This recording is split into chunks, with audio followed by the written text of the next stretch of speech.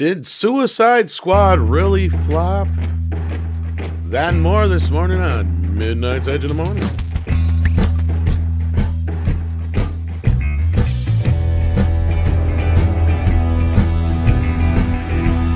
Greetings, everybody! It's Monday again. It's getting close to back to school, so I'm sure a lot of you are happy about that. It's getting that time of the year again. Welcome, everybody. How you doing out there? Joining me is the boss man, Andre, who I'm sure is getting happy that school is going to be starting soon. Hopefully yes, absolutely. That's going to be awesome. School, kindergarten, and what have you not. Well, you at least have like one going to school this year, right? And I think the other one's still a little young. But, yes, that is right. And speaking of children, we have one and only Mike, the Mexican Iron Man, here with us, who's just like one of our kids. And he's gone. He was here. Yeah, well, they grow up so fast these days. I think the dog probably had to go out the last minute. I think as soon as it hears the live button, this always happens to Mike.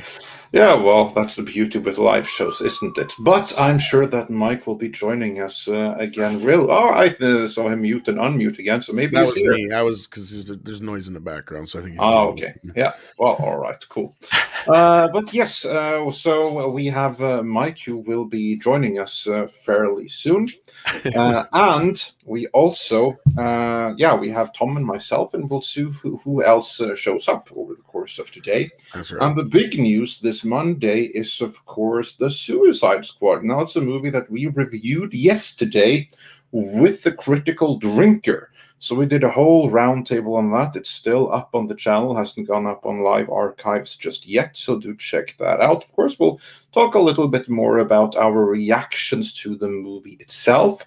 But the big topic is its success on HBO Max versus its failure at the box office and the future repercussions from that. That's the main topic of today, plus whatever else happens. And we have a couple of super chats to start us off here. Mike, was that you? Are you back again? Yeah, I don't know what happened. It's like, I'm telling you, the dog, every time I go live, I told you, the dog runs around the desk underneath me and he kicked out my mic wire. I'm telling you, there's something. This happens on Meet all the time. That's weird. As soon as he starts hearing voices, he gets excited. You know what? Maybe my puppy Bambino's in love with Tom. Maybe. Because I think it's either maybe just the voices or maybe some noise that your computer makes when you go live. Who knows? I don't know. It didn't happen on Doomcock Show. It happens every time, though. It's weird. I just told Andre that. Oh, did you? Dog, yeah, I'm like, the dog probably went nuts. That's probably what he had to do. I'm like, what's the matter with you? It's like, it's Uncle Tom. You love Uncle Tom. It's a streaming dog. You don't like it when you stream. Oh, my God. But we got some super chats. I like those. What is this denomination, Andre, from Boyo? Is that BGN? That's got to be wow. What is that? I'm not sure. I think it's Bulgarian. I'd have to double check, but I think it's Bulgarian. And then he says, was it only me or Starro felt a bit like an allegory for a dangerous virus in a secret lab in another country that got loose on the world at the end?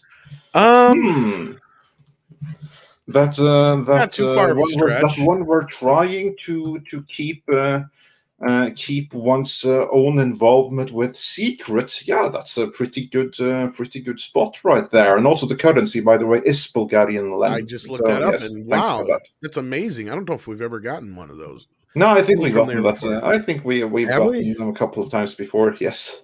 Well, hello from Bulgaria, or hello to Bulgaria, rather. And thanks for joining us. Yeah, that's what I meant. You know what I meant.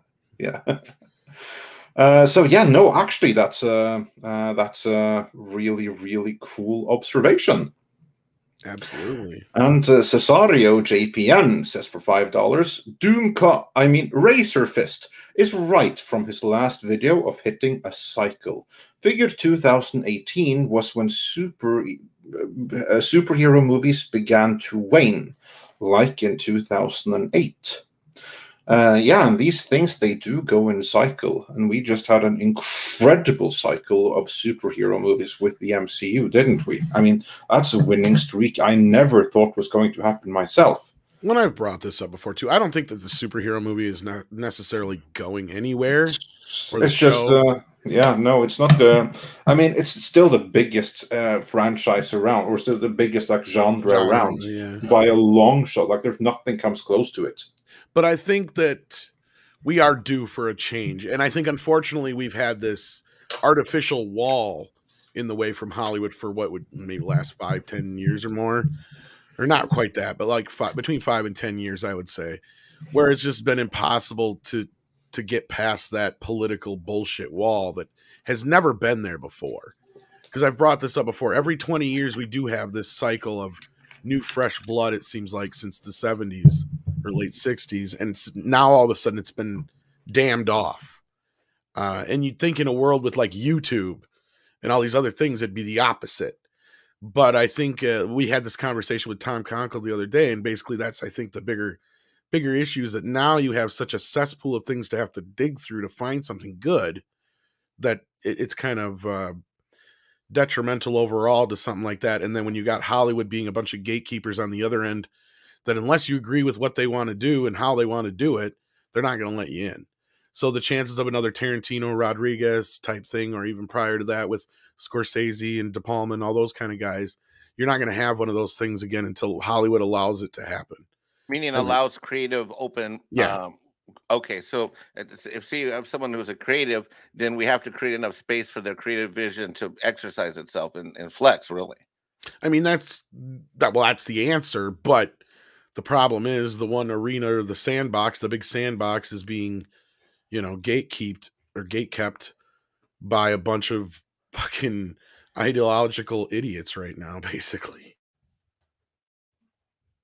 I don't know if Andre has a better way of putting it, but no, I think that about sums it up. As it is right now, seemingly everything has to be on message, and it's a message that is really subversive because it pretends to be all inclusive and all of that, but in reality, it is exclusionary. It's hateful, exclusionary, and decided to tear apart, and everything has to do that.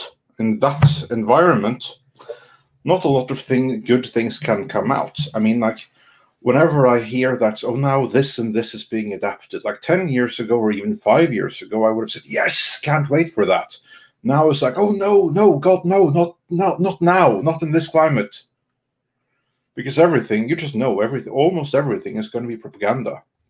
I mean, that's one of the things that I really enjoyed with Suicide Squad, how light it was on the message I feared it would be filled with. Yeah, and I mean, we'll get into that. I mean, I've heard some mixed reviews on the movie, but for the most part, it's been pretty positive. So we'll definitely talk about that and its success or lack thereof at the box office. But Bear the Conqueror sends us $4.99. Thank you so much for that. It says, hi, I went to see this movie last night in the theater, and it was packed. Sold out. Whoa. Here's the thing. I've noticed such a different array of the conversation when it goes to Hollywood or theaters, I mean, because there's certain people like Gary and others who have been like, theaters are done, they're all closed, blah, blah, blah. It's like, where have you guys been or where are you guys going? Because the theaters here have been open the whole time. I've talked to other people where they've had the same experience where theaters have been open almost entirely the whole time. In fact, I keep bringing up the point, the theaters where I'm at reopened because of this. They had been closed for like the last 3 to 5 years prior to that. Like they'd been closed down, the drive-in had been closed down, everything. They've been trying to sell it and nobody'd buy it because they wanted way too damn much for it. I even thought about buying it. But no, like, and then all of a sudden this happens and they're opened up and they're booming, right? And they're still open. So I think it's just a regional thing. But then again, I don't know. I've heard similar stories from both ends. I've heard people go, oh, I went to see the movie and nobody was there. It was just me and whoever I was with. And then you hear, oh, I went and see it and it was packed. But if that's the case, then why did the movie do so shitty? And I think that's probably a good place to jump off on the morning story. What do you think, Andre? Absolutely. We have a couple of more super chats here first. Sure. Film Lars says for 200 Danish krona, hail Midnight's Edge. If great movies flop, there's no hope for entertainment. I'm building a bunker now. See you in 100 years. With a dread sign. So yeah, that's some nice irony and double entendre in that one. And then also, there are a couple of super chats we can't bring up on screen anymore. I wasn't sure if there was, yeah. Well, for some weird reason. Okay, I'm just going to try I got this one. WebRiser then. Yeah, go for it. In the meantime, Peter Hahn asks, Andre, please get Tom to watch more Bond. Spy Who Loved Me, please. We've been trying to get to those. Here's the thing. Robert Meyer Burnett is super, super busy right now with like 200 projects. So it's been a struggle just to get the time. But I've noticed we're running out of time. So I might have to start watching like 2 or 3 of these a week. And even if we can't get Robert in here, we're just going to have to start hitting them hard, because unless they move the movie again, it's coming out in September, I think. Now. You know, we thought we had all the time in the world. We did. And now we have no time to die. Yeah.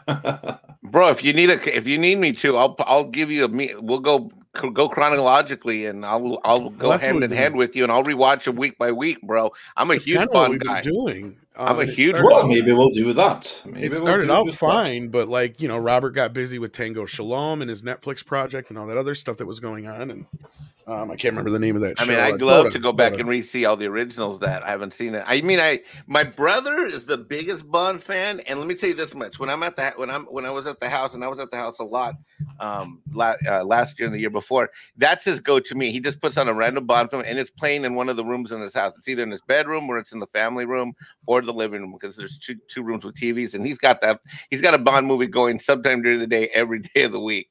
And yeah, let's do it. Yeah, we'll definitely have to start. Well, that's the thing. Like, we've only gotten, what, 4 or 5 movies in? Yeah, you got a long way to go, bro. I do. Ben Graziano, if I'm saying that right, Graziano, yeah. Graziano sounds better. Mike's doggo is an agent of KK and Kurtzman. Oh no! Dun dun dun. Oh no! Wait. That's why he's trying to sabotage. Hold on, I must protect the Bambino. Hold on, against the Kurtzman attack. Get a priest, an old priest, and a young priest. Uh-oh. And then just might be infiltrated. What, have I said anything that Kurtzman may not like? I don't know.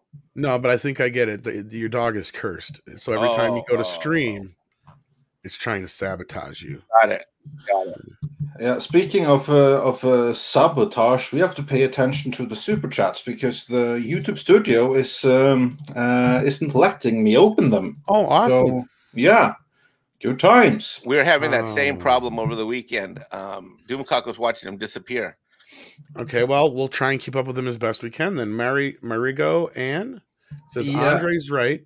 Too many turn into propaganda today. That is correct. That is indeed so correct. You're saying you can't get any of the earlier super chats? No, the ones I can get here, like I can get like the most recent ones.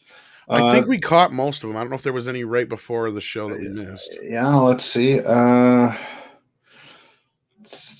If there are any, then we will have to do a roundup for those once YouTube Studio allows, or you just have to put it in the comments right now. If not, that we missed. Yeah, at like Natasha or one of our mods, and they can share it with us so they can get it to us just in case. But I don't think we missed more than maybe 1 or 2 at the most. Hopefully we'll get back to that, but right now there's technical issues with and I will do my best to keep up with them then. So we'll have to. Stephen Alton says for $30. Whoa, thank you so much. Yeah. Hail Andre, Tom, Mike, Wrenches, and chat. I don't understand the hate surrounding the Suicide Squad.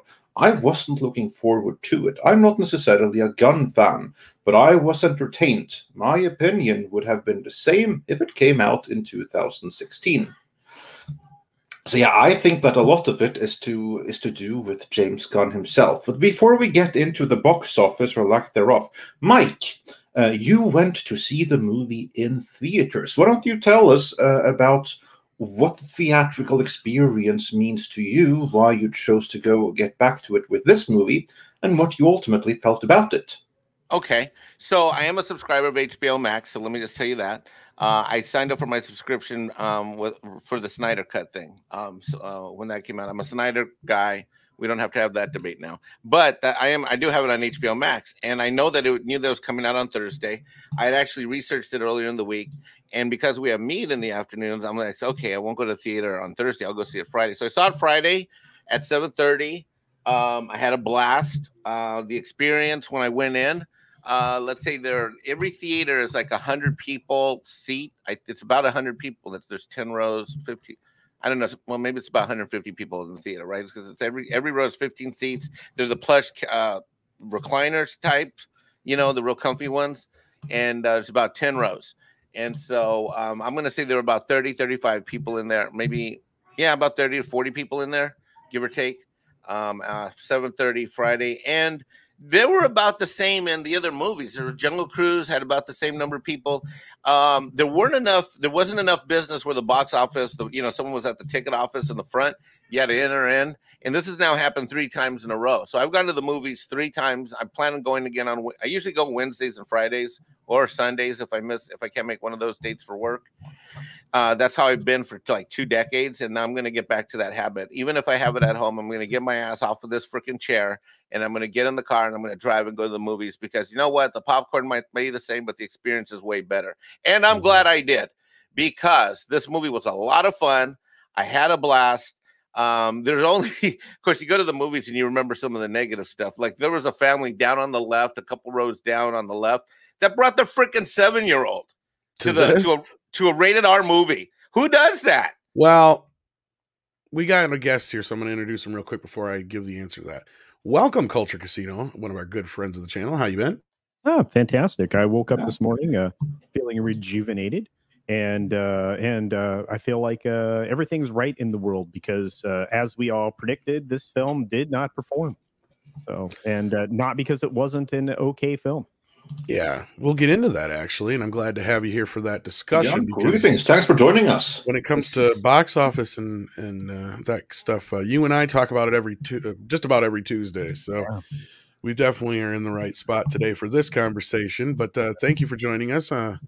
We appreciate having you here. But yeah, what was your question again, Mike? I was saying my point. I was just finishing the story, which is that I had a blast. I had a good time, and one of the things that I found for me, I have a choice, right? I have 2 options. I can watch it at home, and I've got a big huge screen, 4K TV, surround sound.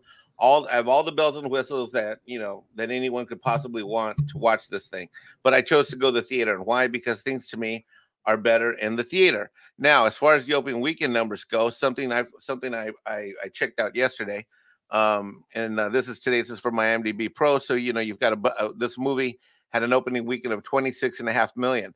Well, as a comparison, the first movie that I saw, which was a week and a half ago in theaters, which had a theatrical only release on July 2nd, did its opening weekend 12.5 million on The Forever Purge, which has an $18 million budget.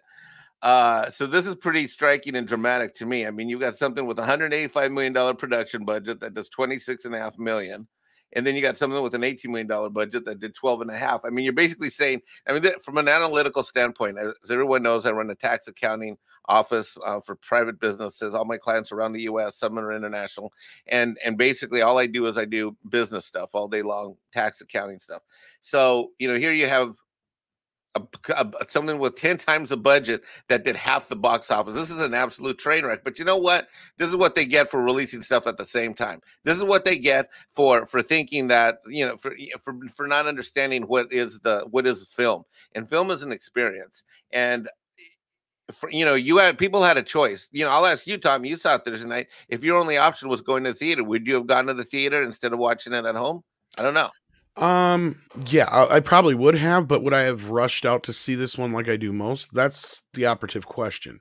I did want to see this though. Like as soon as I found out it was already live on HBO Max, I jumped at the opportunity to watch it. So like again, I mean my desire to see it was a bit higher than most DC films, but that was out of like the curiosity to see what did James do. Because we know all the things that are behind this and the issues DC has had to this point, So I was more interested in just seeing the film and seeing if it was any good, because I just wanted a good DC movie for a while. Sure, I thought the Snyder Cut was an improvement over the Justice League we got, but that ain't saying shit. I didn't like the initial kickoff of Man of Steel and BVS. Suicide Squad to me was all right. It wasn't great, but I understood all the reasons people didn't like it. But no, going into this film, I was like, it might be all right. The trailers, like Andre will back me up on this one. The trailers didn't sell the movie that well, I don't think. they didn't do a good job of representing what we actually got. They were trying to sell a Guardians of the Galaxy movie, and that's what you were saying, Mike, and that gets me back to my point, is I think that this movie didn't have the advertising campaign behind it to alert enough people to the fact that it was R-rated. Like, I think I can, in this instance, I think I can forgive parents maybe not realizing what they were dragging their kids to, because I don't think they advertise this movie like they normally would. And I didn't even realize it was R-rated until I think the second trailer, maybe, or maybe just. Well, I think you're probably right. They probably thought they're going to see a cartoon animated movie. Well, here's the thing, though. The first trailer was actually the Red Band trailer, but that was the bad trailer. That didn't because it was just a. But that's the thing. When they show them on TV, they're all going to be Green Band versions, and most people don't pay. Oh, that could be. And that's the thing. I remember when I went to both Deadpool and Deadpool 2, how many fucking parents were in there with their kids, and I just could not believe it. Like, I'm just like, how are people dragging their kids? Well, I think now that I think about it, the way they were reacting to the kid, I think they probably were. You know what? Maybe I should give them a break, because I think they didn't know what they were walking themselves into. But after the first two scenes where I couldn't even keep track of the body count, the kid had lost his mind, and the dad was like, okay, covering his face with a blanket. Oh shit! Yeah, that sounds like it was more of a misunderstanding than. Wow.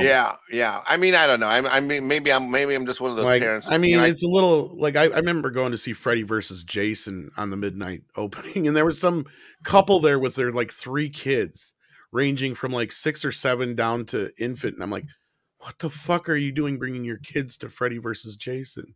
Like, that I can't understand. This I can understand misunderstanding and accidentally bringing your kids to a movie you shouldn't. But I have a great I had an overall great experience. It's fun to go to movie theater. It's fun to get out. I forgot. Last time I'd gone to the movies was before tax season, pre-COVID, pre-COVID, pre-tax season last year, which was January, I think, or February of 2020. It's been a year and a half. I've now gone 3 times in 10 days. I'm going to go again. I'm not sure what I'm going to see. I don't know if I'm going to go Wednesday or Friday, but I'm going to go again this week. And I just missed the theater experience. We talked about this a little bit with Mr. Conkle last week. And there's just some things that just are better in film, and they just, my phone's off. I'm not getting text messages. It's just a much more, oddly enough, you would think me being at home with a surround sound system and a big, huge, 4K, screen is an immersive experience. It's not. Going to the movies was much more immersive, and it felt that way, sounded that way, and I'm gonna do it again. I agree completely. I mean, because in your home theater, you still have your mobile there. You can be interrupted by everything, including Doggo. But Culture, we haven't heard from you yet. Yeah. Before we start taking apart the movie and its box office, what did you think about the movie itself? Now I've seen it twice. The first time through, I didn't catch some of the stuff that some other people in their reviews had talked about, and I try to go into a film with like the most open mind that I possibly can, even if I've read elements of the script or I've seen clips or whatnot. And in this particular case, I thought the film was okay. I mean, it was borderline good. It was certainly not great. It had a lot of issues, but I thought it was a nice return to the Suicide Squad brand versus the first film. And again, the biggest problem for me was the Bloodsport, replacement of Deadshot, which was clearly supposed to be Deadshot, or should have been, the same skill set, the whole 9 yards. Yeah, there's 3 of them that have the same skill set now across the 2 movies. Yeah, it's kind of frustrating. And then, I unlike Mike, and this is I did, upon second viewing, see some stuff that kind of frustrated me, specifically with the Harley Quinn character and just the uber, superpowered abilities they gave her, and her essentially, being the heroine of the day, and yeah, I'm not going to spoil it, although you guys probably did, a pretty decent job of that in the roundtable, but I just felt like, I don't think it was Tom Yellow Flash. I loved the movie. Yeah, no. Again, It was, and again, I enjoyed the film the first time. The second time, I found He's points just of picking on me frustration. anyway. But No, like I saw that was one of my first gripes. Culture was her being OP. Like that was one of my few minor gripes of the film. But yeah, I'm sorry to laugh, but I'm just chat's blowing up with F as in Tom killed Suicide I Squad. didn't do it. I can't I stop didn't do it. laughing Yeah. right now. Thanks, Yellow Tom, Flash. shame on Tom. You just made James Gunn cry. So Right, shame if Tom- on you. if Now Tom- I made Tom- Kevin Smith cry because James Gunn was crying. Great. If Tom had gone to the cinema theater, then everybody in America would have gone, and that's why it failed. yes, yeah, no, it's true. And I think Thank you for that, Yellow Flash. Tom is the leader of the box office. That's there's no doubt about it. No, Okay, hold on. Hold on. Let me do a DJ Valiant Renegade voice. He's the pace setter, the guy that decides whether or not movies fail or not. that's your Nope. Valiant Renegade voice. I don't know. It I'm was not very good close. at it. Am I supposed to use my real radio announcer voice now? I can. don't. Nah, let's not. Do that. Steven You know, Otten I is think on the my by the side, way, man. everybody in the chat stream, if you have not seen yesterday's review, I wasn't able to make the to make the roundtable. There's the Tom and Andre had a phenomenal discussion about this movie with the Critical Drinker, and it was fantastic. And so, if you really want to get it now, it's not spoiler free.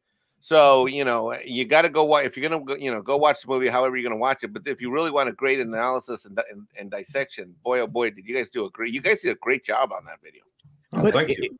It's and again, I mean, I want to get down to Rat Catcher 2 real fast and say that the girl who would change or save everything. It's just I'm tired of this stuff. I mean, it's okay for guys to have heroic moments, and you can point towards the heroic moment between Peacemaker and Bloodsport, right? But that's just so Okay, so let me say this though. I agree. As everybody knows, my rants are well established for my woke meter being always at maximum high. My woke, it my woke wasn't at maximum high. It was just it wasn't necessarily even woke. Intersectional craptasticness was what was inserted, not necessarily a full woke ideology garbage. But that's not even it. I mean, it's just upon second viewing, and again, I measure something as, do I want to see this a second time? Now, I watched it through the first time, and I was like, "This okay? It's pretty good." But this, there's something not right here, and I want to be well informed when I talk about it, so I'll watch it the second time, right? So I tick on HBO Max, I watch it, and I'm like, okay, I start to see some of this stuff. Now, I'm not gonna say the movie isn't okay because of that, or isn't good because of that. I'm gonna say that it frustrates your audience. And that's where these numbers come from. And I know we're going to get into that subject next, but I just, these are you've across the board, the audience is not entertained and they are not showing up in droves. Well, there's a lot of okay, let me throw something back at you. On Saturday, I know that my family saw this, and I know there were about 6 or 7 people in the living room when this thing, when they played it on my brother's HBO Max iPad that he whatever you call it, screen, shot to his TV. Yeah, they casted it. Yep. So their numbers aren't in there. I mean, if it had gone to the theater, maybe they would have gone. I didn't ask them, but I mean, maybe. Yeah, sure. No, you're right. I mean, and that's the thing. I mean, again, that's the other problem is streaming bumps up against box office numbers. But when you add the two together, it still isn't going to equal the performance of the original film in 2016. No. Okay, so let's talk about why people may not have gone to see this in advance. And that's why I brought this up on the screen here, because here's the funny thing. This movie, even though it didn't do that well overall, it still had, I think, the best opening for an R-rated film so far post-pandemic. But we're facing another issue going forward. And of course, we have to be careful with our wording because we're not medical professionals. No. Did you hear that, YouTube? Yeah, see a doctor. Yeah, see a doctor. A lot. But yeah, so that's my next big question before we jump back into a few super chats, because there are some very poignant ones in the. There are indeed, yeah. And but no, like, how much do you guys really think people stayed away because of the variant, as opposed to being able to see it for semi-free on HBO Max. And I say semi-free because, of course, you still have to have a subscription. But unlike Disney, you don't have to pay that extra $30 to see this. Yeah. So let's start with you, Culture. Yeah. On that note, let's just highlight one super chat. Can't bring it up on screen, but 32 flavors of Nick Weiser said for $10. Hey, do not forget the Delta scare. Fear works like a charm. Black would have suffered more from that. Sure. Also, I saw the Suicide Squad opening night in theaters and loved it. The silver screen is still the way to go. So he points out then that Delta scare is worse now, and had Black Widow opened at this time, it would have suffered even worse. What say you to that? I think that had it been ramped up a little more, it could have dropped the numbers. I don't know about substantially, but it would have dropped them some. I mean, you have a percentage of the population that is never going to go back to theaters, or at least not for the foreseeable future. And the industry professionals peg that number somewhere between 15 and 20% of their audience. So already you were going to have bad numbers, right? Is one particular version of this over another gonna influence people? Yeah, a small minority, but the numbers for Black Widow would they have also been down? Yeah, I think Nick's right there, but I don't know how substantially. I think it would have been a small difference. Rather, I think there would have been able to tout more sales on Disney Plus Premier Access. But that's the thing they don't talk about. And this is one of the things that I'm surprised. Well, actually, I guess maybe I'm not surprised that Warner Brothers didn't release the number of people who streamed it right off the bat, unlike Disney. Because they could say, "Oh well, crap! This film we did pretty good in theaters, not quite what we wanted, but it did bangers for us on our streaming platform, and that's kind of the goal right now. We want to get." Saw something out there that it was their second highest streaming opening ever on HBO Max, but I don't know if that was them or like one of those analytic companies. So. I think it was them that said it, because it was in one of the trades. Yeah, I didn't get a chance to jump on it, so I couldn't tell you for sure. But yeah, so and we want to welcome GoGo13 to Viking level. Yes, indeed. Welcome. Since we had a moment welcome there. So much. Yes.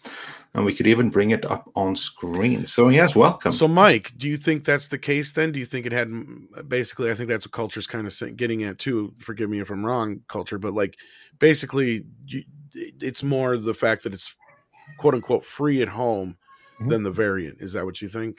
Well, I mean, take my family. Maybe it's a little bit of both. Maybe it's A, B, and a little bit of C, both together. I mean, I can tell you in San Bernardino County where the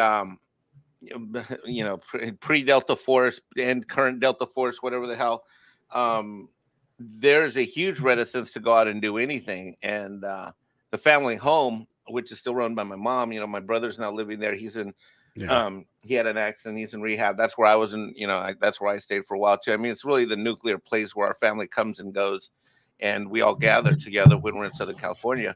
But there's definitely something where they don't want to go out and do anything in general because the numbers are so high. And of course, it's California, and so the numbers are high, and the media coverage is highly prevalent. Lindsay said, Lindsay in the chat stream mentions something about it depends on blue states versus red states. I mean, you have city populations are large in cities. I can tell you this much: on my little island here, there were more people in the theater in general this weekend than there were the previous weekend here in South Carolina on Hilton Head Island. And I don't know what that means. I can also tell you there were more people wearing masks this week than last week, but then there also were people in the theater. When I went the previous time to see the Forever Purge, there weren't as many people there. And then this time around, I saw families, I saw people that were on dates, versus when I first went a week and a half ago. Well, no, I guess it's 2 weeks now to the movies the first time. Then it was just like a lot of like couple guys, and there was a lot of some one-off people like me, guys or girls that are just going by themselves, which was very surprising to me. I think it's both, and I think it also depends on what city or state you happen to be in.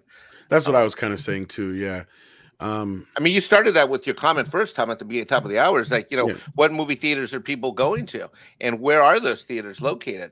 I can tell you where this place here. I mean, I think this is summer. I mean, I know kids are back to school. I was very surprised that there were even 30. Let's just see, there's a 100-seat theater, 30, 35 people. That's 30, 40, whatever, 35%, right? Filling that up. I was really surprised there was more people this weekend than last because school's back in session now. But there were. So I don't know. I mean, the movie's not doing horribly overall. I mean, again, as you see in the headline here, it's on par with Birds of Prey, which isn't saying much, but if you all will remember, that was one of the last movies that dropped just as everything was shutting down. What do you think about this idea that let me talk about my own experience with Captain Marvel, where I was planning to go see it. I was planning to go see it in the theater, and then my ex-girlfriend ScarJo opened up her big fat mouth, and I said, "All right, you don't want this movie to be for me? Fuck it, I'm not going." And so just because I was turned off by her, I decided not to go. There's a lot of people that don't like how the Harley Quinn character, and they've had enough of Margot Robbie, and Birds of Prey kind of like turned them off. There could be some of that going where people are going just because maybe the woke meter's a little high. I mean, I think everything culture is 100% spot on as the movie went, not the second time for me, but the first time. But I was already going, okay, this is too much. I've seen this before. Everything culture says 100% on point. I agree with them, but somehow I managed to plow through it and get through the movie. Otherwise, because I thoroughly enjoyed it overall. But I think there's a lot of people that maybe didn't even want to check this out because they didn't want to see another whatever. Maybe they're done with Margot Robbie as Harley Quinn. A lot of people don't like her portrayal of this Harley Quinn. A lot of people, are afraid, hey, I'm not going to go get up out of my ass, get my butt off the sofa, go down to the cinema only to see Hollywood lecture to me about, or another, men don't save the day, women do type of thing. That may be some of it too. Well, I don't know. You could be right, but I feel like I've run into a lot more people who have seen this film than some of the last few movies that have dropped. So I feel like people have seen it. Yeah, and that's the interesting thing. I mean, I think there are more people that have seen this than even saw, Black Widow, which is odd considering the numbers. I mean, I'm not surprised if you're going by the numbers we were just talking about, which I guess you're saying they weren't official culture, but they're still boasting that they're right behind Mortal Kombat, which was their number one most watched. Which I have to say makes me very happy because it could have been better. The animated movie was better, but I still had fun with it. And that certainly gives us hope for a long and spiraling Mortal Kombat franchise. And it was rated R, so that's also pretty cool. Tom Casino, you're both right, I think. Look at me. I still, to this day, have not seen Captain Marvel. I mean, what am I saying? Black Widow. Black Widow, yeah. Look, I mean, in Mortal Kombat was cheap to make. I mean, I'm sorry, but by today's standards, and these are the standards that Hollywood's, if they want to get profitable again, are going to have to follow. Don't spend $185 million on a film because you're not going to get your money back. This is a prime example. Suicide Squad is too expensive. It got half-ass promotion in my opinion. But when you're $208, $210, $212 million before into this before you actually see $1 at the box office, your ROI is garbage. Right now at 108. Now the example that I brought up before you got on screen, I had, or maybe you were here when I brought it up on screen, but the Forever Purge, the $18 million, and then they're at 70, I don't know, whatever, 76, 78. Don't you? But the production budget of 185 million for Suicide Squad, that doesn't include the advertising and marketing budget. I mean, how much more do you think they probably spent on that in addition to the production budget of 185 mil? Is there a ballpark? Oh, well, more than that. I mean, this is the problem, and Tom's talked about this more than me even. I mean, Tom brings it up all the time. These films, many of these films have been in the can for a year and a half. They've been sitting there waiting to go. And some of them are going to have some pretty hefty interest payments coming up very soon, or have started coming as well. So there's a cost to just holding them. The Bond movie is costing them $1 million a month. Not that Amazon cares, but I mean that's what that price tag is right now. Insane. Yeah. And I see many people disagreeing in the chat over the merits of Mortal Kombat, the live action. A lot of debate on that movie. Yeah, Yellow Flash is not of my own taste who enjoyed it. So yeah. Again, I will argue that the animated movie was better, But still, I think it was really, really important that an R-rated movie do this well. And that's kind of like what annoys me the most with this underperforming, because, okay, it does good on HBO Max, and part of me hope that they had written off the theatrical revenue altogether and they see it all as a bonus. And I hope that the rest of the industry will also look and see, it was the Delta. But my worry is that Hollywood, they tend to take the messages that they want to take out of things like this. Yeah, and my worry is that someone are going to say, no, this only proves that audiences don't want R-rated movies. So Sony, you better keep your Venom movie rated PG-13 anyway, and Marvel, don't you even think about an R-rated Deadpool. That's my worry.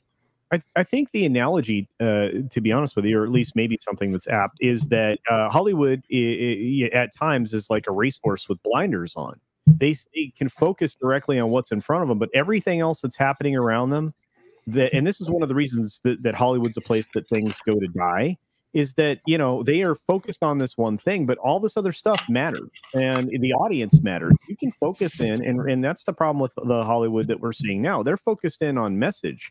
They're not focused on all the other things that make films and entertainment as a whole successful.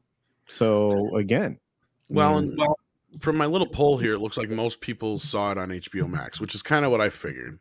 Well, and I think that's the bigger issue here. But just to address this quick, no, Mortal Kombat did technically break even at the box office. It made like 83 million, but that's the thing, is it only cost 50 to make. Yeah, and it did very well for HBO Max, evidently. It did amazingly well. That was a very profitable movie for them. Exactly. Yeah. So because it was so cheap, it was actually very profitable. So I'm not worried about that. It was almost like a television pilot. That's the weird thing. Yeah. But as Yellow Ash points out, never going to see R-rated Venom now. And that's what has me worried. That's because from everything I heard, the upcoming Venom and Carnage movie, that's one that with editing can be made R or it can be made PG-13. And the reason it hasn't been rated yet is because they haven't fully decided yet. It's kind of like the impression that I've got. My worry is that these numbers right here is going to make the PG-13 camp at Sony win out.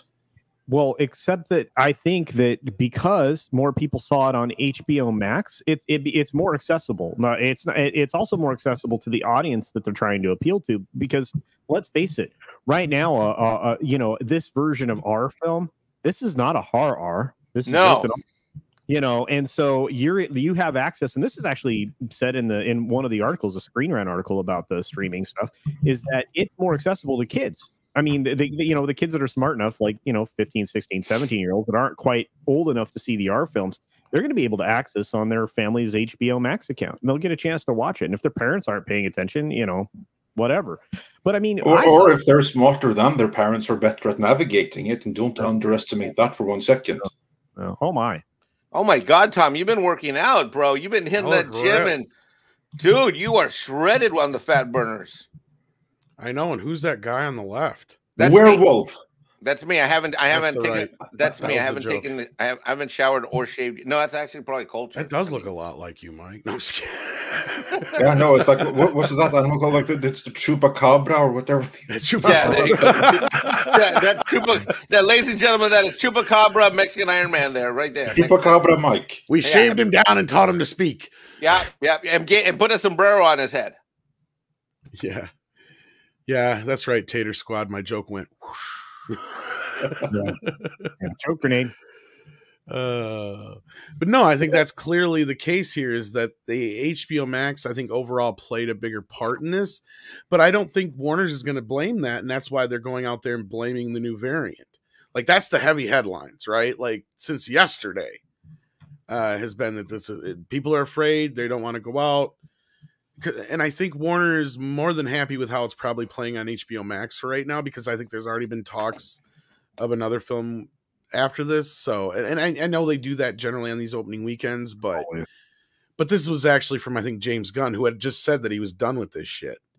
Like, but I think he's done with the standard superhero type stuff. I don't know about this kind of a thing. Actually, Hamada's the one, Tom, that came out and said we'll be more than happy to have James Gunn back. Was that what it was? I thought he mentioned it too, though. Yeah, I didn't see anything from Gunn specifically, but it was Walter Hamada that said that specifically about the film. He's like, this film's brilliant, it's well done, it's funny, it's got action, it's got heart. He was very happy. Of course, I'm paraphrasing wildly right now. But essentially, he was the one that was saying we'll have James Gunn back anytime. So the problem is that you're not getting Harley Quinn back because Margot Robbie says time out on this character. Well, didn't she say? Until she changes her mind, and I think she changed her mind already. Didn't she also say just like the other day that she was definitely game for more Harley Quinn? Well, I think this would be her 5th appearance, and I think they all sign up for like a 5-picture deal when they do this. Yeah, and I think MR Bug, I think you're right. I think he was actually more specific that he was done with Marvel after Guardians 3, which wouldn't surprise me and which would explain why they're taking a completely different route than the initial.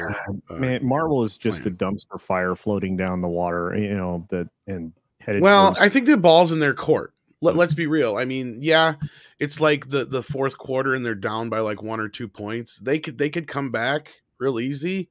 Because, we've said it time and time again. They just need to get 1 or 2 good movies to get over that hump. Unfortunately, the next 2 movies coming out are not those movies. Let's be real. I highly doubt Shang-Chi or the Eternals are going to be these mind-blowing Marvel movies we've been fucking waiting for. We all know this. Like, there's no chance in hell that either one of those is going to pull a Guardians. It just ain't going to happen. No. And consider this: the Chinese box office for these superhero films is shut down to the U.S. market. They are not open. How to important do you really think that is anymore, though, Culture? Because here's my thing with that. I think that Hollywood realized that it was a deal with the devil when it came to that. They may have, but the trade mags are still singing the praises of the great, red country. Well, yeah, that's because they got to go with the mind think fucking politics bullshit. It's also because they're too heavily invested all over the place in Hollywood right now. There's and they have bought like their ownership in so many things. So when China is part of your boss, even though Variety went out and said that we have to start distancing ourselves right now, when everyone and their mother is right now partially owned by China, because unlike China, that doesn't allow foreign companies any kind of influence whatsoever in China. Here's a America has no such restrictions, so China can buy all. You've said it too many times now. Say 100-acre forest. Oh, the 100-acre wood, or 100-acre wood. Yes. Yeah. Look, and that's the crux of it. And you're right, Andre. I'm like I said. I mean, the influence right now in so many different elements are the problem, right? That's the home of Winnie the Pooh. Absolutely. But that is the problem, and especially in entertainment, but it's everywhere. It's prevalent. And one of the places that they got booted out of was AMC theaters by, retail investors. I think a lot of the companies aren't worried about them anymore. I think Disney's kind of pushing away from them a little bit. I think that was this big point of contention with Black Widow because they could have opened it, but it was, the whole, I mean, you can play this out in your mind however you want to, whether it was Bob's choice or Mike's choice, whoever did this. It was fucking stupid. There's another 2 problems that we have with this film in general, which is that number 1 is that the mini universe of the Suicide Squad is not well developed. We can't compare, even though we've got the same director, we can't compare it to, say, Guardians of the Galaxy, where those films kind of work together, one after the other. So and then you've got the larger universe to which they're a part of, which was the Marvel Cinematic Verse with the phases that were actually awesome. And so when we take a look at the Suicide Squad, we've got to also understand that this is a mini-verse. The Suicide Squad mini-verse is in and of itself, by the way, in fandom and comics, is completely and totally obscure from mainline DC and Marvel stuff. I mean, Suicide Squad started, I think the original, I found out about it, I think it was in was it the 80s or the 90s? I can't remember. I'm so old that the decades just flow together. But, originally it was created in the 60s, and it's kind of been sparingly kind of start, stop. So we're not talking about like Superman or Batman here, where they've guessed, there's been one, and even those have been mismanaged over the years. But we're not talking about something like that, where at least there's been, this huge brand awareness like Ford and Chevy. We're talking about Hyundai here, people. This isn't Ford or Chevy, this isn't even Toyota. We're talking about Hyundai here as a comparative property. So its mini universe is not well developed. developed, and the greater universe to which it's a part of, which is the DC, I don't know what the hell to call it, kind of sort of Snyder, kind of sort of other people's universe, that isn't well developed either. And so to me, the numbers are also not surprising from that perspective as well. Well, yeah, you do have that. That is a good point, Mike. I mean, how many people are treating this like a sequel to a movie that most people disliked? Let's be real. Like, as many people, and I brought this up, I don't remember on which stream, but like the normies don't pay attention to this shit. Some normies think that George Lucas still directs Star Wars movies. Hell, I've even brought up the fact that some people thought that Steven Spielberg directed Star Wars movies because they only know 3 directors. They don't even really understand, you know, what a director does as far as like the general, but they don't give a shit. Yeah. They go to see these movies because they either liked the last one or they didn't. They don't care who directed it. They don't care that it's a new thing or something a little different, because it is a sequel to the original Suicide Squad. That's fair, but it's also kind of in that reboot-quel phase. You know what I mean? Like, you have that situation where this is in the same period as Aquaman and Wonder Woman 84 and Shazam and all those other movies that were basically rebooting the DCEU. That's another reason why I feel like it's a little disconnected from the other ones, but it's still connected enough. And they probably should have done a better job of advertising this movie. I don't know. What do you think, Andre, on that point? I mean, do you think that affected the box office at all? The people that were drove away from the first film? I think so, because here's like the thing that you have James Gunn rebooting a property, or it's not even really rebooting, because I like my term reboot-quel. Yeah, fine, reboot-quel. I like the term sequel because it's just a sequel with a slightly different set of characters and slightly different visual direction, but it's still the 100% exact same continuity. And that movie, it did very well in theaters at the box office, let us not deny it.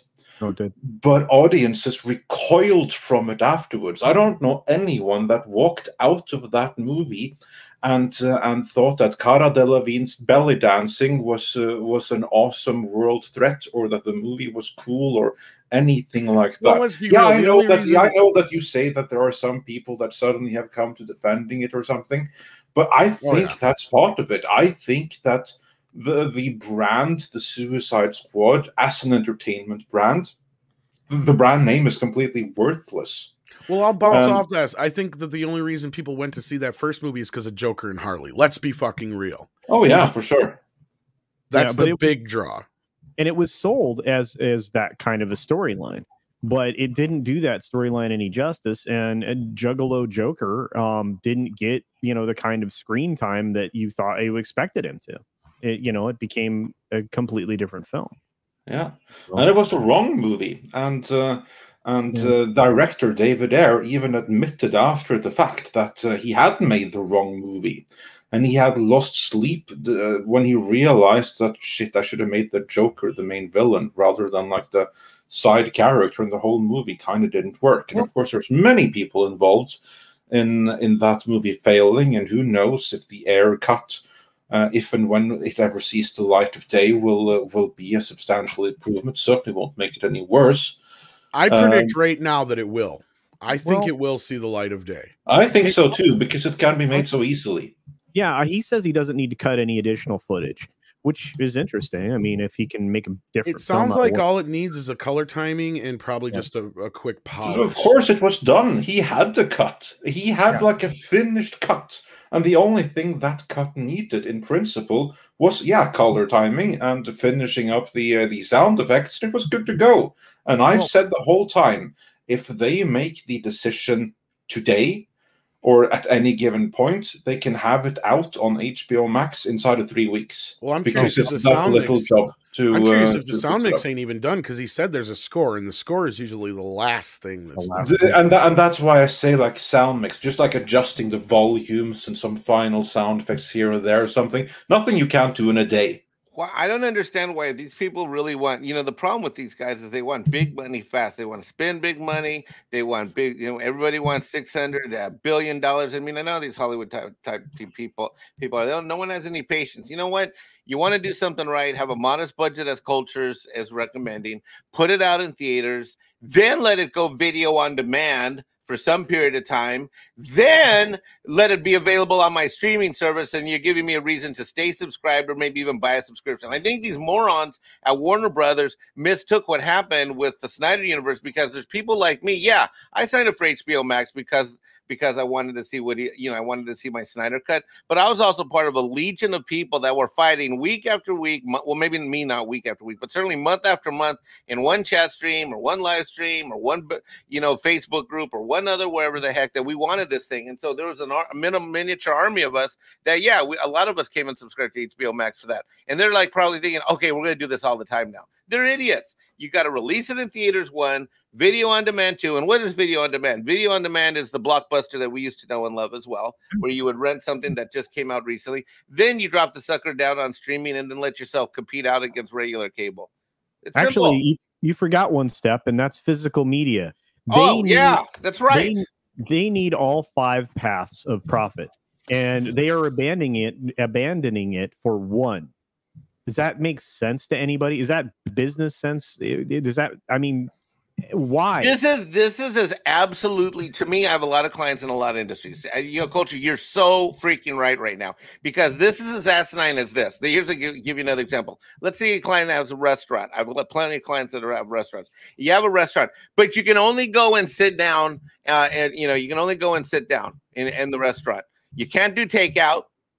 You're not going to be connected with DoorDash or whatever the heck, or we don't do Uber Eats. We only do DoorDash. System of some type. No, you want to have Uber Eats. You want to have DoorDash. You want to be able to, if you're sitting there, order something to go. You also want to eat it in there and have that experience. You want to have multiple channels of distribution that you can profit from. I have never seen an industry that has such morons from a management and executive level that have no idea how to make money, yet money is all they thirst and crave for. They lie about it because they want the instant gratification. They want the instant injection. They want the instant injection of the money. And you're right, Tom. They also want something we've talked about before on Midnight Edge After Dark. They want the gratification of their ego that they hit those numbers. Well, and I'm glad you go ahead, Culture. I'm sorry. No.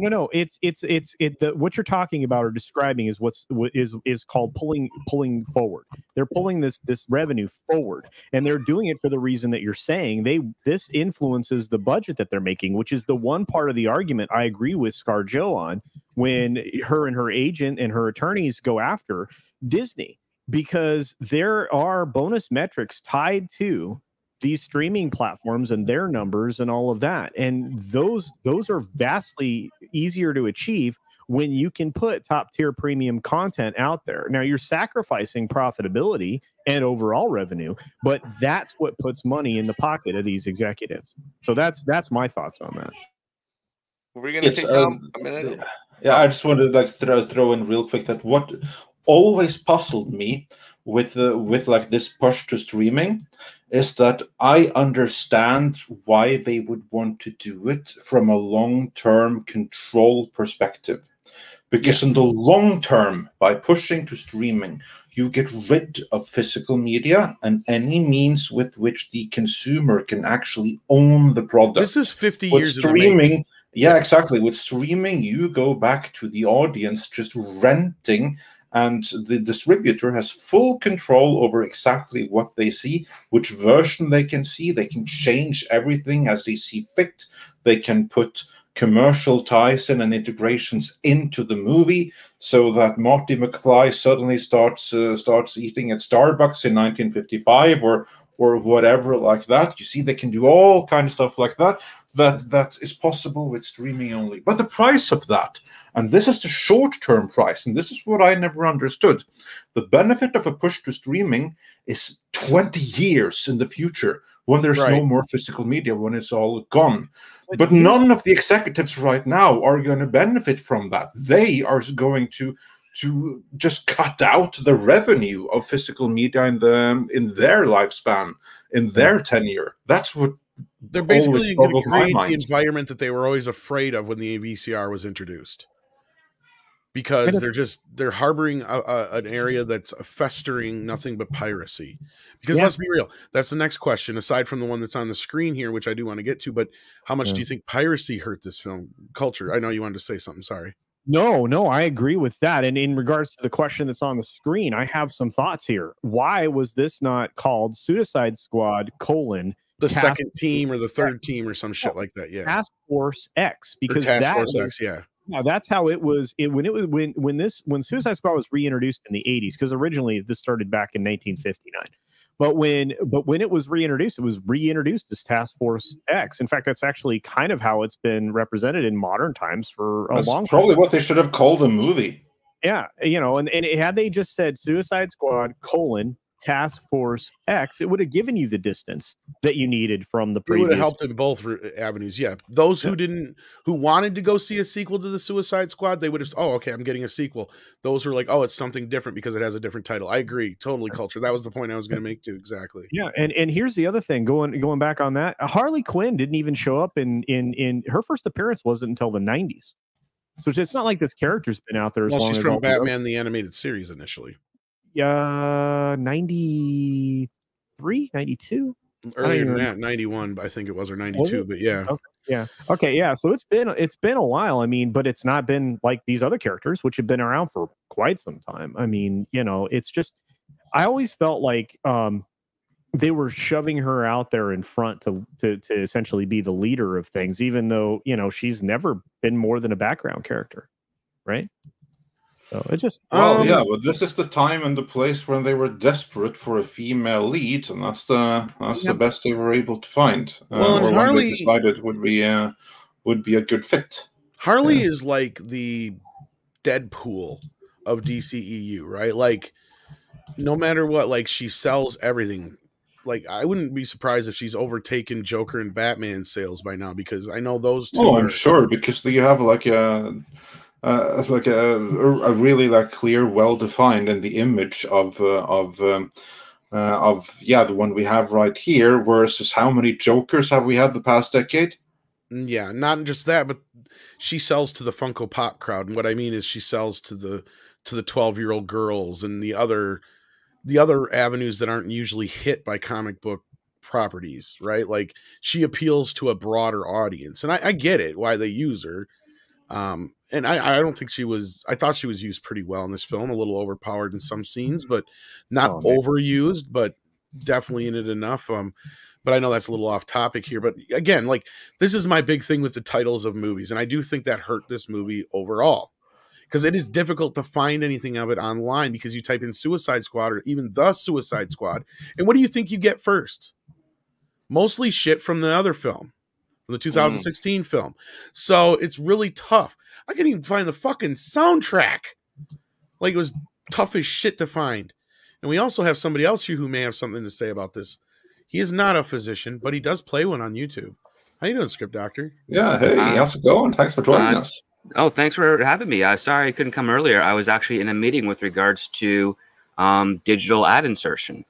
And, nice. Very topical. They're not going to do it.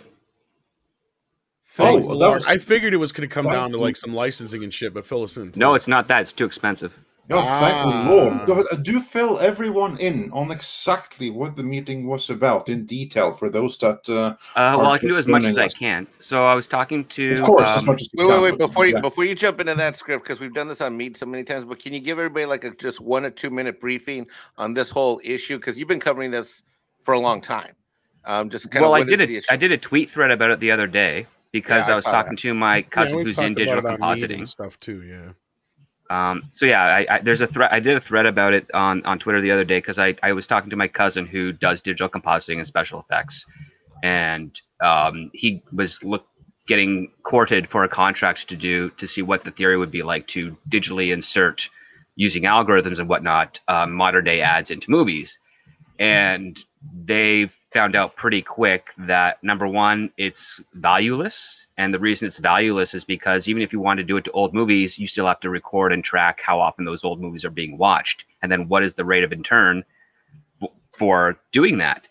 And every facet that they went down pretty much said that the traditional model of cutting in commercials, as they do for network airing of film, is far cheaper, far faster, far more efficient, far more current, and far more lucrative to manufacturers and the manufacturers who pay for advertising into movies to do, because frankly the last thing that benefits a studio is, oh, we have this algorithm that will insert, say, the latest version of Coca-Cola on a billboard in, say, Vanishing Point.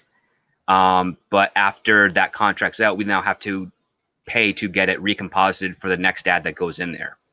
And then then after that ad goes, you have to recomposite it again for another ad. And recompositing is very, very expensive. However, you can just cut commercial breaks into one file, and you don't have to do a recomposite, because just like with the YouTube algorithm for inserting commercial ads, they just copy and paste that, and basically it can be randomized live ads throughout the entire feature film or HBO miniseries or Disney Plus thing without any actual hard editing work. It's way cheaper and way easier to do it that way.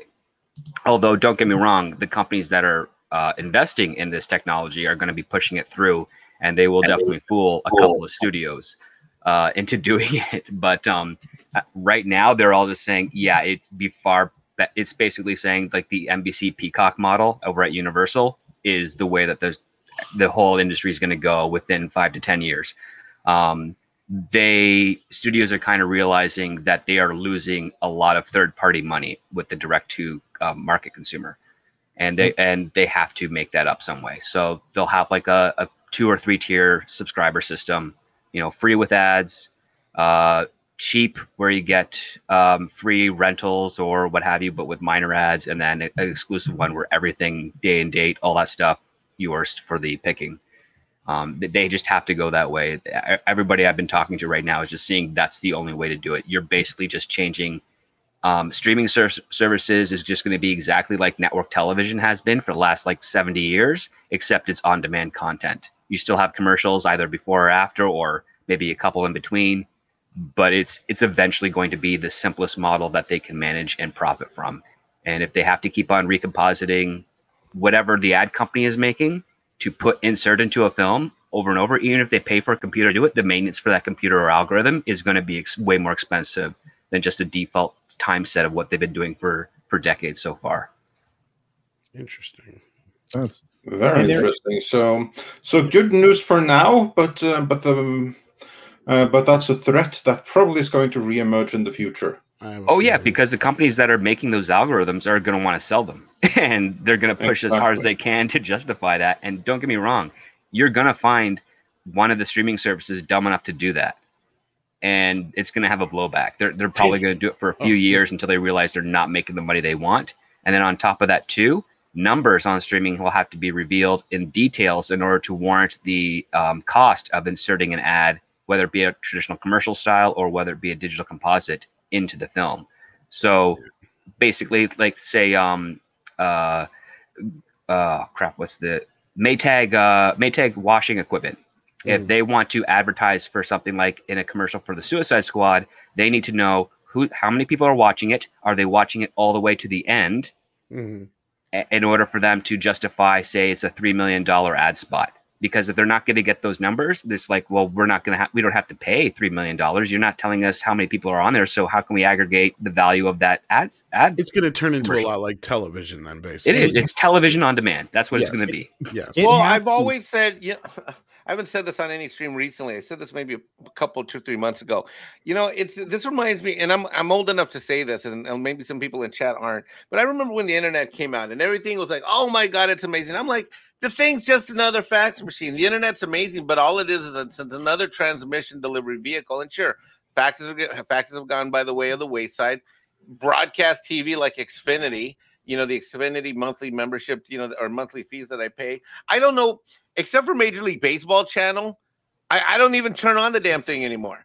And it's going to go. And I have the full-blown multi-channel package. I got every channel under the sun that's available through my local provider, which is out here called Hargrave. They're a competitor to Verizon and Comcast and all that. Aside for baseball, I don't know what the hell I check. Okay, maybe I watch. But really, that's really it. I sure as hell don't watch CNN anymore. Well, I don't watch any of those news channels. And I think this is great. I think this is great. But these guys have got to realize, with as much money and time as goes in to producing a movie, They gotta. I mean, I really just hope the cinematic releases keep being cinematic releases, because to me, the best writing that's ever come has been for film. There's some of the best writing that's been for great TV, and they've got to protect the creator types so that they have a place that everybody can make money intelligently, so that we as fans can get the great properties that we deserve to get. Well, and here's the thing is I think they're skipping a step, and this is where I think Amazon might be actually interested in something like this eventually, is I think what's going to happen first is they're going to use this to somehow integrate to where you can just purchase items that are on screen, right? If you see somebody drinking a Pepsi, it's like, oh, well, Amazon will give you the option to order a 12-pack of Pepsi. Yeah, actually. And we're already there in that respect. And then that's the next step afterwards. I think they're getting ahead of themselves a little bit. Go ahead, Culture. Yeah. I think you're going. No, you mean Roku has that on the horizon. A lot of the OTT stuff is there. Things that are going to be coming up through Vimeo and any of the Vimeo OTT channels. You're going to start to see more and more of that. And Amazon is obviously going to be, dropping on that too. And so you're 100% there. But what's exciting about this for me is this is going to do the thing that I said had to be done, which is we have to be getting some transparency, because everybody in the ad industry is going to need transparency for the reason that Script said. They want to know everybody's watching this. They want to know the number of people that are going to be watching this. They want to know the literal subscriber count and what percentage of subscribers are going to watch this particular program. And if they're going to watch it to the end or not, because 20 seconds is not a value to an advertiser if that commercial is happening at the 5-minute point and they're turning it off. Right. Yeah, and I think Disney and I think probably Warner here in the near future have not only recognized that they're going to have to pump some of this information out into the world, but they have to soften the ground to do so. Which like I said, I mean, Disney doesn't reveal the second week of their because there is none. Yeah, probably that's why. Yeah, and so they're just saying, hey, look, X number of people bought it this first week. They did the same thing with Jungle Cruise. I expect them to do the same thing with Shang-Chi and the 10 Rings, because they've got to artificially prop up the supposed interest that is are in these films that nobody gives two nickels about. So anyway, I know there's a bunch of super chats and new members and everything. So. Yeah, and we should really get to those. So you guys have been so patient in the chat. Thank you for that, including Sour Monkey, who is now a member of Midnight's Edge. And we also had Darth Plato join the Crom level. Yes, that's awesome. So yeah, you have some Norse mythology stories waiting for you there, with many more to come. And also, we should do a membership stream. How about tomorrow? Maybe. Yeah, I think we should do one tomorrow. Works for me, I guess. Yeah, before After Dark and after Espanol, we'll do a membership stream. Yeah, I can do it. I can do it if we do it after Espanol and before Dark. I can do it tomorrow. Oh, perfect! Excellent. Yeah, we'll do one tomorrow. Die. You got so much shit to do, man. Between your regular work and what you do for us, man, it's crazy. People talk about me not sleeping. I can't imagine you sleeping. But yeah, let's get to some of these super chats. Yes, indeed. And then we have to go back a little bit here. Let's see how far we have to go. Spider Unlimited says, I'm at the point. Should I outsource my content for distribution and appreciation? That's a good question. You're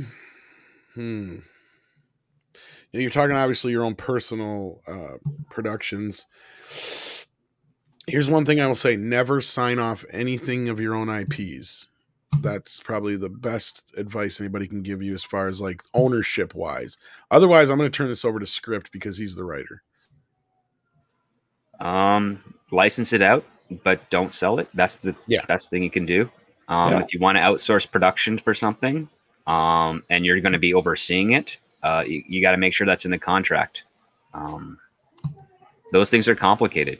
I mean, if you have the opportunity to do an outsourcing and you can bring in more profit and produce more content, explore every avenue that is being offered to you. Ask for things that might not be part of the deal that you think would be to your advantage, and have a great lawyer with you to help negotiate those things. That's the best advice I can provide. Yeah, and and the comments, you guys bring up some of the things that would be possible here. And we also have a super chat we can bring up on screen from Corvo6, who says, the streaming ads, Think of it in terms of that revenue meeting from Ready Player One. If it goes that route, I am out. Probably not for movies and television, but definitely for video games. Yeah, I mean, that's kind of good news to hear from Script, but I don't think this is done, like he said, either. No, it's not done. These companies are not going to just sit by idle and go, oh, well, we put all this multi-billions of dollars into this shit. We're just going to sit on it and go, oh, well. No, if anything, I think those algorithms will be repurposed for video games.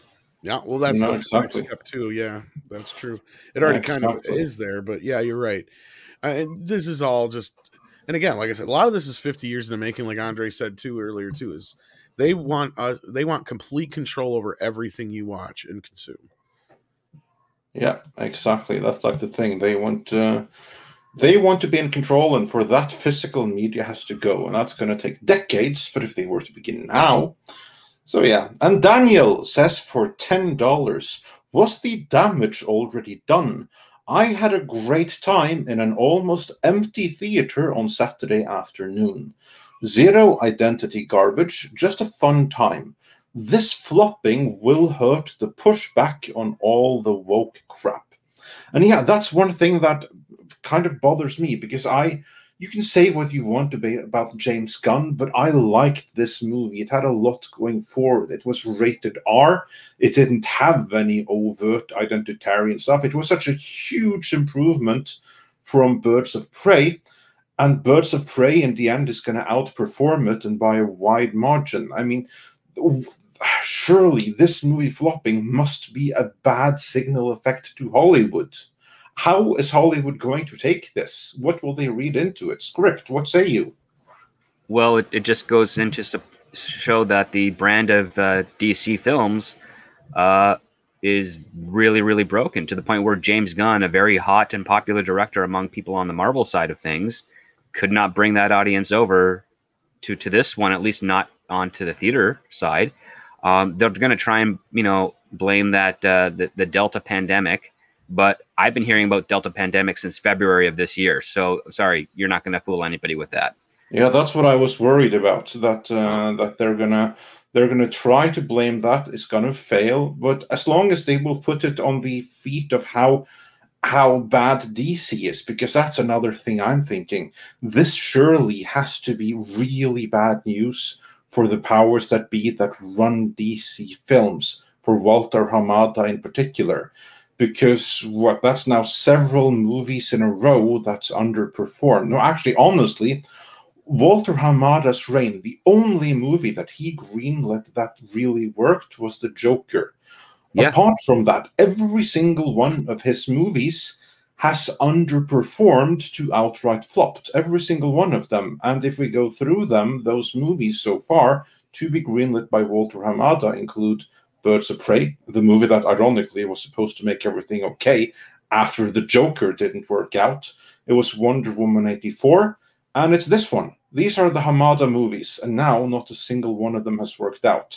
That has to leave a big black eye on his resume and his standing with DC on films. Like it does to the mostly accountants and to an audience who are aware of Walter Hamada, not to the people that are within his own circles. They're just gonna be like, "Hey, man, you pulled off 4 great movies. One of them was $1 billion hit." That's all they're going to talk about. And yeah, it's pretty bad. But what hopefully what will happen with the Discovery merger in the midst of next year is that they do a full clean house. So everything that's in production now is going to be the last hurrah for DC films, whether it be in theaters or HBO Max. And hopefully Zaslav will be like, okay, we're going to get a brand new team to actually work on making a brand that people are going to want to buy.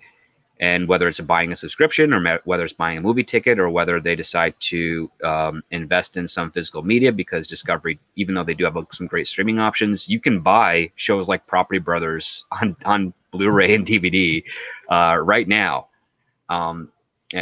Which is weird, but like people do, and they make money off of that. So yeah, we're all up in the air, but basically with this film, or with the pattern of films, even going back as far as The Dark Knight Rises, because that was considered a contentious end to Nolan's trilogy. Warner has misstepped on the easiest money making characters they've had for 15 years, and it's shown, because you can add up all the box office take, add up the budget, subtract that, compare it to Marvel, and Marvel has lapped them in the race like at least 2 or 3 times, and that's a really, really bad sign for something where they the model that they can literally just look across the street and see working, and they just can't do it. Yeah. No matter how hard they've tried. And it's because they're terrible at it. They don't have a consolidating voice. They have to create an actual studio subset for DC, where that team is in charge of basically saying, this is the voice, the tone, the method, and the approach that we're going to take with these characters. We're going to do something that Marvel did, which is build a foundation 1 movie at a time and test the waters to see which direction we go.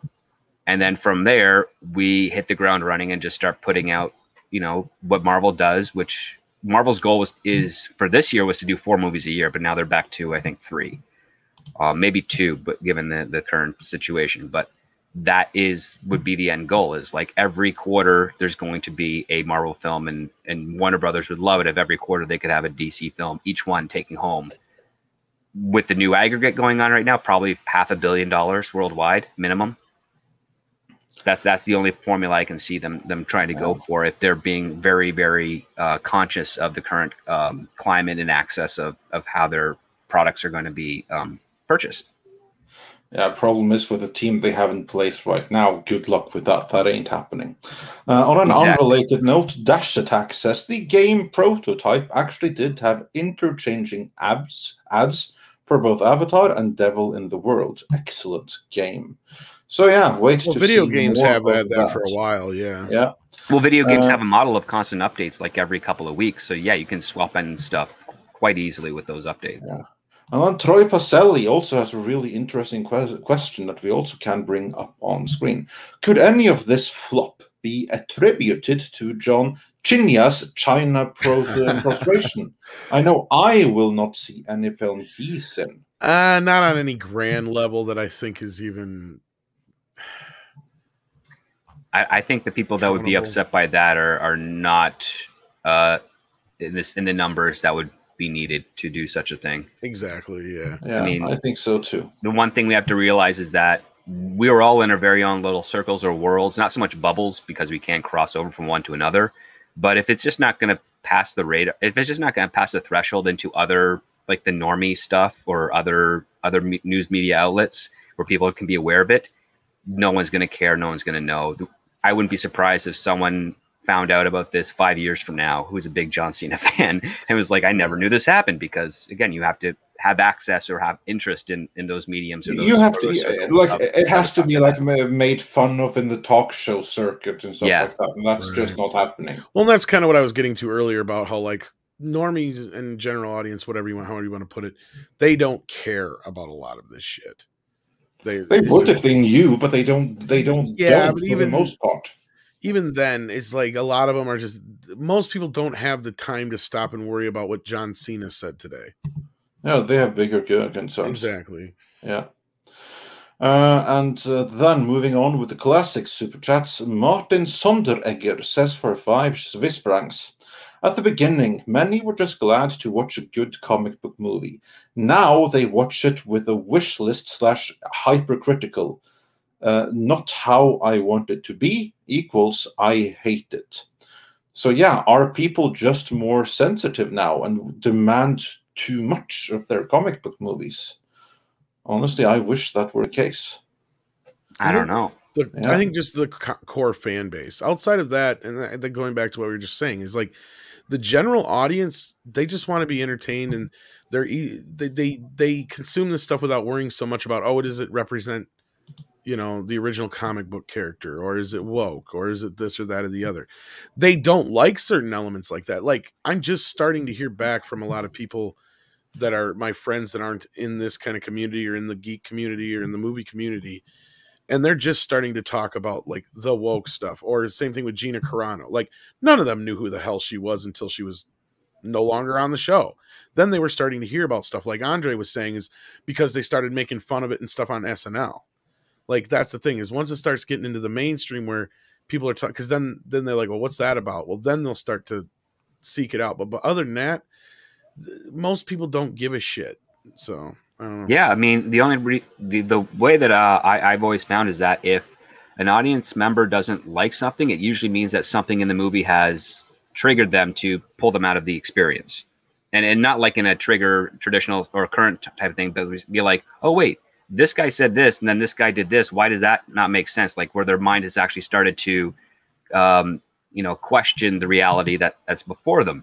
And that's usually my approach when I watch movies too. Is like, I'll just sit back and I will just let the information flood in, and I'll just start recording it in my head, be like, okay, this is how this makes sense, and go for it and be entertained. And the goal is for that story to be so so engaging that I'm just like along for the ride, and everything is kind of making sense. But the moment you contradict yourself or throw in something that is not a surprise, but more like an insult, that's when it's like, okay, yeah, now this is all kind of falling apart. It's a house of cards. That's where they took out one and the whole thing is just coming down.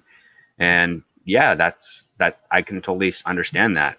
And that's kind of the best approach, because the last thing you want to do, and I've said this on other streams before, is you don't want to be a person who pays $20 to sit in a room and then turn off your brain, because that's antithetical to what story is. The whole idea of a good story is it makes you think about things. Ideally, the person telling the story isn't preaching, isn't pontificating, isn't lecturing you, but just presenting cool stories, cool events, interesting things or ideas that make you, think of something of yourself, or make you relate to something that you've experienced in your own life that allows you to have a better relationship with that content, and you just feel satisfied at the end. And that's kind of what it is. Like, one of the things that everybody I talk to around town says, we all want movies where people are leaving the theater or they're turning it off and are happy, because who wants to pay $20 or $12 to feel disappointed for 2 hours? Well, of course nobody. Not. Only like, high-strung artists care about that, and they're like, yeah, sure, they do well at the awards and they give you prestige, but we want people to watch our movies again. and while that voice doesn't seem to be prominent on the public side of things with the big studios, it's prominent everywhere else.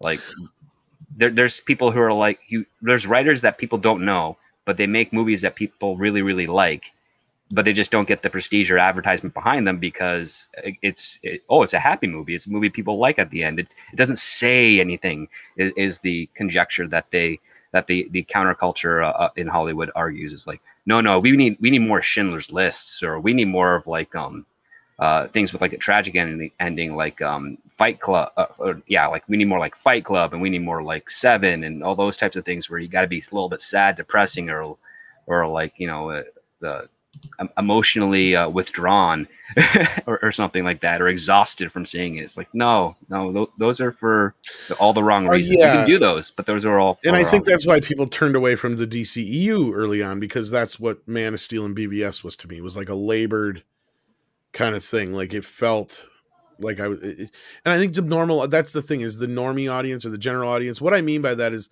there are people who enjoy movies. They want to be entertained. They're not a stupid audience in the least either. I don't want to even, imply that. But what it is they just don't, to them, movies aren't to them the same thing. Like, they don't sit there and can make parallels between Citizen Kane and Jaws 4, right?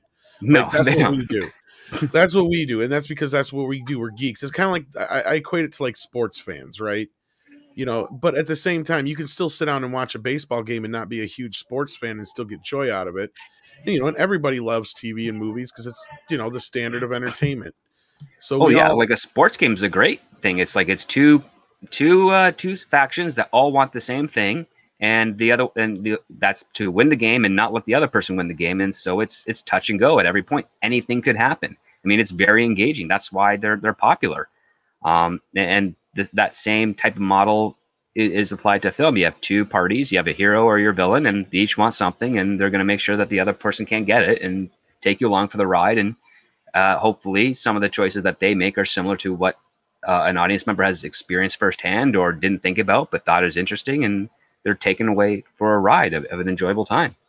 Yeah, and that's not to say that every ending has to be happy, but what I'm getting at is you're right. Like most people, when they go to a movie, they just want to be entertained for 2 hours and they want to walk out feeling good, right? They don't want to feel like they were ripped off. They want to feel like they got their money's worth.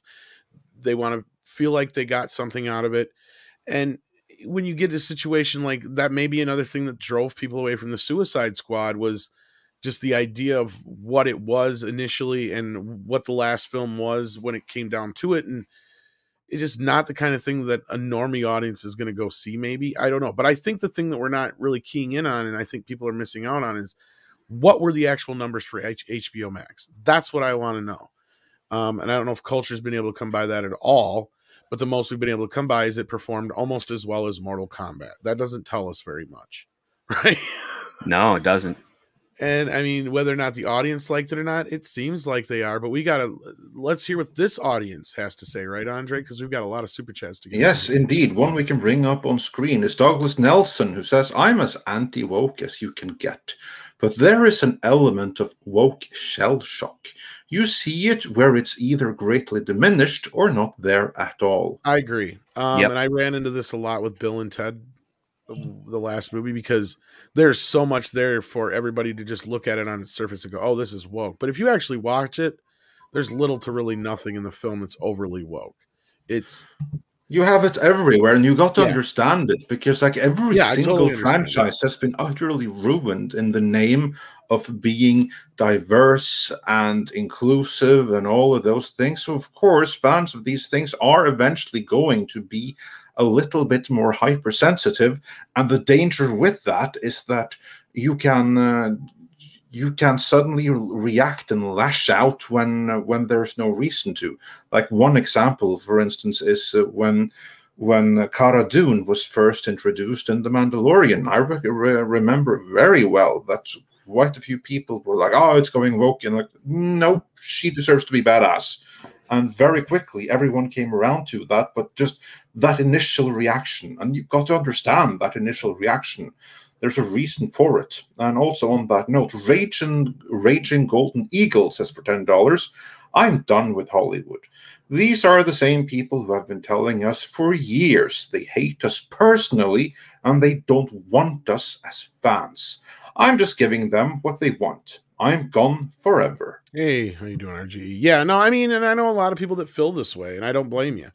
And that's where, we won't tell you what to consume or what you should watch or not watch or whatever, however you want to put it. I mean, we just do our best to tell you how we feel about it, and, you can go about it from there. But no, I totally understand people are just like, fuck this shit, I'm out, I'm done. I don't want to do this anymore. Give people the money that I could be spending on other things. And that is a completely fair, thing to do. And I respect that, I totally get it. Right. Yeah. And Technical Chet says, and this is a classical one, can't bring it up on screen. He says, I don't care what any of you think of the Suicide Squad. I only care about what Bat Tom thinks. That goes for everything in life, by the way. Bat Tom, what did you think of Suicide Squad, real quick? I wasn't in it. What the fuck? How do you do the movie without me? I was in the last one. I'm going to fire my agent. Alfred, get my agent on the phone. This sucks. Yeah, and there you have the feeling of Bat Tom. The Dallas Deadeye says for $10, they try to make up for the sorry directing with uber violence. Didn't work. I don't think there was any sorry directing there. I think the directing was pretty solid. We got a number according to Samba. This is just for Thursday night. Yep, just the Thursday preview. That's not bad at all. Yeah. Yeah, I'm sure they'll release more data throughout the week, but this is where we're at right now.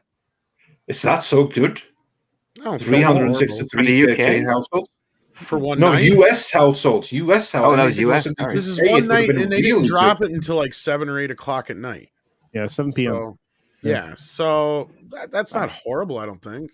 Well, to me, it doesn't look great. I mean, how many households is HBO Max in? Of course, you have to take that into account. 40 no, it's more than that now. It's 7 on the U.S. side of things. I think they're over 30 million, right? That number. Yeah, Yeah, so that means that, Oh, no, it's more than that. around They were at like 42 10%. million earlier this year. They're Okay, like that means that now. it's less than 10% of viewers saw Suicide Squad on Thursday evening. Less than 10%. My point is this: Hold on, most but people wait. didn't know it was dropping until the next day. Is my point, and that's where I was saying this number is not a real accurate number. And on top of that, you have something else. These numbers only capture TVs that are probably modern. Number one, and number two, I mean, because these if you have an older TV set that doesn't have some of the smart stuff on it, the newer smart stuff, you're probably not getting captured at all. And when you do your TV setup, you've got to opt. You've got to either stay opt in or opt out. I think this is actually a pretty okay number. I actually have another updated number I'm grabbing right now. Okay, this should be good.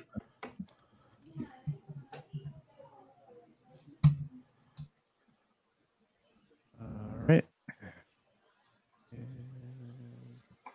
They're up to 67 million subscribers now, according to the number. And while we wait, everyone hit that like and share this stream. Yes, smash that like. Do that.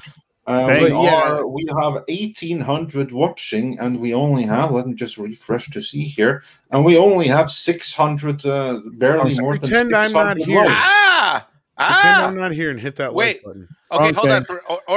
Or pretend everybody the like button is a free virtual taco button where you get a free virtual taco. So why are they? That is not Margot Robbie, is it? It is. There you go. Yeah. Okay. So more people watched it than Black Widow. There you go. No, see now those are decent numbers. If you can, if you make that comparison, like that's comparison that's worthwhile. You're going to factor in 2.3. This is I learned this. Me and Valiant were doing this on Doomcock show. I brought the box office numbers. He brought these numbers, but we only had till Thursday numbers. So thank you, Coulter, for bringing the updated numbers. Now let's extrapolate this. In my house, there were six, and I'm going to say 6.5 because one of them is my mom who doesn't pay attention. But let's say go with a 2.3 million people per household. So you take 2.8 million, multiply it by 2.3, and there would have been what is your box office that you may have potentially pooped away. Yeah, but here's the thing: is HBO didn't make any extra money off this. Now they may have pulled in some more subscribers. Yeah. No one is going to decide to. Okay, I don't mean to be so dramatic in my noting. No, but think about this. This is the point I was making before we start. And I know we got to get to super chat, so I'll be brief. The point I was making is that people from the Snyderverse came and subscribed to HBO Max because it was a Snyderverse, and it was Superman, Wonder Woman, and Batman. I mean, Jiminy Crickets. This is a Suicide Squad. They're obscure characters from Marvel that have been inconsistent, from DC, not Marvel, and you've got a limited development universe with the overall universe poorly executed as well. So I think these are actually within context pretty good numbers, but they're not what anyone expected, and they're not blowing anybody's socks off. It still speaks volumes because we know that according to the HBO president in charge of this crap, Fossil or whatever his name is, that this is number 2 behind Mortal Kombat. So Mortal Kombat did more than this. Yeah. Which, that should also tell you something. But everybody tells you how big a hit Mortal Kombat really was. Yeah. And Mortal Kombat, come on. Everybody's owned multiple versions and played multiple versions, and to this day I still play it. So there's no Suicide Squad big video gaming community that's dying for this movie. That's true, but and you made a good point, Mike. That Samba TVs are only about 40% of the actual smart television market or the streaming market. You have Roku, which is a substantial portion of the streaming market, and more so than even these Samba devices. Now they were neck and neck. Now I believe Roku pulled forward. And we're not getting the Roku numbers yet. Yeah, and Ogie points out that you can triple that with high Cs and groups, and I'm sure you can, but that doesn't help because that's not anything that the studio can monetize. But here's the other part too for something like a streaming service. What other films is HBO Max dropping this month? You take a look at that. If it's dropping one film per week, Then you take a look at that monthly's take of subscribers income, and then you divide it by 4, and that's going to be your considered box office. That's kind of what I was saying profit for them. So even though it don't make box office money, it's still making the money on retention of customers. Yes, because that's when people are like, how people ask me before, how are they making money on this? How do they know? Blah blah blah blah. Well, I said it like this: they release, and I think the average now is 2 movies a month. To answer your question, and that's what I said is like, look, how many people actually go out every month and buy 1 or 2 DVDs or Blu-rays? Not very many. Unlike Mike and I and Robert Meyer Burnett, and I now only buy 4K. Outside of people like I'm sure a lot of people in the chat do, but for the vast majority they don't, right? But they do have streaming services, and Script is 110% correct. This is how they're factoring this in. This is what I said when people are like with Wonder Woman. It's basically they actually probably did better going through HBO Max than had they gone the normal route as far as like releasing it. I don't know how well the videos did because the numbers aren't in yet. But basically, that's the way they look at it. Is their big movie, whatever it is that month. That month it was Wonder Woman. If you paid $15 to have an HBO subscription, and that's all you really watched, even if you watched a few other things, that's how they're factoring it in. It is like somebody going to the store and buying a copy of Wonder Woman, even though that person probably wouldn't have otherwise. So they're seeing a lot of profit on this. Like these streaming services are highly profitable. I understand why they want to get into them, but the problem is for them to sustain the amount of movies and television shows they have to have on here to sustain a continual audience. It's going to take at least 10, 15, 20 years to get to that. Is what we've been saying. Yeah, they're not going to be profitable. I mean, I understand they generate revenue, Tom, and that's a better way of putting it. I'm sorry. Yes. What these films do is they're fighting a bigger problem with streaming services and any kind of customer retention. As Script was saying, they're fighting churn by releasing these films this way.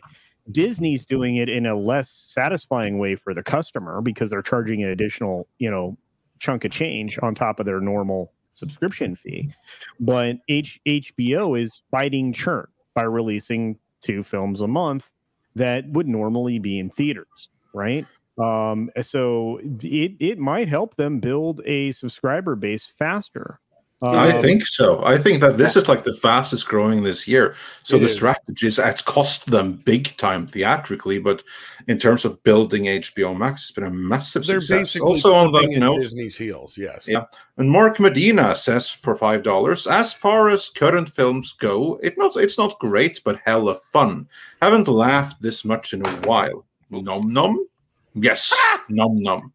I just loved King Shark. Like he's like my new favorite character. Like I'll take King Shark over Groot any day. So yeah. Well, and that's what I was getting at is you have a situation where most people who wouldn't have gone and bought one of these Blu-rays are probably subscribed to one of these services though, and that's the same thing, right? Because even if you figure it, the amount of money they make on a DVD or Blu-ray is far less than what you're paying for a subscription. So even if you watch 3-4 of their bigger movies that month, it's just the same as you buying one of their Blu-rays. So that's where they're seeing the income difference, but it's an instant injection as opposed to money that comes in along the line. So that's where I see where Mike and Culture are definitely come from. And as far as like, it's like that instant high. It's like, sure, you're getting that access to that money now, but what you're not going to see down in the long run is the other ancillary sales from other things like digital and video and all these other, it's even going to diminutize the amount of money they make from the cable and network sales from now on too. And those are very lucrative deals for movies. And that's another thing that I feel like that's where all the advertising dollars are, aren't they? Well, yeah, well that's true. And that's why I'm saying like most of these streaming services are going to have to go to the Peacock model, because we don't talk about Peacock, but they have a really good model. They have a really strong subscriber base that's growing. They just haven't released anything massive on their platform that is drawing a whole lot of viewers as of yet. They're doing a very slow build right now. They will take the streaming wars by storm if they have, like, say, a Stargate that they drop on there or something of that nature. Like everybody will just flood to it and be like, oh, I completely forgot about this thing. But I was watching, they're watching classic Saturday Night Live. They're watching classic NBC programs that they're able to get the rights to. Well, I think it's really going to change when they start dropping the bigger Universal movies like Fast 9 and other things on there. Oh, absolutely. Once those rights go back to them. Yeah. Well, because I think You they know, got a 45-day window, I think, for Fast 9, and that's going to be dropping on there, what, in the next, like, 30 days or so-ish? I think they sold a 10-month to somebody. So you got to add Maybe, 10 you're months. right, but that's extra money in their pocket right there, so there you go. Yeah, and that's the other thing. I mean, they're still Universal Comcast, Universal's part of their company. They're going about that the smart way and still, selling off their property for a limited period of time, licensing it out, as so to speak, and then collecting it back. And I think that's when it'll hit the streaming service. I think they kind of have their own version of this. But here's the thing: they were expecting and didn't receive a huge bump. Just to talk about Peacock for a minute, out of the Olympics. And they were advertising themselves so much it essentially annoyed customers. And while they did get some out of the deal, they really weren't getting the numbers that they want. That's being talked about in the world right now. And you have a lot of reasons why customers are turning away from film and any form of linear television and even streaming because they don't want stuff that they're being preached to. People have grown tired of it. They've had to listen to it in so many different formats for a couple of years straight, and they're done with it. They're done with it. Anyway. Also, speaking of done with, we have a really good question in the super chats here. White Noise, and we'll get to the others before the end here. White Noise says counterculture films have been historically praised. That was made prevalent in the 60s, 70s, and 80s. We're now living in a woke culture. What now? Well, I think that's the bigger problem is a lot of the people that are in the woke movement see themselves like the counterculture of the 60s and 70s, but they're not. No, they're the establishment and the mainstream. Yeah, and they're and nobody's interested in them. I mean, again, you have this microcosm of Hollywood and this political stuff and the mainstream. Let's just call it the mainstream. You have believe it or not, they don't even recognize, this is called lack of self-awareness, how limited they are.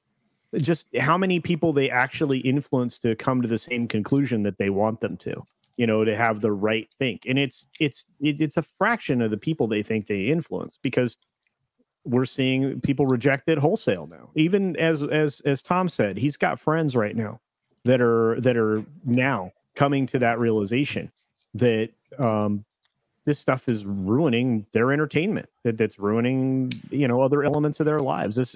Well, part of it is almost like they I have a hard time what it is exactly, but they know something's not right. I have a hard time calling it mainstream. Mainstream is, again, a river where most of the people or most of the boats are flowing in the same direction. And it's the masses. The masses are not mainstream. These Hollywood people are elites. I went to school with them at Stanford. I got to know them from Harvard and Yale and other places. Wall Street. These are elites. They are not the common man. I may have gone to one of those schools, but I can tell you I'm not one of them. And after having had exposure to them over and over, decade after decade, these people live in their own ivory towers, and they care not. They think not of the common man, let alone the common fan, and they are not mainstream. They purport to be mainstream. They use the term they want to be mainstream, but they're not. They're fringe, they're elite, and they're minority, not the majority. Yeah, as someone from a finance background, I concur with this. True. I'm not saying it's a good thing, but that is how it is.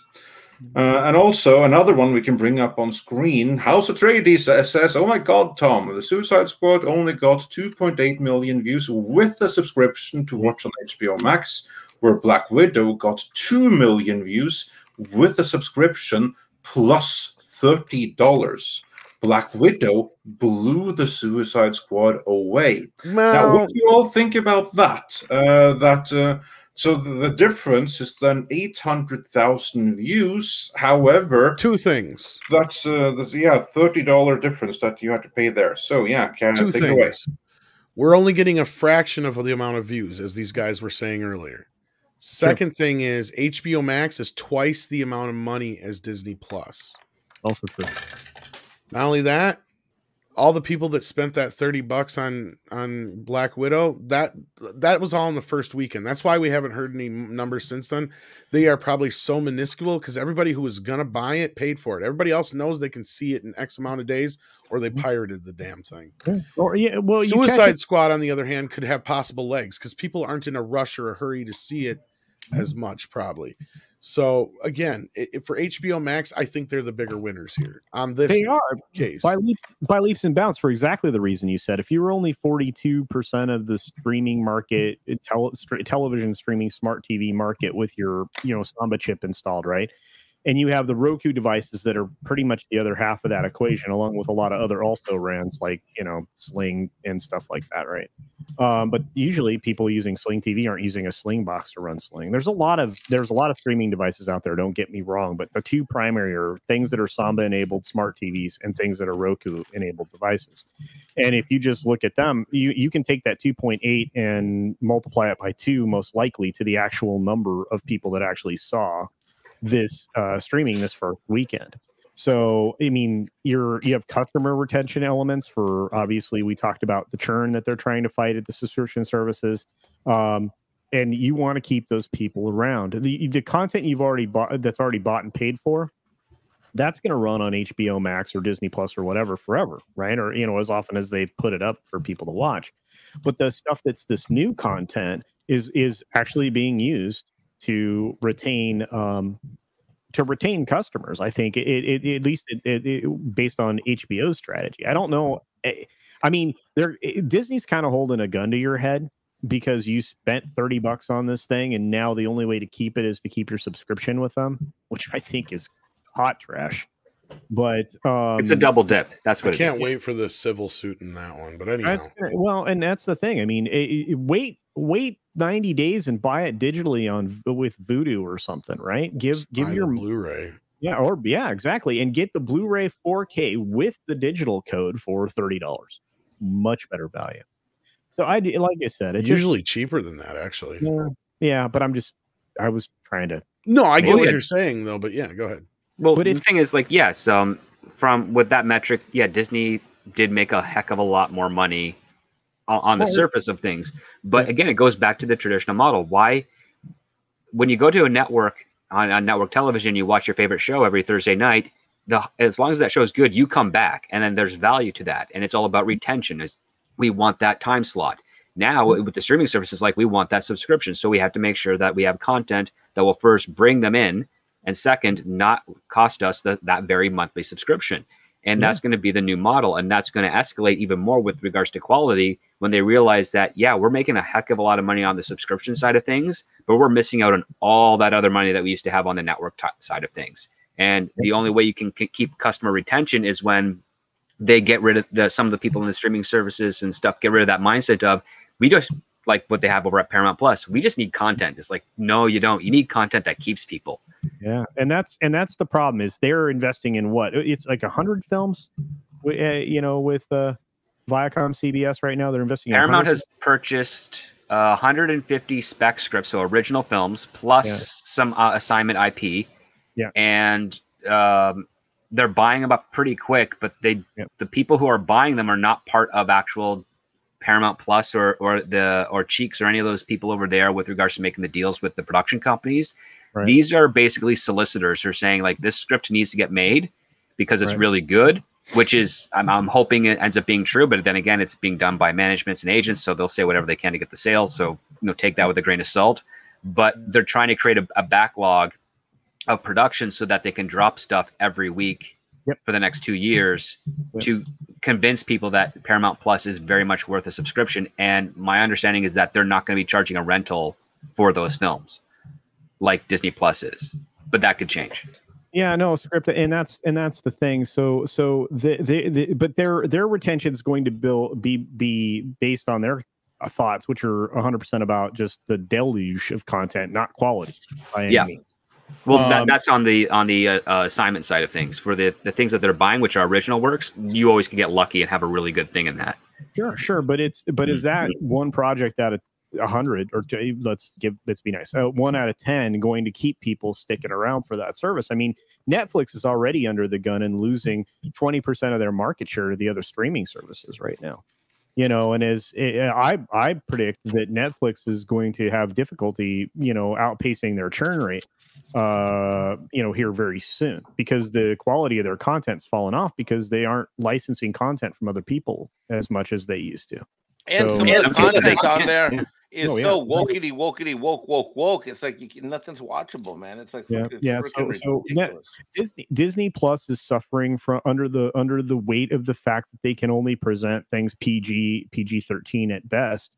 And they didn't open up the adult segment here in the United States yet. If they bring the adult side of things, because they have a ton of stuff with the Fox stuff and everything else, that even in their own catalog, they have the what was it, Touchstone and Searchlight and all that they used to make films under that were more adult oriented. They really are shying away from giving us the full amount of content, or what they have under their belt, and that's a real shame. And they are not necessarily distributing that via Hulu. But I think Disney Plus is going to have to go towards the same thing that HBO Max is headed towards with their tiered subscription model, which is going to basically eventually be exactly what Peacock's been doing all along with the tiered system, like you were suggesting. And I think that's the only way that they're going to go. But it is what it is. I mean, I can talk about this forever and probably in circles, but none of this makes sense because nobody is profitable. I mean, they bring in revenue, but nobody's profitable yet. They're just not. And we should probably get back to super chats. Yeah, sorry. No. Yeah. You're brilliant, bro. You're brilliant. Yeah, no, nothing to apologize for. I mean, that's why these fascinating discussions is why we're all here, and that's why we love having you on Culture, and you, Script, and you, Mike, because we get into a super chat and we get this whole amazing discussion from it. Before we resume the super chats, by the way, we have the absolute best streaming chat people. This is amazing. This is just fantastic. I love even the comments. Indeed. The people, those of you who aren't super chatting, can't super chat, but it doesn't matter. There's some amazing conversations going on. I love these streams. Yeah. On that note, Victius wonders, how much is the average price for the script? Well, it's based on what the screenwriter and his agent or her agent and manager want to sell it for. In a lot of cases, there's been bidding wars for that. But average, what the hell is average really these days? Average is usually 5 figures. Like 5 figures is your average, and that strains from a minimum of like 20,000 to 80 or so, and then you have like your 6-figure scripts, which are like $1 million, which are huge deals. But yeah, you're looking in the hundreds of thousands, the tens of thousands or hundreds of thousands in some regards. But it's a huge spectrum. It's based on how good the script is and how many people want it, and the goal is to always get a bidding war. If you're in the state of like optioning, where the studio is kind of interested in it, but they don't want to pull the trigger, so they'll option it for a year for a few $1,000 and they'll start doing development. I mean, that's an okay sign, but not a great one. But yeah, if you're looking for an actual sale, it has to be at least on the 5-figure mark in the mid tier, like 40 to 80,000 is usually a good average range. I was going to say, are they still kind of shooting for top tier films as like 100, 200? Well, mostly that's not so much top tier. That's just popular. So that means that the script is circling around and everybody likes it and everybody wants it, and it's just goes into a bidding war where someone makes an offer it's like $80,000, and then the agent says, "Well, this studio made an offer $80,000 for it, and what are you going to do? Are you going to counter that? Or are you going to lowball me? Whatever?" And they'll say, "No, we'll do this," and this goes back and forth. And that's why I like paying attention to like Deadline and Variety, because sometimes they'll report on like the big scales of like this script is sold for $1 million, or this one was sold for $500,000, or this one was sold for $110,000. Those are the ones that really make the mark. Anything lower than $100,000, it's not really newsworthy. Yeah, and but when I say that, I mean it's $100,000 for buying the script, $200,000 if they decide to make it. That for a while there, I thought that was kind of the bar. Well, there sometimes, not always. It really all depends on what they want to do. Because again, they buy the script for a development deal, and if your contract's good enough where you're involved, you can get another payout on that. Especially if you can negotiate first tier rewrite, which means that they're like, "Oh, we have these notes." You go back, you rewrite it. If they like that, you can then renegotiate for a secondary tier and so forth. And then there's the time where they buy it and then they just say so long, and then they get their own writers in there to do their own rewrite, and you get like a credit. And maybe if you're smart and you negotiate a gross points deal, then you get whatever points are on distribution. So yeah, it's very complicated business. You need a good agent. You need a very good agent and manager. Yeah. And Snail Messiah wants me to force you all to watch Brave Star in a blatant abuse of power. But why would I do that? Brave Star is amazing. The only thing I would achieve by forcing anyone to watch Brave Star is reminding them how awesome it is, make them sad and long back to the 80s, and be desperate for a reboot of it, a live-action reboot. That's the only sadness that's possibly going to come from watching Marshall Brave Star, which was amazing. With that, I'm sure that you all probably remember Marshall Brave Star, and you probably agree with my assessment of how good it was. Yeah, I've got the series on digital, I think. Yeah, it was amazing stuff. Then getting back to the super chats. Now we're right back to the classic. Let's see where we were. The Dallas Deadeye says for 10. No, he said we got that one already. And then we got that one. Said, hi, gents. Hello, everyone. And then Cultured, you said something. I did? Did you? Someone said something. No. Okay. Well, never mind. Why is everybody going crazy about vinyl in the chat? Because vinyl is an awesome collectible. Something about vinyl being digital. I don't know. Somebody said something. Okay, and everyone smash like for vinyl. Get us to 1,000 likes. Yes, please. Yeah, we do need to get to 1,000. Yeah, and Brado Jacko says for $5, not woke is good, but people also want pro-America heroes with Western values, not more nihilism, gore, and snark. Enough is enough, and Rick and Mortyism sucks now. Hard to disagree with that, and even I would like some more pro-gun America stuff. And Hyperguyver 2 says for $10, these are the same parents that took their kids to see a movie called Kick-Ass. They see a comic book movie and assume it's for kids, like I tricked my parents with Ghost in the Shell back in '95. Now, this is obviously in reference to those that took their little kiddies to see Suicide Squad and the what's it called now? Negative encounters between humans and sharks. Positive interactions. Yeah, interactions was the word. Yeah, and Jesse Miller, he sent us $1.99 saying test and ignore, and I think that test was successful and not ignored.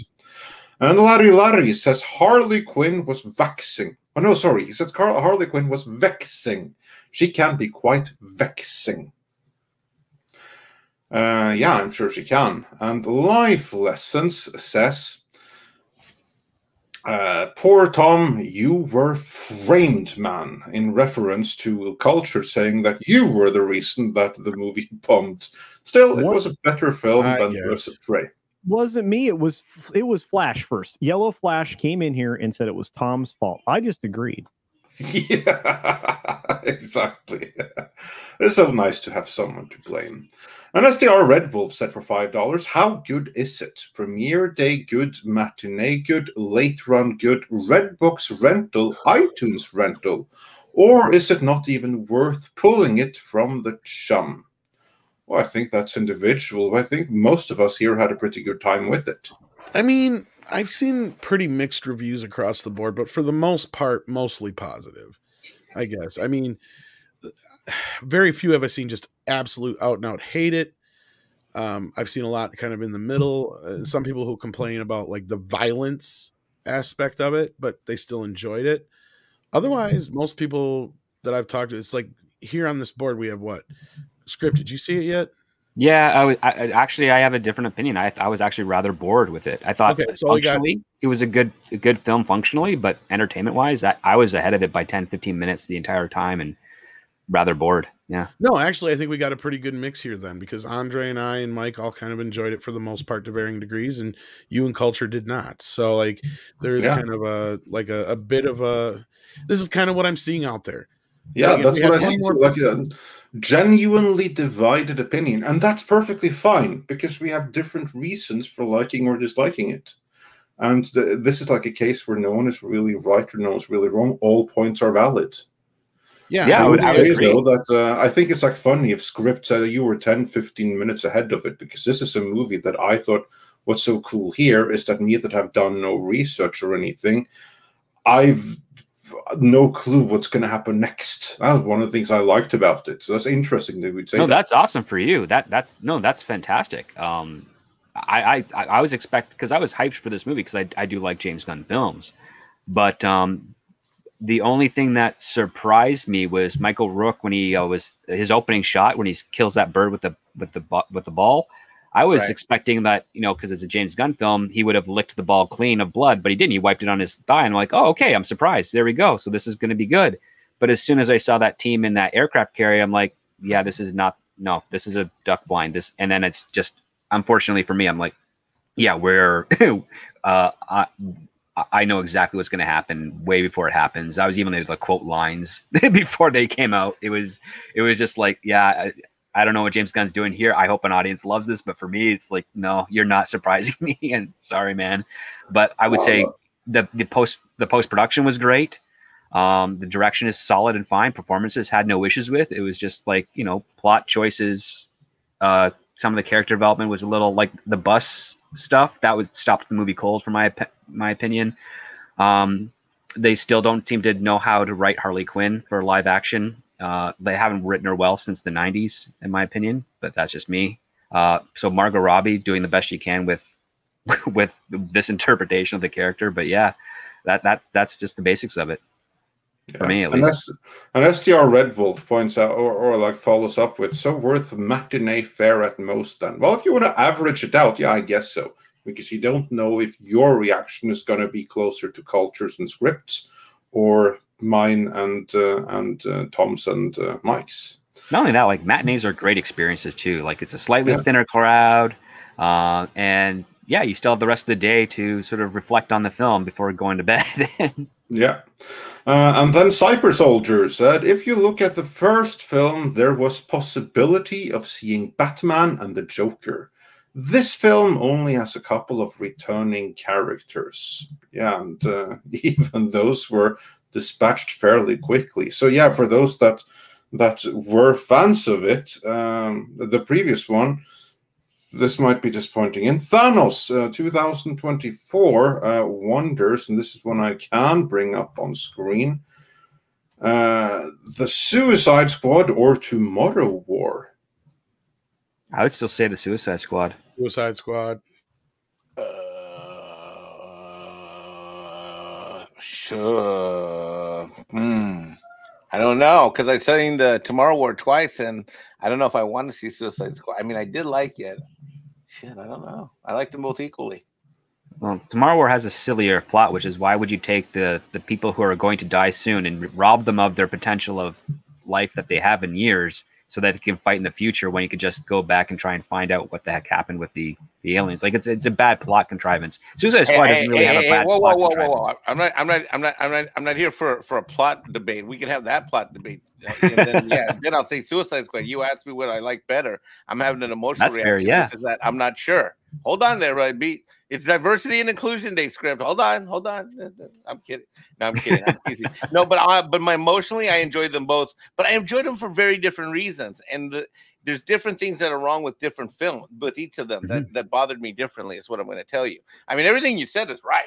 I mean, I agree with you technically, but I still overall, I had a blast on that film. I was laughing out loud.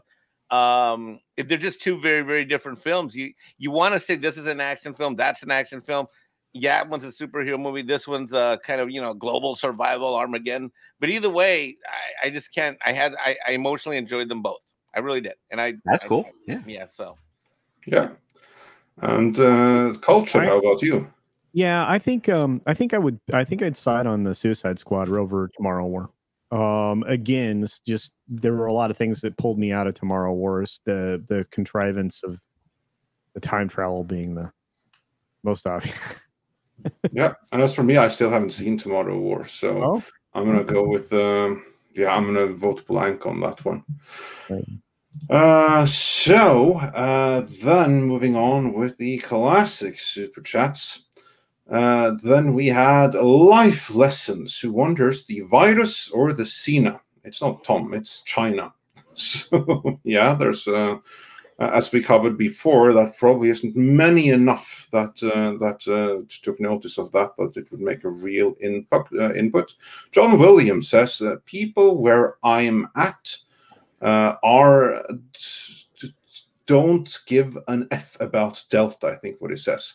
The fact it was also on streaming probably halved the audience. John Williams, 2 cents. Yeah, I think that's good. Big deal right there. I think that how worried one is about the Delta is going to be extremely local. Extremely local. I know here, where I'm at, I don't see that as like a big fear or worry at all.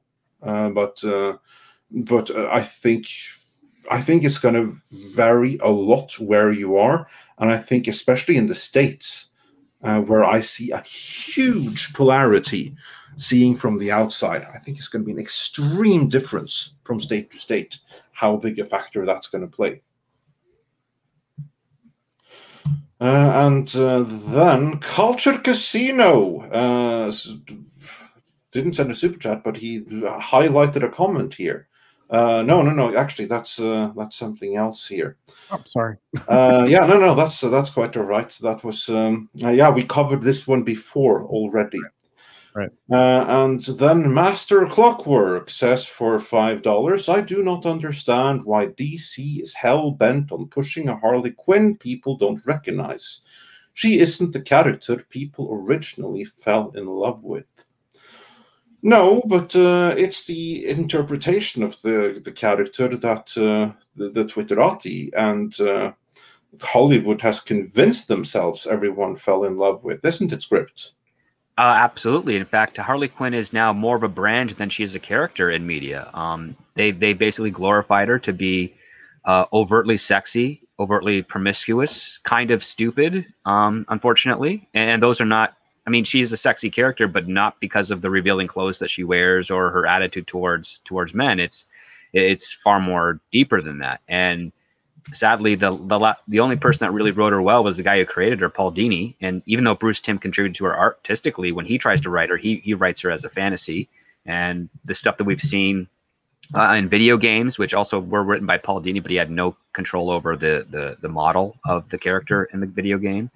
And even in some of the animated Suicide Squad films, which are also not very good, Harley is exploited as a sexual object instead of a very dangerous psychological character. So, yeah, we're missing out on something that would actually make people really engaged, so sexy, overly sexualized, overly promiscuous.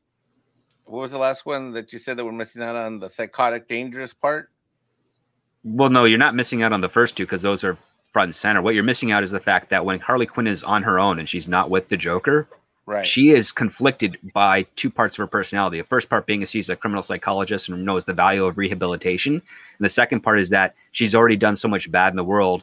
She knows that the world will most likely never accept her if she rehabilitates. So that's her conflict. It's like, what do? Do you lean into being crazy Harley, or do you try to fight against it? And that's what you should be watching in a movie where she's on her own and not with the Joker, where she is so in love with the Joker that she compromises her own value system to do whatever she can to keep him around. So on her side quest, though, Script, in this film, where she turns on the guy that she just banged, right? Because that's the nice way to say that. Oh yeah, go for it. You know, that is on display for the first time, I truly believe, in the DCEU. Because, you know, she smokes the dude and then goes on a diatribe about why. And she's cuckoo bananas and does a really good job with that. And at the same time, that's one of the elements of this film you could have removed and still had a good film.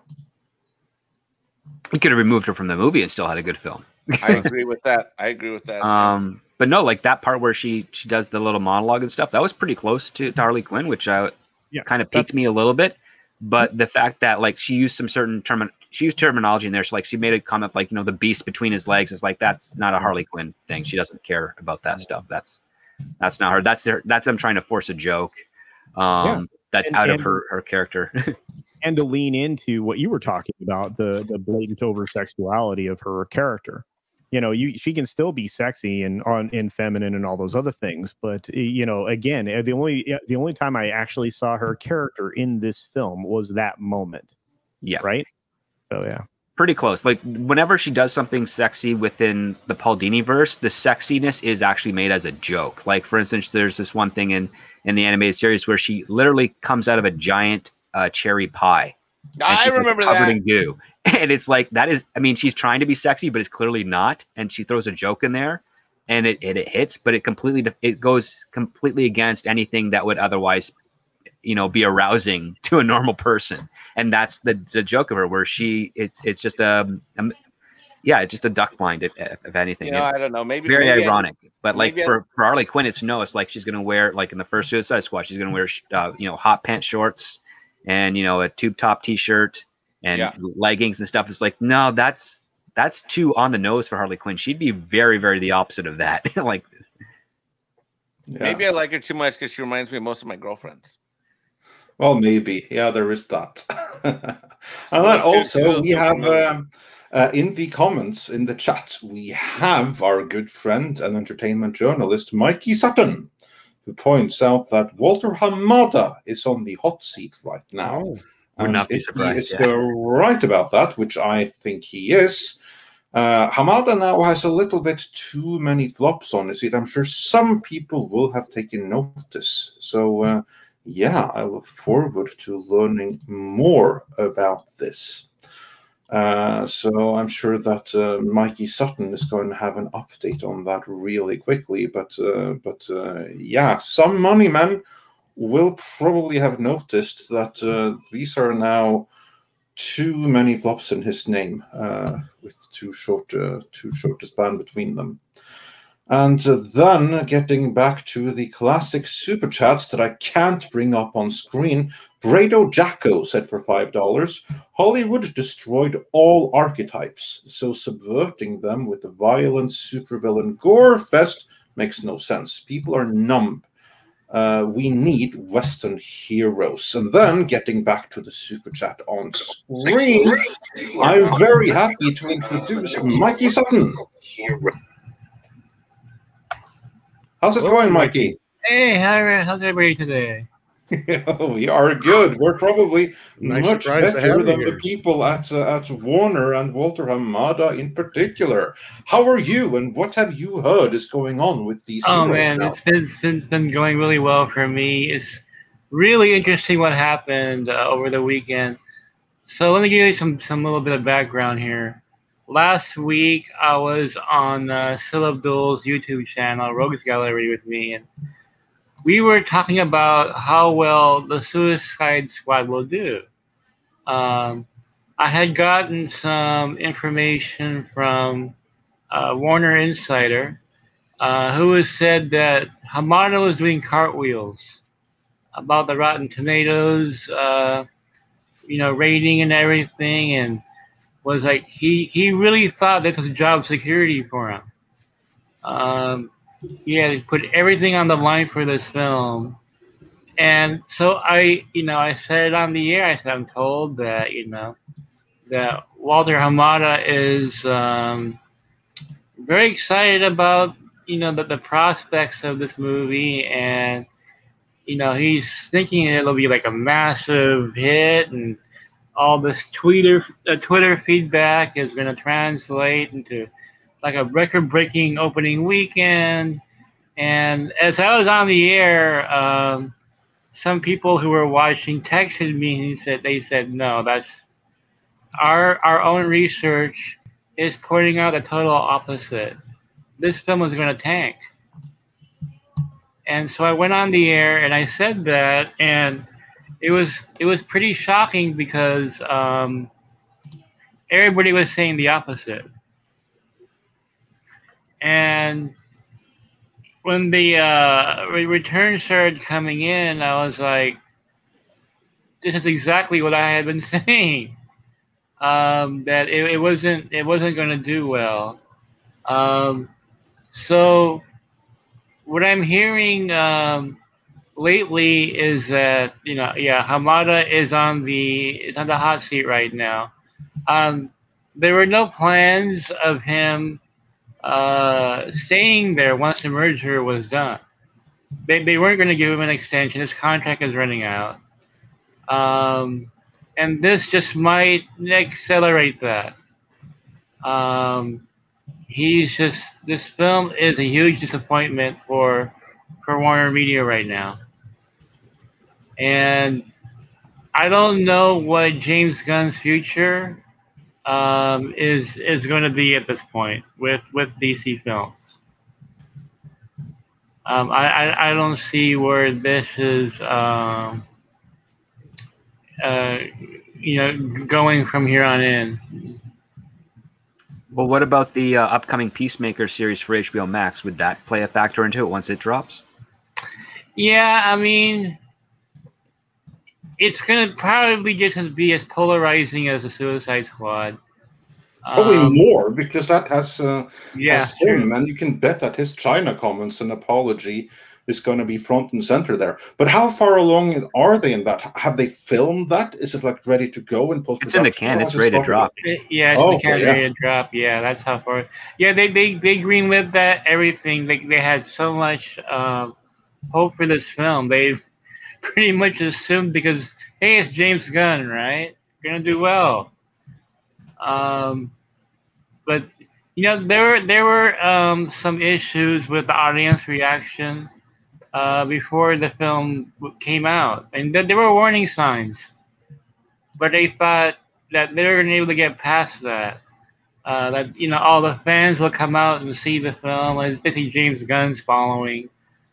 And no, I mean those problems that the audience had was still there. Perhaps even more so when the film came out. My first warning sign, and I wrote about this on GeekosiMag.com, is when it got a B+ rating in CinemaScore. And that's an exit poll on the Thursday night preview screening. Those are the most enthusiastic people for this film. And they only gave it a B+. I mean, where does that tell you? Yeah, the movie certainly is divisive, and we see it right here in this panel. How some of us really enjoyed it. I don't think any of us really loved it, but some of us had a lot of fun with it, and others not so much. But no one really whoa, best thing ever. That reaction is completely absent. I love the first half. I was laughing my ass off. I mean, but then the second half, it really lost me there. But the first half was hysterical. Yeah, but here's the thing, because many are trying to blame the Delta and how it opened on HBO Max, and it did really well on HBO Max, where we have now learned, we covered this earlier in this stream, that it's the second biggest opener after Mortal Kombat. So you would think they would be pleased with that. Does that mitigate anything? Or is the box office numbers that bad that Walter Hamada has some explaining to do? Yeah, they're that bad. And the biggest thing I was told is that they didn't spend $186 million on a film to become a hit on HBO Max. So that's not enough. This film should have done much better. Even despite the Delta variant and despite the fact that it's also on HBO Max streaming, the fact that Jungle Cruise only dropped 55% in a second weekend tells you a lot.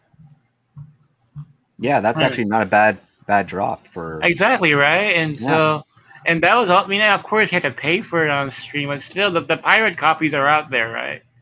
Yeah, of course. They're not just pirate copies; they're literal 4K versions of it. So basically, you can right now pirate a version that is better in quality, both video and audio, than a Blu-ray version of it. The best you can get, of course, is a 4K Blu-ray disc, but second only to that. You can literally get. Well, it's actually better than most people can stream it, because HBO Max is not available in 4K on most systems. Yeah, Like, it's only a that's handful. ironic. So you actually can get better Not even a quality handful, by actually. like Surfsharking it. You can better. Yeah, imagine that. The best quality version you can get of this is by In most cases, pirating yes, it. because I technically can't watch it in 4K. I think Gary and a few other people were bitching that they were having trouble with it. But that's the thing, is I knew a lot of people had to be watching it because it was glitching out like a motherfucker and it kept dipping down in quality. And my internet was fine. I kept checking. And I Oh, had wow. the highest tier internet. So I was like, obviously people are watching this thing. So that like, I didn't have that kind of problem with Mortal Kombat. I did with Godzilla vs. Kong. I had a similar thing where it would keep dipping down in quality, and I kept checking my internet. I'm like, nobody else is using the internet in the house but me. So like, this should not be doing this. But here's the interesting part about all this, Andre and Tom and everybody here. The Ayer cut just might save this franchise. Oh yeah, do share. What do you have? Okay. What have you learned about the Ayer cut? Yeah, here's the interesting part is that, and Sarnoff, Walter Hamada, they all wanted to suppress the Ayer cut. But now the Suicide Squad is a bad brand. And Warner wants to continue doing Suicide Squad projects, but this film is giving it a bad name. And as far as the general public is concerned, I mean, there are comic book fans that just really love this movie. The critics adore it, which is hilarious, right? Because usually critics are the ones who hate really violent films. Yeah, you're right, Mikey, because I noticed that too. Like 9 times out of 10, when it comes to this kind of stuff, there's such a separation between the critics and the fans. In this case, big time. This is one of the few times where it's like they're fairly similar, and it's like weird. It's weird. It's like the critics are like raving about some kind of art film, right? It's a film where people will get their heads sliced off. I mean, and then the general public is the one that's like, "Whoa, this is too much for me. I can't handle this." But I am hearing now there is pressure to release the Ayer cut to save the brand because Do you think that will happen? Yeah, well, I heard before that when the merger happened, the Ayer cut will be released. It's content. They're leaving money on the table with the Ayer cut, and the reason why, Walter Hamada's excuse for not, pushing through with it, is the fact that they didn't want it to get in the way of James Gunn's movie. Which right? is the worst excuse I've ever heard in my life. I might confess that. It would have Right. helped. I broke it on your show, right? I broke it on the Midnight Set. I was talking about that, and you were replying to me about how stupid that was. Yeah, because I said common insane. practice used to be whenever something like this would release, you would Yeah. release every single last one of the other ones before it just to kind of build it up and give it some promotion. That would have been the ultimate promotion for the Suicide Squad, is if you release the Ayer cut. That'd be the vertical integration cross promotion model. Exactly. Yeah. There you go. It's exactly. But man, Warner Media is just they're not doing anything right. I know. They haven't been doing anything right. I knew they were doing stuff wrong when they would keep rejecting my awesome pitches. So like, There you go. See, that's my own bias, but like objectively, yes, they haven't been doing anything right for a very Mike, long can time. I ask you a question as someone Yeah. who's a fantastic journalist of this industry and follows this stuff from a very different angle. Why are these guys such poor decision makers? I come from a DC guy, and I'm known as Mexican Iron Man, but I didn't grow up a Marvel kid. I grew up a DC kid. Same here. Yeah. Okay. And did I read a lot of Marvel comic books? Yeah, just enough so that the Marvel universe could suck me in, and then I watched every single film that came out.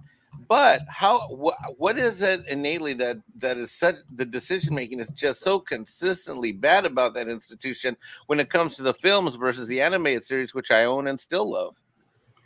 It all comes from the top. Walter Hamada is not a comic book guy. He never was. Never will be. His forte is in low budget horror Tom films. Rothman. Oh no. Yeah, exactly. And Toby Emmerich is not a comic book guy either. I mean, you have these people.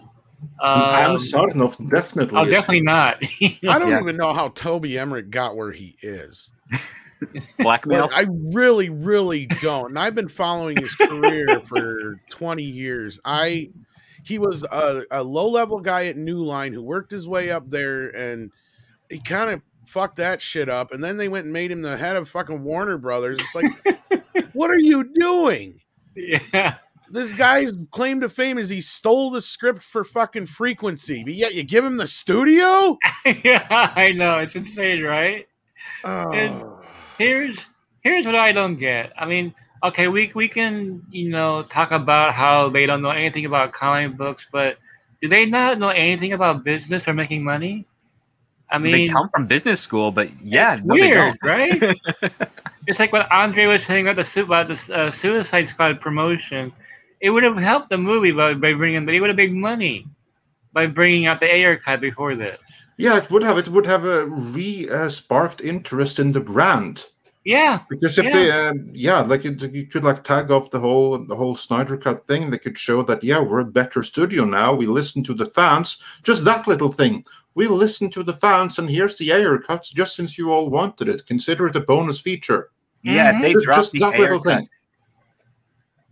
Yeah, well, if they dropped the Ayer cut, say 3 days after Black Widow dropped, it would have been a great, They should have dropped it on coup. top of Black Widow. Oh, Actually, yeah. Yeah, exactly. They would have completely stolen Black Widow's thunder.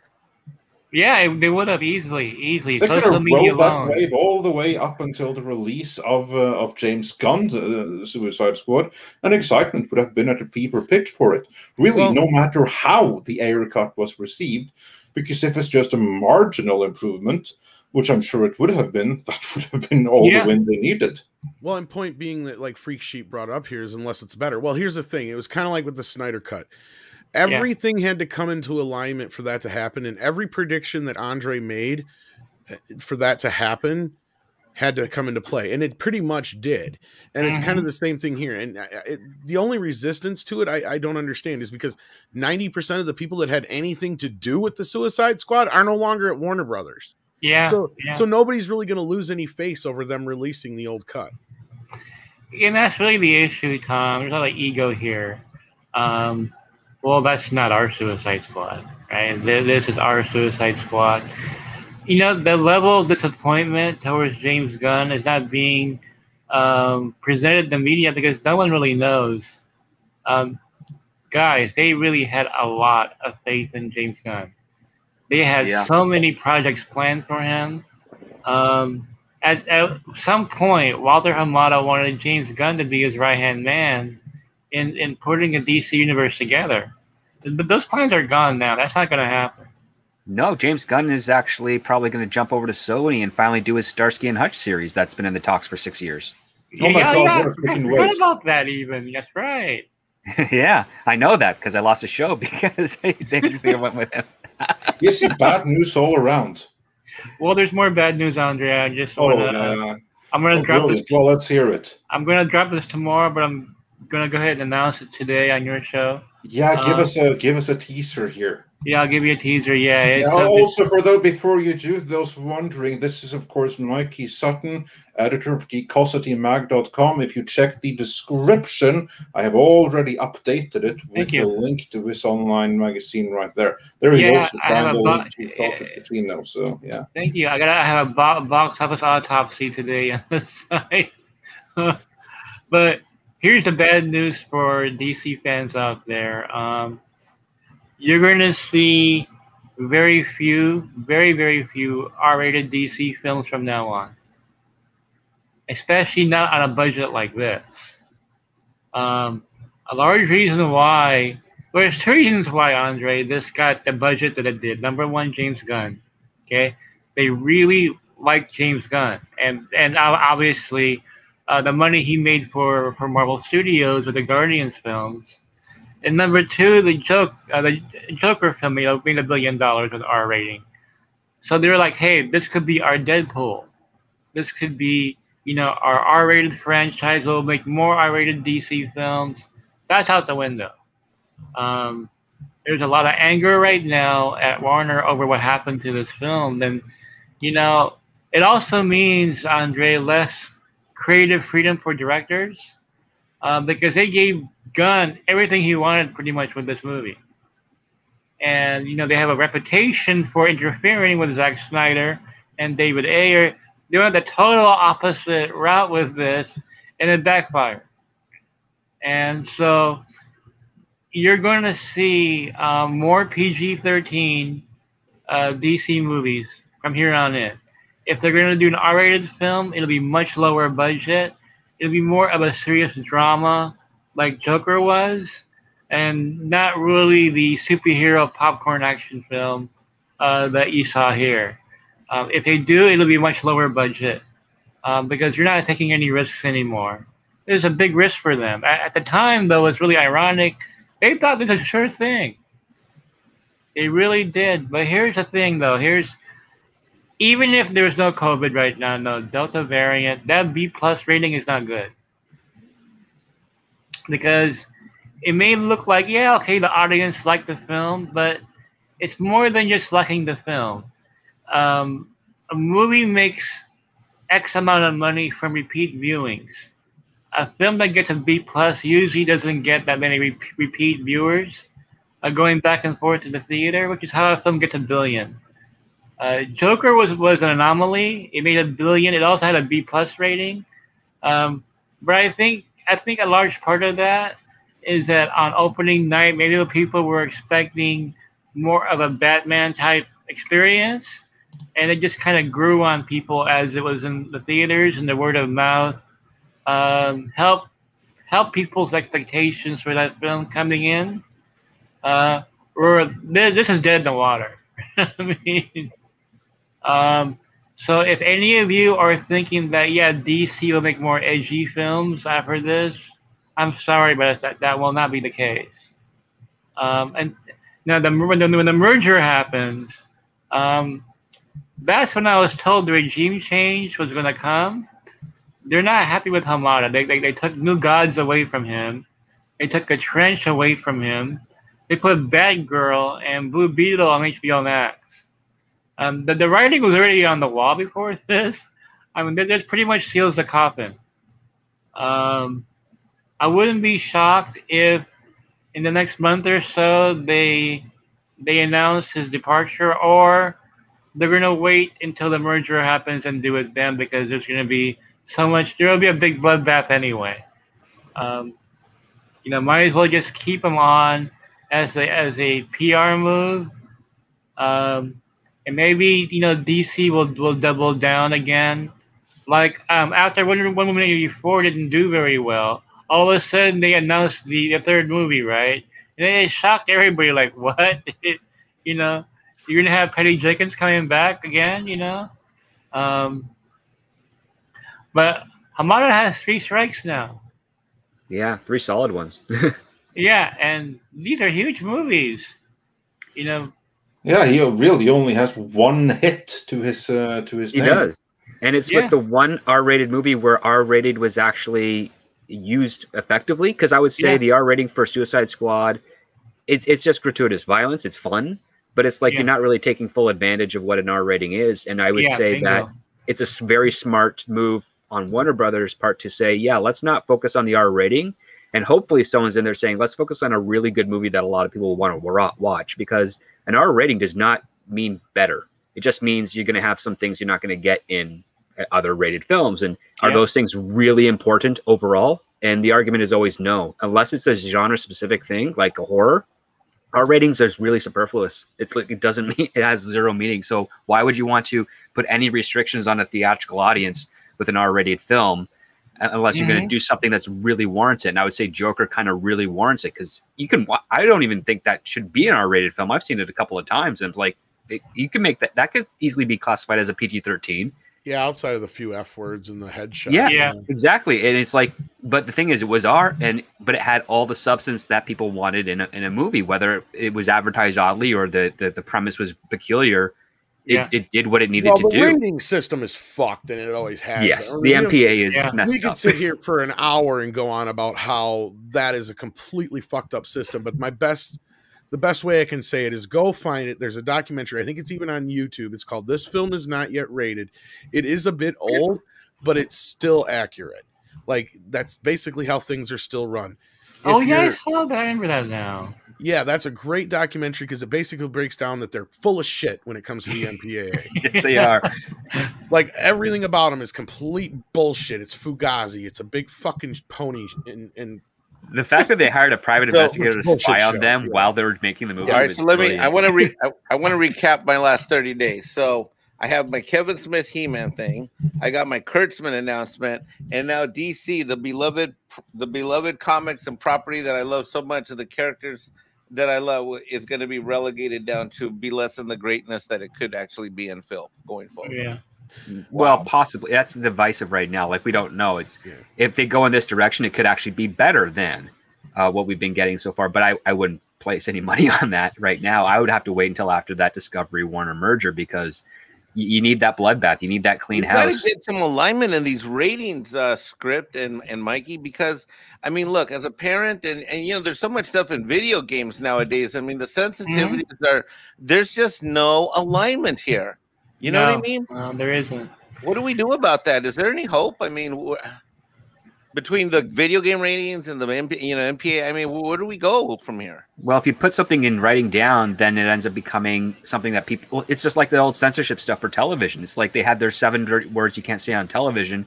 So Mhm. comedians cleverly wrote, allegories or similes or metaphors around that, which ended up becoming very funny to circumvent that thing. And the last thing the MPA wants is them to give specific rules so that they'd be like, well, I think this should be an R rating, but it doesn't fit in the rules that we have established, so I can't give it the R rating, but everything my gut says. So it's better to leave it ambiguous so that their opinions can trump the facts of the actual film. The best way I can explain it came from Trey Parker and Matt Stone. They basically explained that when they were independent and tried to get Cannibal the Musical rated, they kept getting slapped with an NC-17, and the ratings board would not tell them why. They kept going, oh, what do we need to do to fix it? Or not Cannibal, Orgasmo, sorry. They're like, yeah, they kept going, well, what do we need to do to fix it? What do we need? And they wouldn't tell them. They would not tell them anything. Like, we can't do that because then we're getting in the way of art. He goes, then we went and we made South Park. And he goes, we got detailed fucking notes on exactly what it was we had to change up to the frame. Yeah. So Wow. basically, it's a big fucking. It's just the studios can get whatever rating they want, and they get all the carte blanche, and it basically has to do with, it's an organization that gets money from the studios. Let's put it that way. It's a big scam, really. It's a bunch of horse shit. Oh, And- yeah. I mean, there was a film back in the early 80s, I think it was 81, 82, called Student Bodies. Oh, yeah, I And- remember that one. Yeah, there's a scene in the film where it said that there's this guy talking to the camera, and he goes, for a horror film to get an R rating, it needs the following: it needs nudity, graphic violence, and foul language. And horror films with an R rating usually do better at the box office. Well, this movie doesn't have nudity, doesn't have graphic violence, so I just have one thing to say: fuck you. And all of a sudden, you see the R rating on the screen. But it's so true even till now, right? Yep. Yeah, There's well, I like mean, no even- consistency with Yeah. the rating system. Well, the one that really, I think, blew it up was the King's Speech, because normally the rating system was you could say the F word a couple times as long as it wasn't in a sexual connotation, Yeah, yeah. right? You could say "fuck you." I think George Carlin did this bit. He's like, where he says, I can say "fuck you," but I can't say I want to fuck you.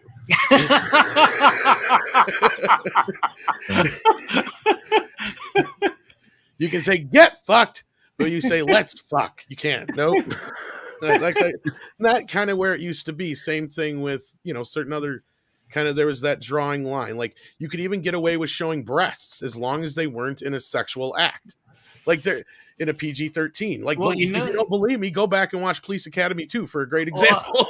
Well, and another good example is Sheena, Queen of the Jungle with Tanya Roberts. Oh, yeah. Like full frontal nudity in there.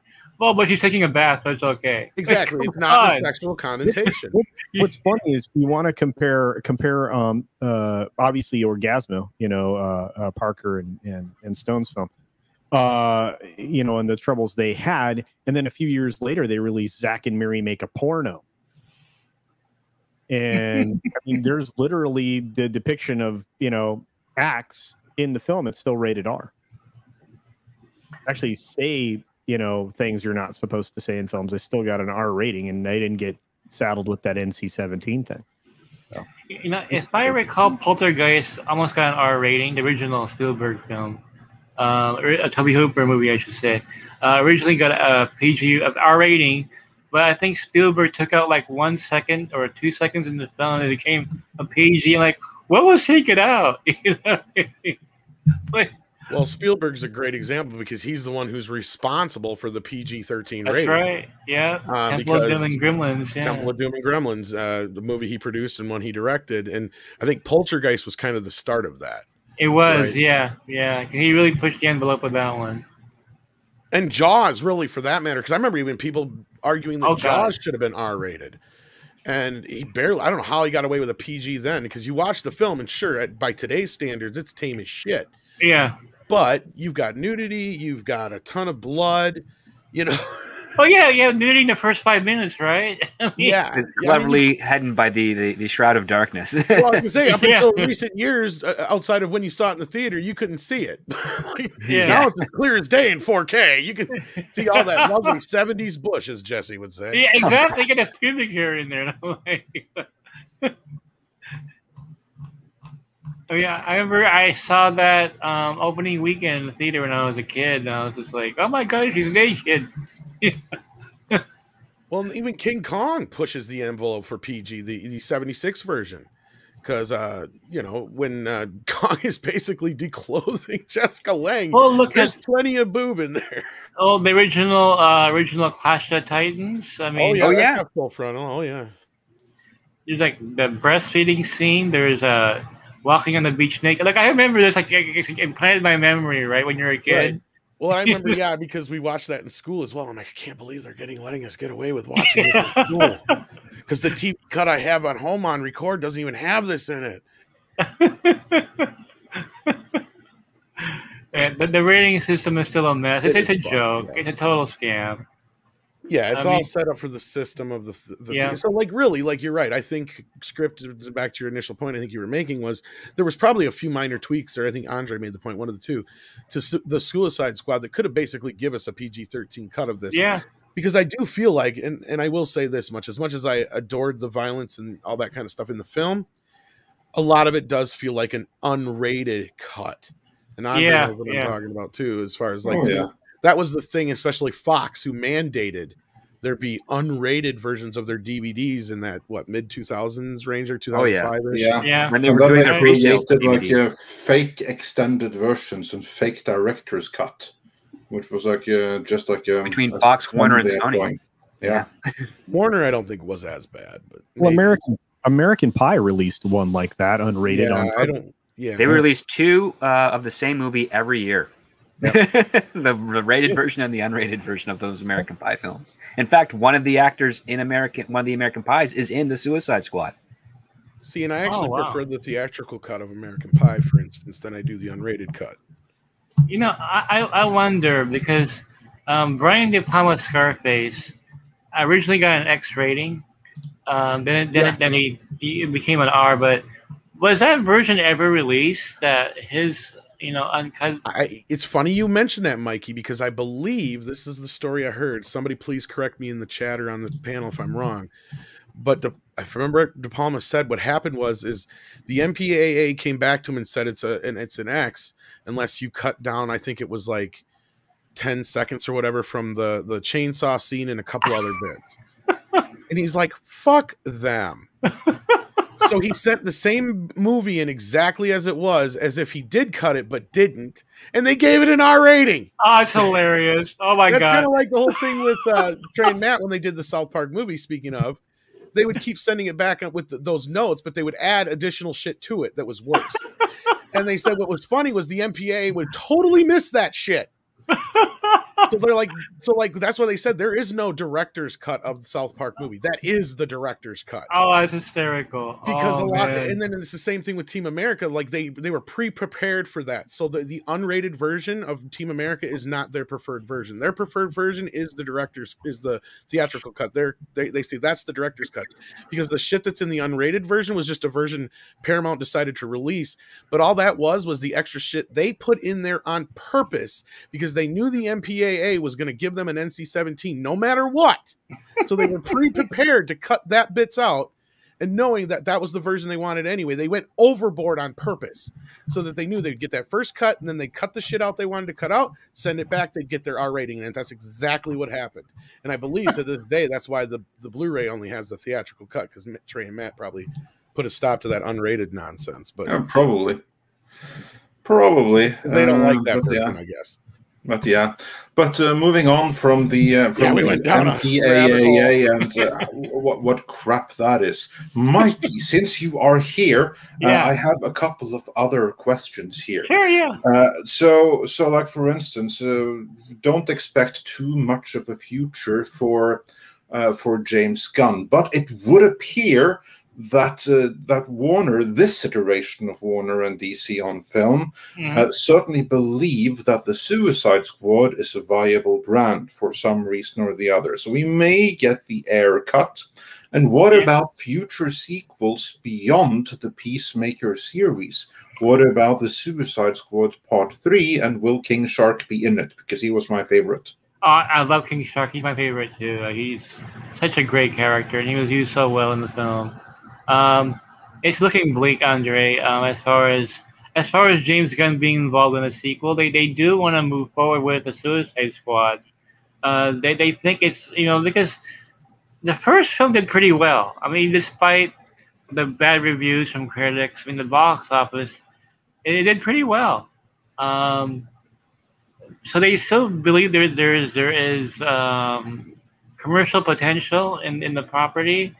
But whether James Gunn is going to be involved now, unless I think a really lower budget Suicide Squad, that's the only way I can see it moving forward.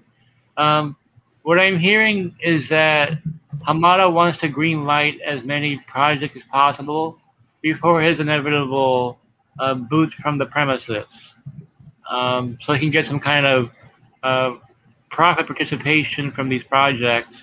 All right, of course, yeah. So he wants to get as many off the ground to keep himself involved, so that he gets to serve as a producer. He may no longer be head of DC Films, but he'll still be there as a producer, and he'll still collect a paycheck from them. Not only that, if any of them are successful, he can roll those over into another high position somewhere else. Yeah, there you go, exactly. And so he's trying to get as much stuff. I mean, he was crushed when New Gods and The Trench were both canceled. Then, okay, I should bring up the whole Black Superman thing. So yes, do share. What's going on? Well, yeah, JJ's not happy with that Michael B. Jordan project. No, because that undercuts his own Black Superman. Well, exactly. Project. I can imagine that project's only happening, Mikey, tell me if I'm wrong, because Warner wants to work with his production company, and when he said no to the other project, they were still willing to work with him, but he didn't want to make a Clark Kent Superman. He wanted to make a Kal Zod Superman. Yeah, and the thing with okay, a little more on JJ here too before I answer that question. JJ doesn't like it when the uniqueness of his characters are being used elsewhere. In other words, John Constantine is no longer going to be on Legends of Tomorrow on the CW. Matt Ryan will play a different character. He will no longer be John Constantine, because Abrams was like, no, I want the only Constantine in live action. Yeah, exactly. So that his black his black Southeast Asian Constantine is going to be the only Constantine. Everyone else has to duck and cover, basically. Yeah, after all, he wants to be faithful to the roots, right, of the comic books. Right. So he was really pissed off about this Michael B. Jordan Superman. He's like, wait a minute, that's going to take away the attention from my Superman. And Andre, I did some heavy research on this. The only reason why they really wanted JJ to do this Black Superman is to erase all the Ray Fisher stuff. Right. It's a huge virtue signal, so that no one can go and accuse Warner and DC of being racist. Then they're going to have a black Superman, so that to show the world, oh, look how diverse and inclusive we are. No one listens to that guy who says we're the opposites. Yep. That's your defense. That's your defense. Which is terrible because they own Icon. They could do Icon. That'd be a great. Exactly. These guys never cease to disappoint me. This is just listen. Yeah, as the voice of diversity and inclusion on the panel, which I rarely ever called it. My new favorite thing. Oh I want to see that movie. That right there is diversity and inclusion, ladies and gentlemen. There you got definitely diversity, and you've got definitely real true inclusion right there. Oh, I'm waiting to see that. Oh my god, King Shark and Jaws.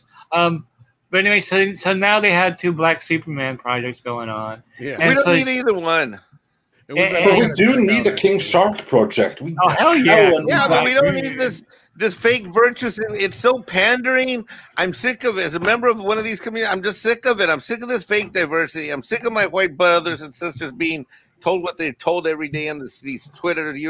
It's old. It's old and it's embarrassing.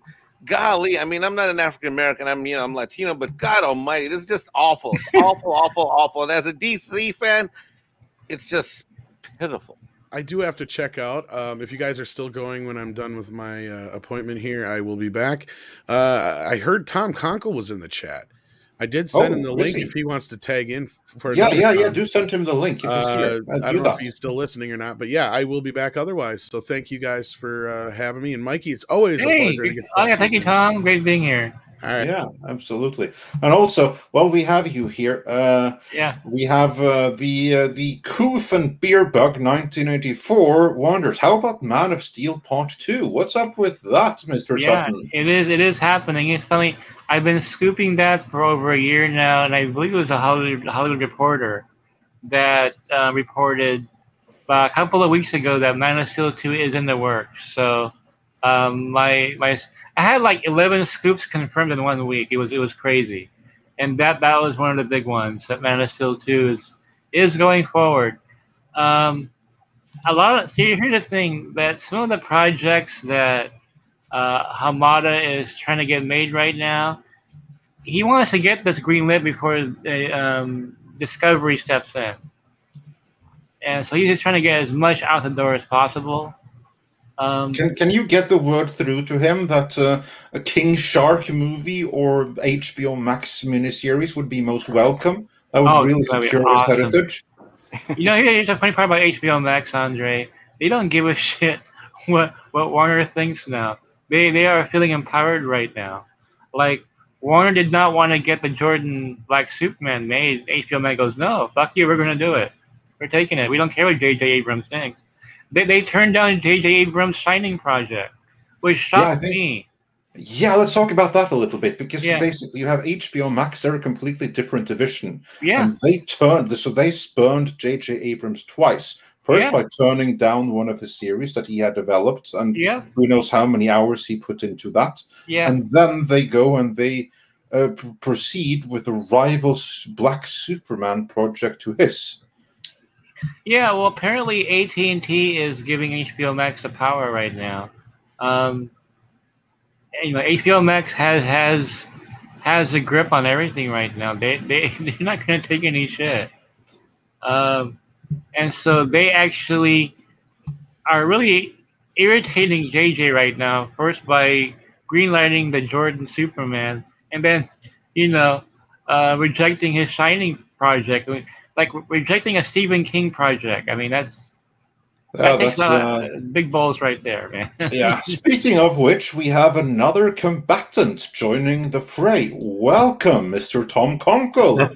Thank you for having me. I was enjoying listening. I popped in to hear what you guys had to say, and thanks for adding me to the fray. Tom, welcome to today's discussion, which is the past, present, and if they have a future Hollywood discussion show. Yeah, and Mr. Conkle, allow me to introduce you to journalist Mikey Sutton. Mikey Sutton, actor, director, and writer and producer Tom Conkle. Hi, Tom. This Oh, is a Mikey. phenomenal panel. For everybody in the chat, I want to take note of this as a fan because I'm one of you guys, and I've just been blessed to be a Midnight Sage. We got Culture Casino, who truly is the definitive follower of film media and all of these things, and he's one of us. We've got Script also, who's a Hollywood TV. I mean, he's a writer. We got Mikey Sutton, who's one of the best cutting edge journalists on stuff we care about, and Tom Conkle, who's a Hollywood director. I mean, this is just a great day for Midnight Sage, and Thank you. It's a great panel. Yeah, this is what we are about. Mr. Conkle, what did you think about the Suicide Squad and listening to what Sutton has revealed? Before we let Sutton continue, what do you make of the revelations about what's going on behind the scenes at Warner and DC Films right now? Well, it sounds like business as usual. Yeah. Having been through this grind, I used to work at Warner Brothers. I was the staff writer on a TV show there. They snatch defeat from the jaws of victory all the time. Something like Suicide Squad, which had a lot of goodwill and got good reviews, obviously is a victim of the hybrid release. I'm not a huge fan. I honestly do believe it does draw quite a bit from the box office on it. On the creative side, getting juiced by somebody like, James Gunn, who is very good at doing ensemble stuff, is a big plus. I don't think he's there to stay because I think he won't be as welcome in the next regimes. He got kind of poached while he was on a brief leave from Disney, but his plate's so full that I don't know that there'll be a continuation, which is a shame because it makes it into a blip rather than a continuum. Yeah, that's that very salient point, and also how HBO Max appears to be spurning J.J. Abrams. How do they get the gall to do that? Yeah, it's just AT&T. Yeah, crazy. Well, yeah, AT&T doesn't care about artists. They don't really care about that. They care about money. They're a telecommunications company. They are notorious for not having outreach in a people business like this. They're used to making product, things that are tangible or providing services. They're not used to nurturing talent. And even someone like JJ, who you have to do the coddling and you have to do the things. Hey, if I were set up there, I would want outreach from the owners of whatever company, and I would want to feel like I was, an asset instead of a liability. I think, the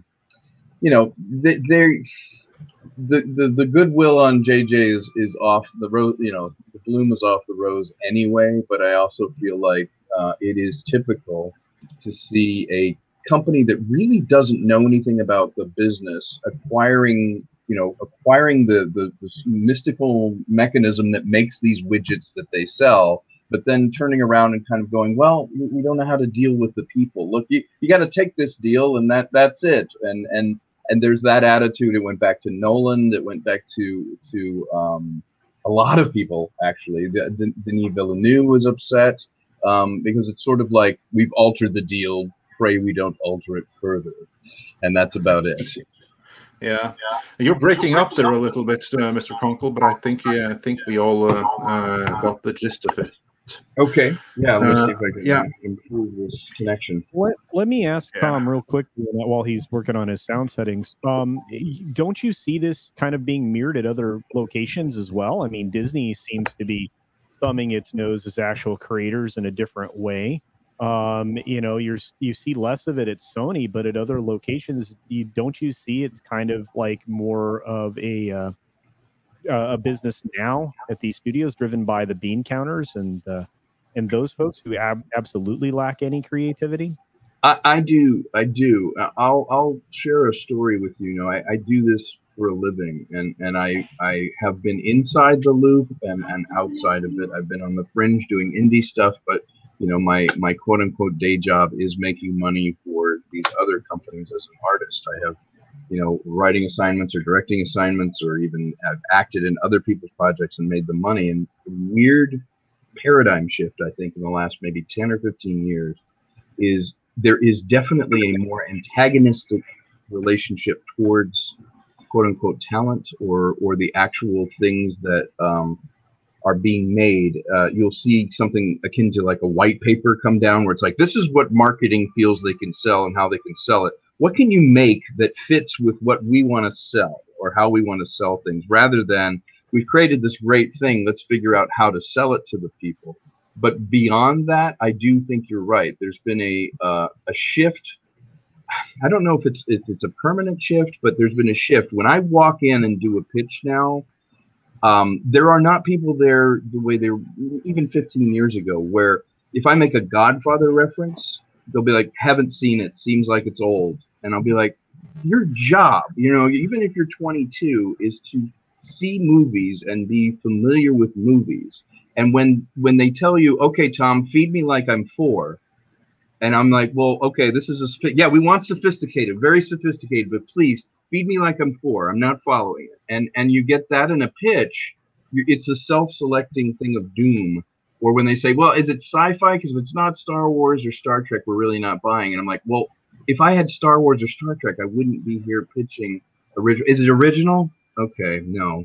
What else? You know, and when you're in a pitch like that, that's how we end up where we are, where it's like multiplicity. You know, it's a duplicate of a duplicate of a duplicate of a how can we reboot something while the cast is still alive? Let's reboot it with someone else.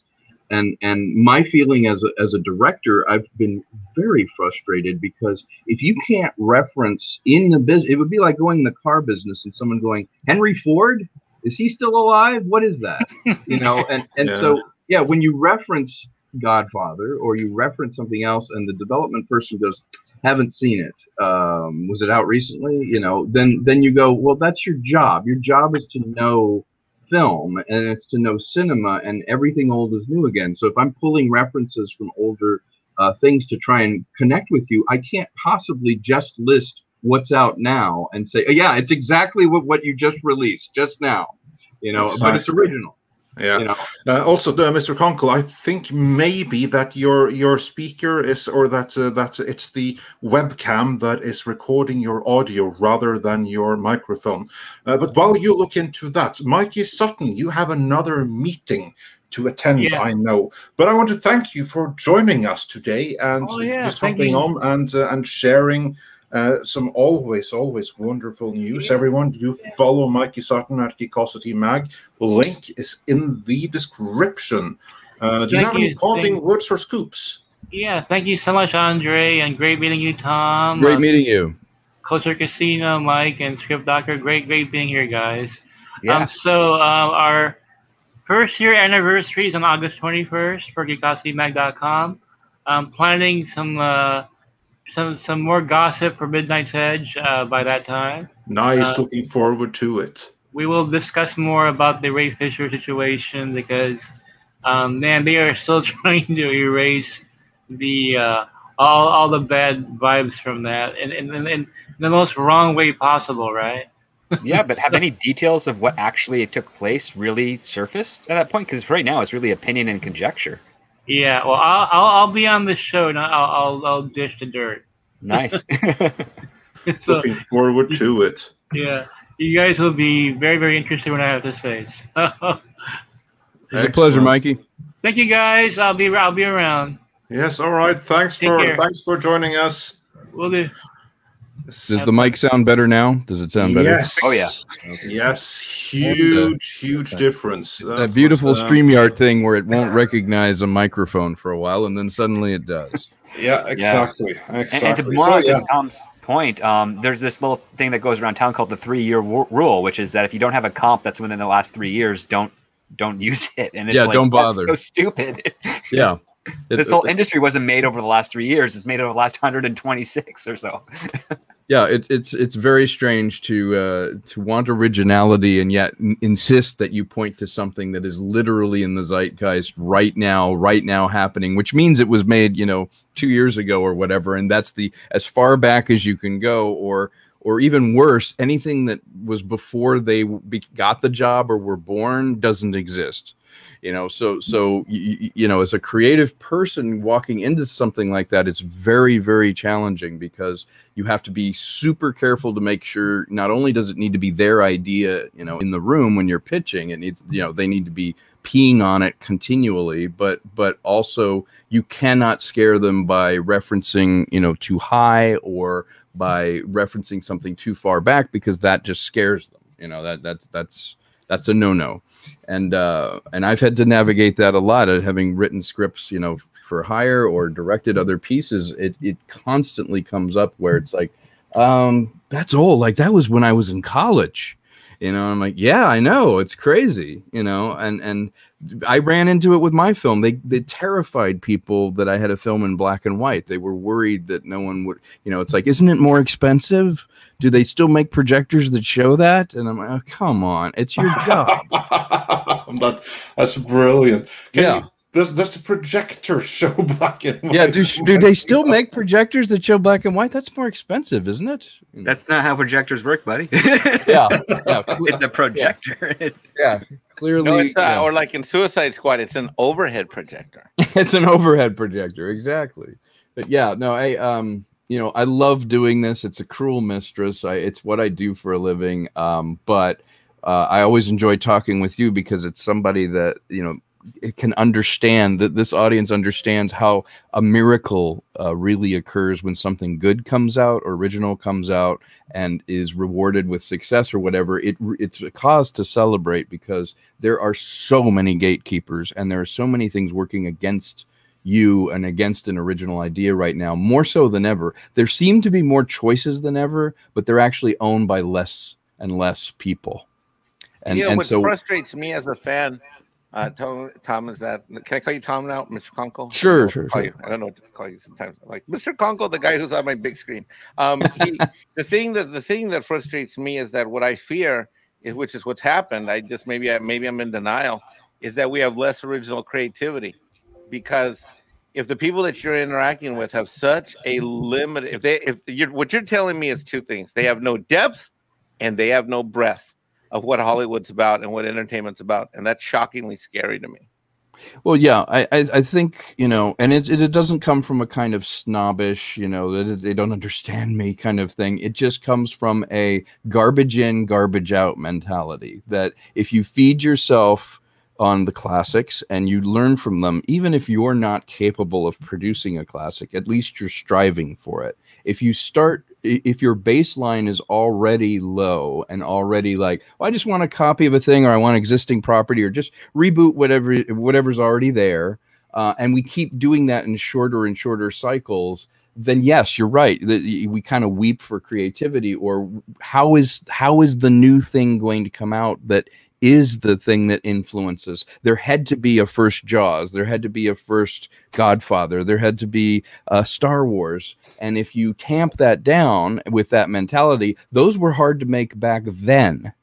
Now, even more so, because if I walk into a pitch at Disney, they're saying no to me, not only at Disney, but that means it's a no at ABC. It means it's a no at MGM. It's a no at Hulu. It's a no at Disney Plus, because a no from them means a no everywhere within their ecosystem. It's not like I can turn around and walk to the next studio. They own the next studio.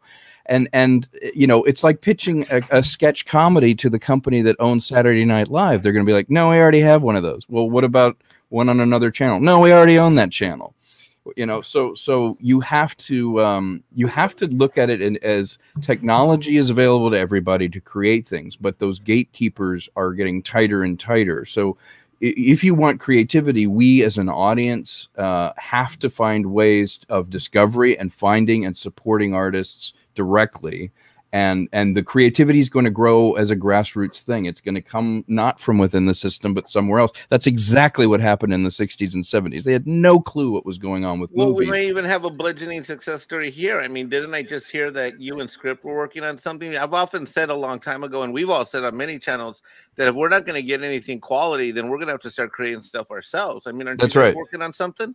Yeah, we finished a script, and I have already shot some footage and stuff from it, and engaging you know, cast and crew and stuff, and we're just going to make that thing and put it out. And that's the spirit you have to have, because he and I could sit for 10 years trying to get somebody to look at or read our script or get approvals to do it and be like, nah, we don't want, we don't want that. We want this. And so, yes, I think by making connections through YouTube or making connections with your own little group, you create a fiefdom of your own creativity. If it's a graphic novel or a comic book, create it yourself. Find the way of getting it to the audience, because there are more choices and less choices simultaneously at the same time. Yeah, But and the alternative always becomes the mainstream. So if you're successful independently, you will then find ways to get access to the distribution and then get bigger. The only conflict is that you have to make sure that you're not compromising your own value system of how you got to that place in the first place, essentially. And that's a really hard thing to do, because the infrastructure within town is vast and very, very tempting. But aren't you guys both fighting the same demon, which is the homogenization of entertainment? I mean, right now, creatives couldn't be less important to any of the things that are coming out of Marvel, which is a substantial property Disney owns. I mean, you're seeing them homogenize and refine into essentially formulas, anything that they possibly can. They've done it with music. They're working on doing it with cinema and television. So you're absolutely right. You're fighting that beast, right? Yeah, and you cannot quantify creativity.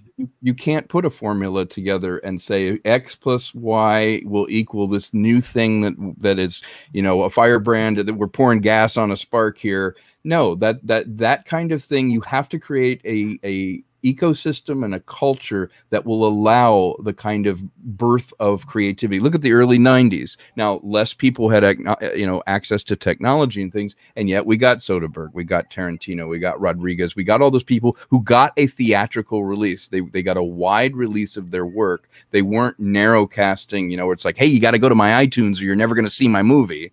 And by the same token, the 70s was the same kind of thing. You had these behemoth movies that were not connecting with audiences, and then you had this subculture come out with Scorsese and Coppola and all the people that drove that, and that creativity created the blockbuster, Spielberg. And frankly, I don't think anybody's figured out what the ecosystem is now, because culture, you properly say, if it's homogenized, that is the antithesis of creativity. That's the antithesis of risk taking. And as the price of making a movie, which is ironic because it's never been cheaper to make a movie in history. I know I don't have lab costs anymore. I don't have to print. I don't have to ship. I don't have to do any of that. I can do it digitally, much cheaper, and movies have never been more expensive. Yeah, that's ironic, isn't it? So where does all the money go? Yeah. Well, I'll tell you where all the money goes. It goes to above the line. It goes to exorbitant marketing costs for marketing campaigns that frankly would be a quarter of that and still be effective if you knew who your audience was. You don't have to please everyone. You just have to please enough people. And then also, people don't go to see movies anymore for the star, and they haven't quite figured that out yet. In the 80s, you used to go, I'm going to go see that new Schwarzenegger picture. People don't do that anymore. Now they look at the concept of the picture or the franchise. It needs to be a identifiable genre, identifiable piece of, work that feels comfortable for them, and they pay all this money for a star, and it really doesn't matter if that star is in there, but that money is still allocated. You'll still see a huge payday. And yes, some stars can still bring in people, but it's not driven that way. The other place where I see money go out like crazy is, instead of being vertically integrated, each one of the productions, and I've done this too, you send out a shot to 14 different shops all around the world. You'll send the same shot to Romania and have 100 revisions, and you get billed every time. You send another shot out for this. You send another audio piece out for that. Instead of just going, this is my workflow, this is what it's going to cost, you're sending out little pieces of it, rotoscoping in Romania, this in Thailand, this and that bill just keeps rolling and rolling and rolling. And the more notes you get, the more iterations you get, the more money you're spending, until in post, you've spent all this money and you've really pleased no one. It's a camel is a horse by committee. Yeah. You're still fighting an even bigger demon than that, because again, I mean, it's coming down to the executives in these corporations hiring people below them. They're not hiring people that compete with their thought process. They're hiring people that agree with them from day one. So they're going to make the material that the guy above them wants made. They're not going to take chances. And when they do, I mean, you know, Mikey Sutton just said, you know, Walter Hamada right now knows he's living on borrowed time. So he's doing everything he can to get out his vision, you know, and this that he wants. But that none of that exists anymore. You don't have two people disagreeing at executive level positions and somebody saying, you know what, this time let's try your way. No, it's one way or the highway, which gives you the, you know, it's a different type of waterfall. I mean, you want that vertical integration in Hollywood that spills down to everything else. And that's the goal, is the waterfall, right? Right. You don't, at the same time, you're thumbing your nose at anybody who's remotely creative because you only want this told because you think this is your audience. And it's this tiniest little subset of this tiniest little subset, because those are the only people that you're even going after to find out what they want. It's the lazy. It is lazy because it's the easiest audience to access because they're advertising themselves on social media. So it's like you don't have to send teams out to towns and pull questions or talk to or engage with them. You just open up your laptop, you open up the app, you take a cursory look at what's going on, and you gather numbers that way. And that's really antithetical. And what's really sad is that I don't know of many advertisers now that are small enough that still do groundwork of that nature. But if they did, you bet they'd probably be able to sell things a lot easier and a lot cheaper than the bigger conglomerates that we have right now. Yeah, but you don't have you don't have a larger focus group than the audience for a failed project. I mean, and when you look at, you know, some of the films that have been released script, I mean, that's a giant focus group. These people told you on the way out the door what they didn't like about the film, and you're just not listening to them. You're only listening to, exactly as you said, the lazy research they do now. We need to get back to, in all creative endeavors, some kind of a focus group. I mean, if you want a good pilot, you need to show it to like a bunch of people in malls across the country, although malls don't exist anymore. But you understand my point. I mean, it's the same way you're supposed to market a political candidate or any other thing that you're ever going to possibly want to sell. So lack of focus group attention, again, it comes down to a lazy way of doing business, which I think is the other thing that we've suffered from. What we get now is a side effect of them cutting costs in the wrong places. I mean, it's just, you know, I agree with you. And as somebody who's on the creative end of it, one thing that I find, it's a very complex and subtle thing, but also the fact that the person or persons that is in charge of authorizing the manufacture of what they're asking for. In other words, someone like me who comes in, I've worked on a story for a year, or I know the visual language of film or whatever, that person is usually not required to have any of the fundamentals by which they should be able to authorize its manufacture. You have people that are essentially running it who have no idea how to make or how is made the thing that they can authorize. And it's unique to this business because usually there is, you know, you work your way up through the system and somebody at least has an engineering degree in another business, or you'd have an architect who runs an architect company, and that architect may, you know, obviously have surrogates beneath them and people that make it, or you come to them with an idea for a building. But this is akin to someone who did the accounting for an architect company, then ultimately becoming the architect who runs the company. And you go to that accountant and go, I want to build this building. And that accountant goes, well, I don't know, this other building did really well. Can you just do one like that? And that's the degree of thought, you know, that goes into it. Or we went online and Twitter said they really like blue. So can you just do a blue thing? And then that's what you do. But you're running. We just had this conversation yesterday on Doomcock Show, and I think we had it on Midnight After Dark last week. Oh, it's so frustrating, Tom. Yeah.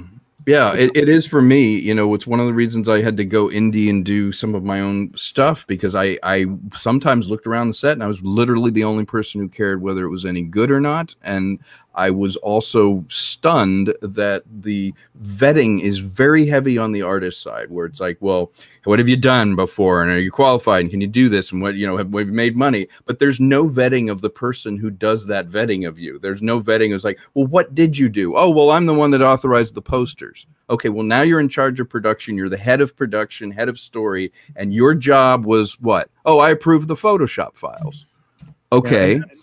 But that's happening everywhere, Tom. It's not just in the creative. Oh, I'm saying in the broad sense, it's happening. Yeah, it's terrible for all elements of business when you have people with no merit, no understanding. You have no institutional memory for the things that are tried and true, the things that work, the things that don't. Yep. Because you've eliminated them in favor of the cheaper kid, the 22-year-old that's replacing the 42-year-old. It's a constant and short-sighted. Yeah, very short-sighted. And in the entertainment business, Tom, you and Script and others, you see it from the front line, and people like me who look at it from the other side of things are going, wow, how is this better? It's not making more money. It's costing way more money. And you're getting, very limited results. And, your ROI doesn't make sense. Well, it's because they're also in a feedback bubble of, agenda driven. We're in our little bubble. We make money doing these weird things, which allows us to be free of really being boots on the ground and understanding how the rest of the world lives. So we live in this little bubble, and we're going to tell people what's good for them. And we're multimillionaires, and let's write about poverty.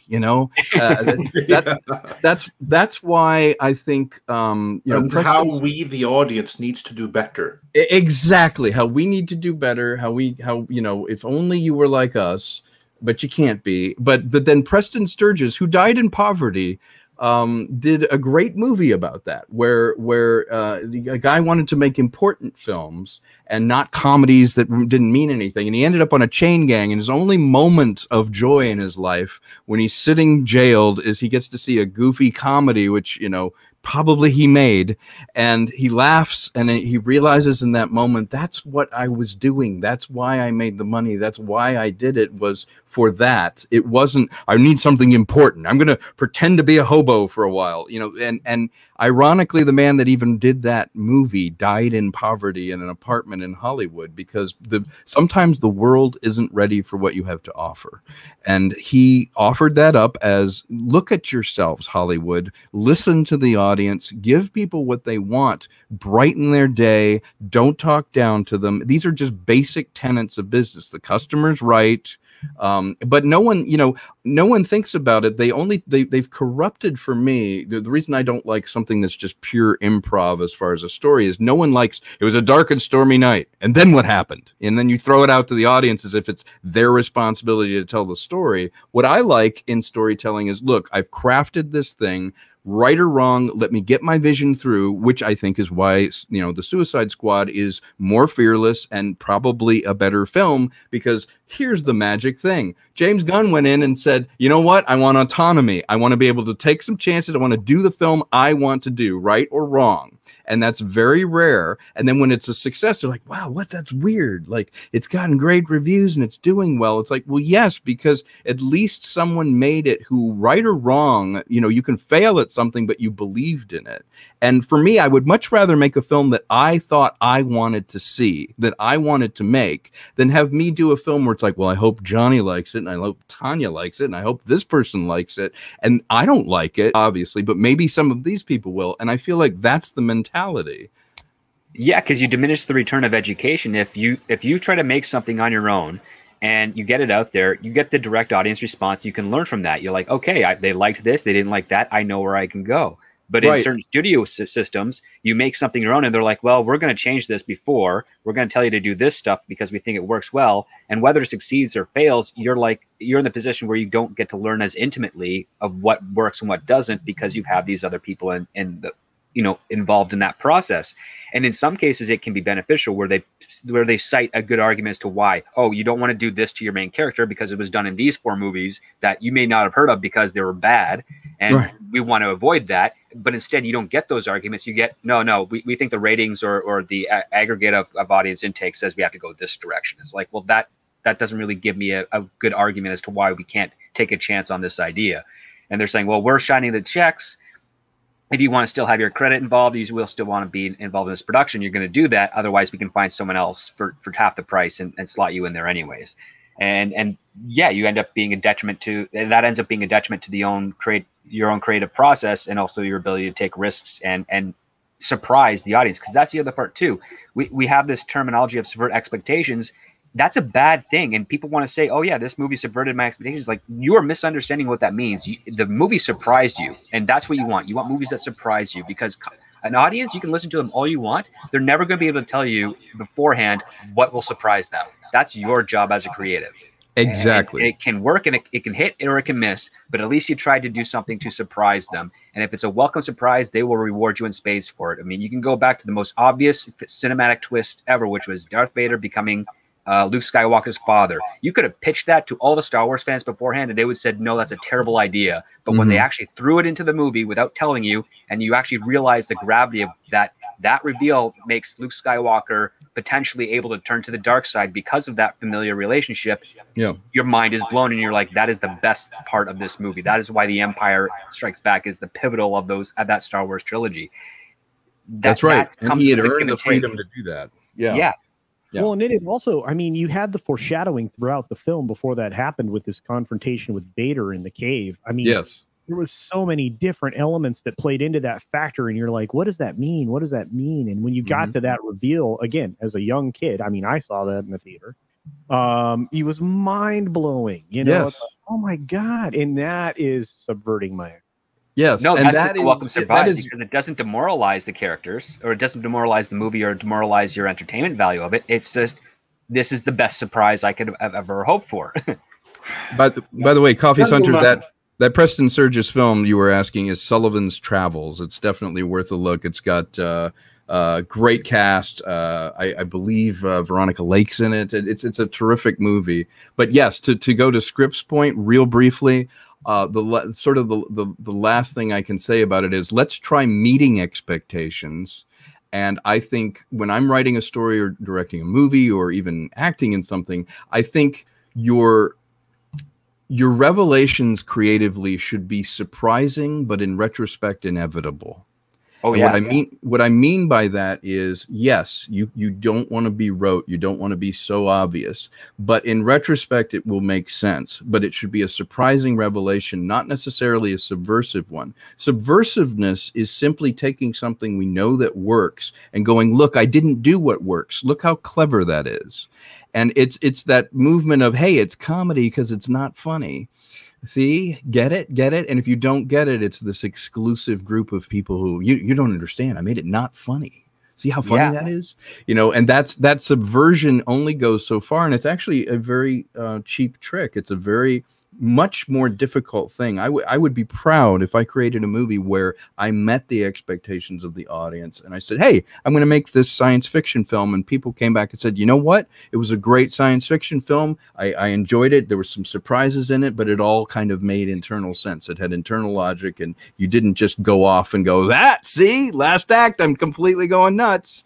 And I think that is a better disciplined creativity than simply taking the toys and throwing them in the air and go, look, see, tractors don't fly, and then you throw the tractor in someone's face. That to me is subversion. That it's not creativity. It's just an easy out. Exactly. And that comes down to the principal definition, the one that I have in my videos, which is that a plot or a story is a series of inevitable events, and that's not to be confused with predictable. Yeah. And the reason being is that it's cause and effect based. It's like, after you finish watching it, you realize, yes, all the choices those characters made were in their best interest at that time. Did it work out for some of them? No. Did it work out for others? Yes. And it's that drama and that give and take that hopefully creates the entertainment. And what ends up happening is that you have so many people that they're so, like, the industry is desperate for something new, but they're afraid to take the risk. Because that's what Tom and I experience all the time. Is like, give me something new, give me something that we haven't seen before, anything that can just, it's familiar, it's the same but different, and they're all just talking points to and they don't realize, they don't see the forest for the trees when you're just like saying, I can give you this type of Godfather-esque type of film, but it takes place in this type of political climate in a fictional sci-fi world. And there's like, I get the Godfather stuff, but all the other stuff is too risky. I don't think that's the new that we want to go with. And you're like, well, if you can't define what the new is you want, why are you sitting there? No one would have predicted any of the things they always point to me as examples of what they want. They themselves would never have predicted or chosen those things. Like, I want something like Napoleon Dynamite. Did you say yes to Napoleon Dynamite? No, I never thought that would work. But I want that. Exactly. Yeah. Gentlemen, we have run for a very long time here, but we had a story that broke recently that is on topic. I want your thoughts on that real quick. before we move on with the super chats and eventually round out here. Now, this is a story that is brought forward by Bounding Into Comics, but it was initially in one of the major trades. And what it is that HBO Max's Peacemaker series, that is naturally a spin-off from the Suicide Squad, will feature commentary on society. No! That's James Gunn. This is the Hollywood Reporter is the one that first broke this. To the Hollywood Reporter, they asked James Gunn, now that you're probably in the editing room for Peacemaker, what is it shaping up to be genre-wise? To which Gunn answered, there are a lot of similarities to the Suicide Squad in that it's no holds barred, but there are also a lot of things that are very different in that it's quieter in some ways. He then detailed it will feature commentary on society, saying, it's very specifically about a different group of people, so it's a little bit more about society. Gunn explained, one of the leads is Peacemaker, and one of the leads is Danielle Brooks, who plays Leota Adebayo. And she has a very different political view of the world than Peacemaker does. So it's just a little bit about what's going on in the world.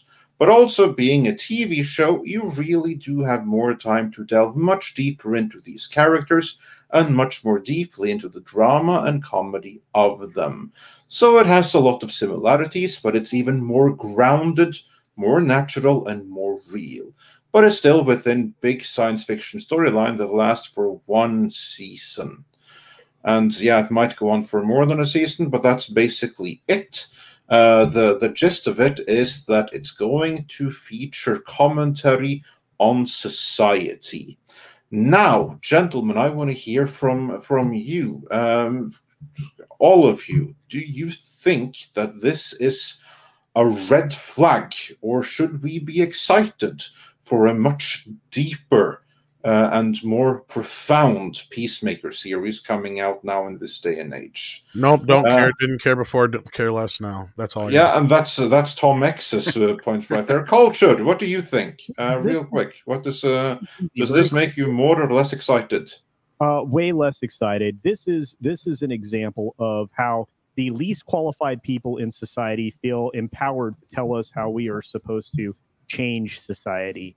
These people who live in a completely different world than the rest of, America, specifically middle America, who they despise openly. And that's a generalization. It's not true of everyone. So not to offend our friends, Script and Tom Conkle, who work in this industry, but I'm talking more specifically about the people that are at the pinnacle, the elites. These are the people that are the least qualified to talk about. They have no basis of understanding. And Tom just talked about, an example of, we're going to preach to you about poverty, having never understood that ourselves.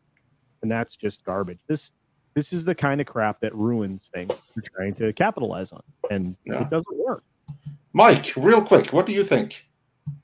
This just can't be good news at all. It just can't be. Yeah. Filmmaker Tom Conkle, can this be good news? Can James Gunn surprise us all by doing some relevant commentary here, or is it going to be what we all think it's going to be? Well, I have a very short answer. Well, I don't know how short it is. I'll keep it short. Fiction is the lie that we make up to tell the truth.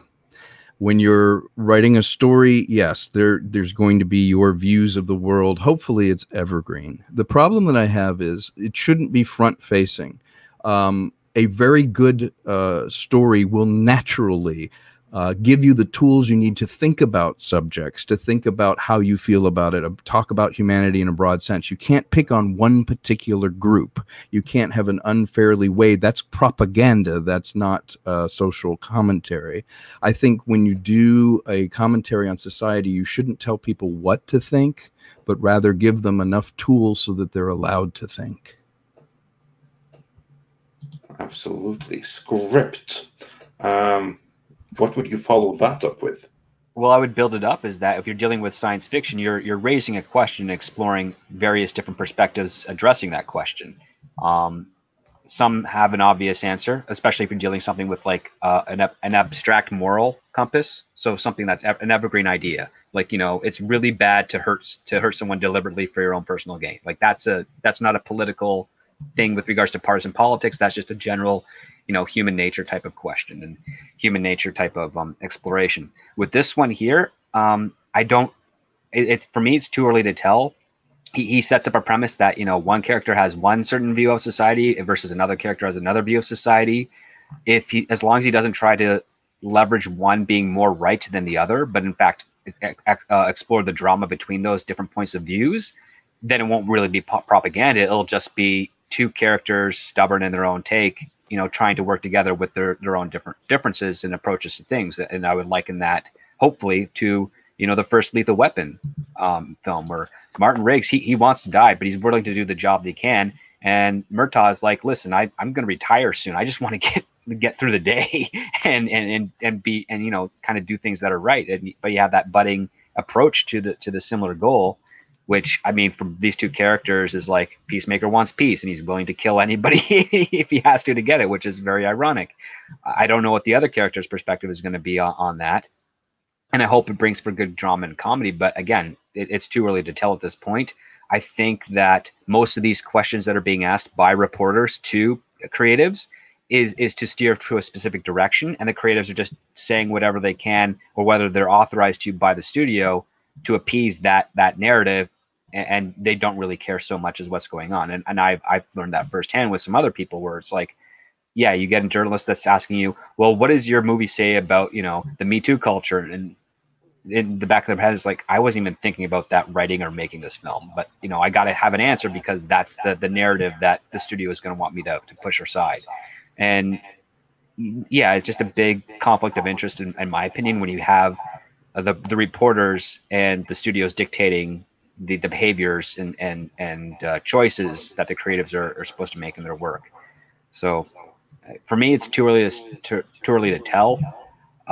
It doesn't feel great because there's not any pushback on it from James Gunn. He's not giving us any information that says this is something we should be worth investing in our time in to watch. He's kind of just towing a very low-hanging fruit line, and I don't think that's going to be good for the series overall, with getting people to want to watch it.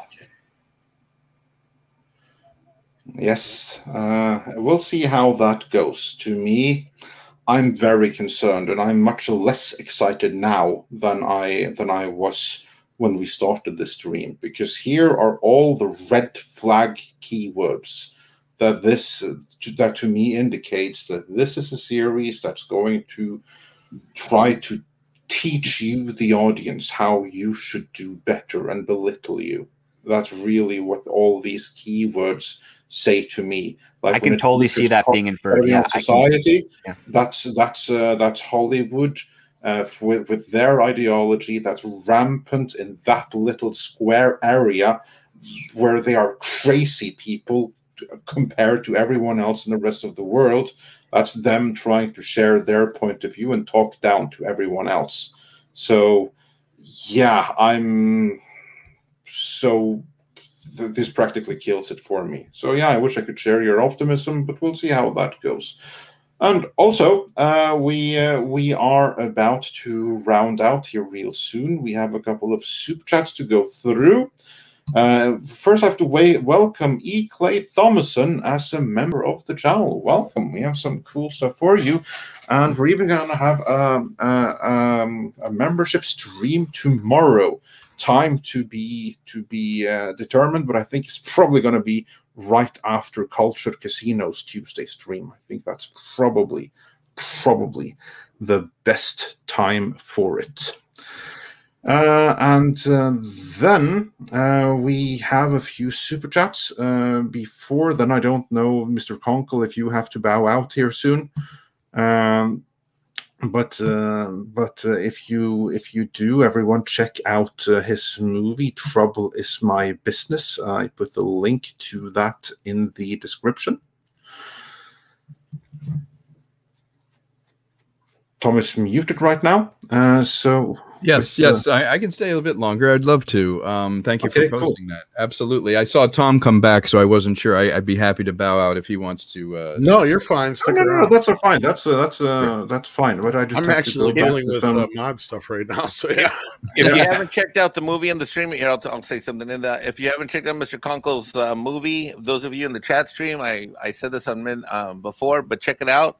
I own it. I've watched it 3 times now. Once with a group of people, 2 on my own. It's absolutely excellent, and you need to check it out. It really is. It makes you feel like you get to transport to a time when Hollywood was Hollywood, even though it was just done a couple years ago.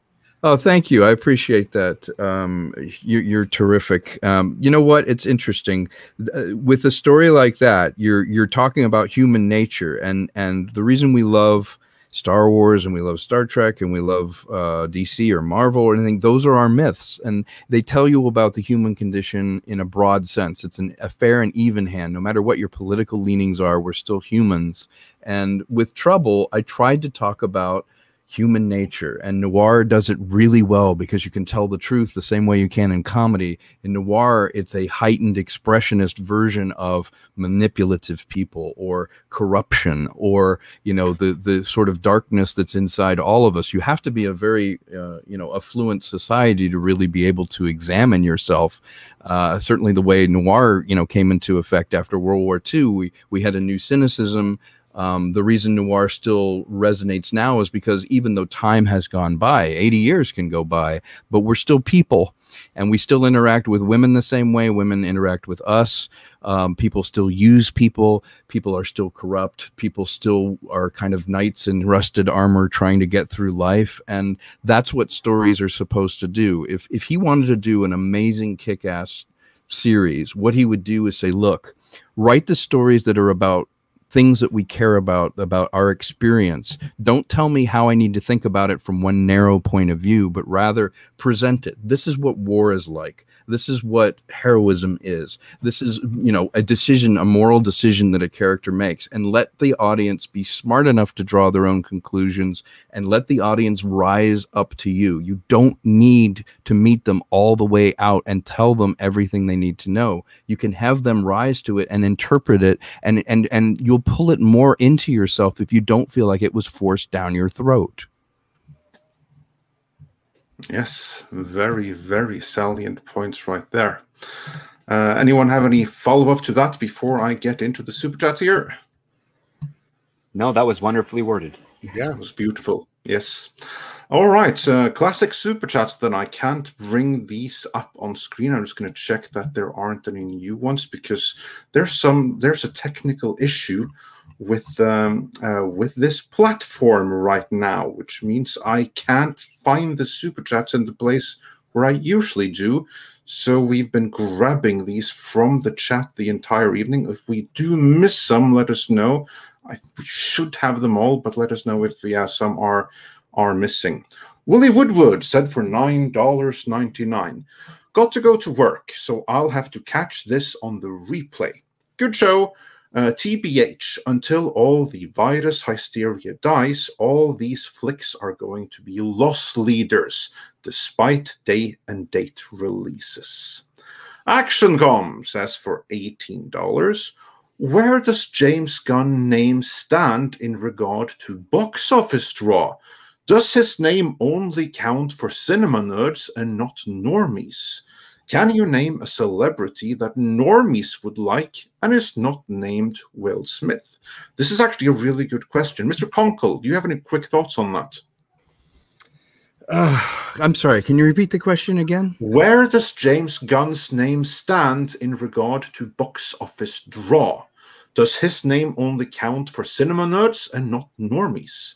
And finally, can you name a celebrity that normies would like and is not named Will Smith?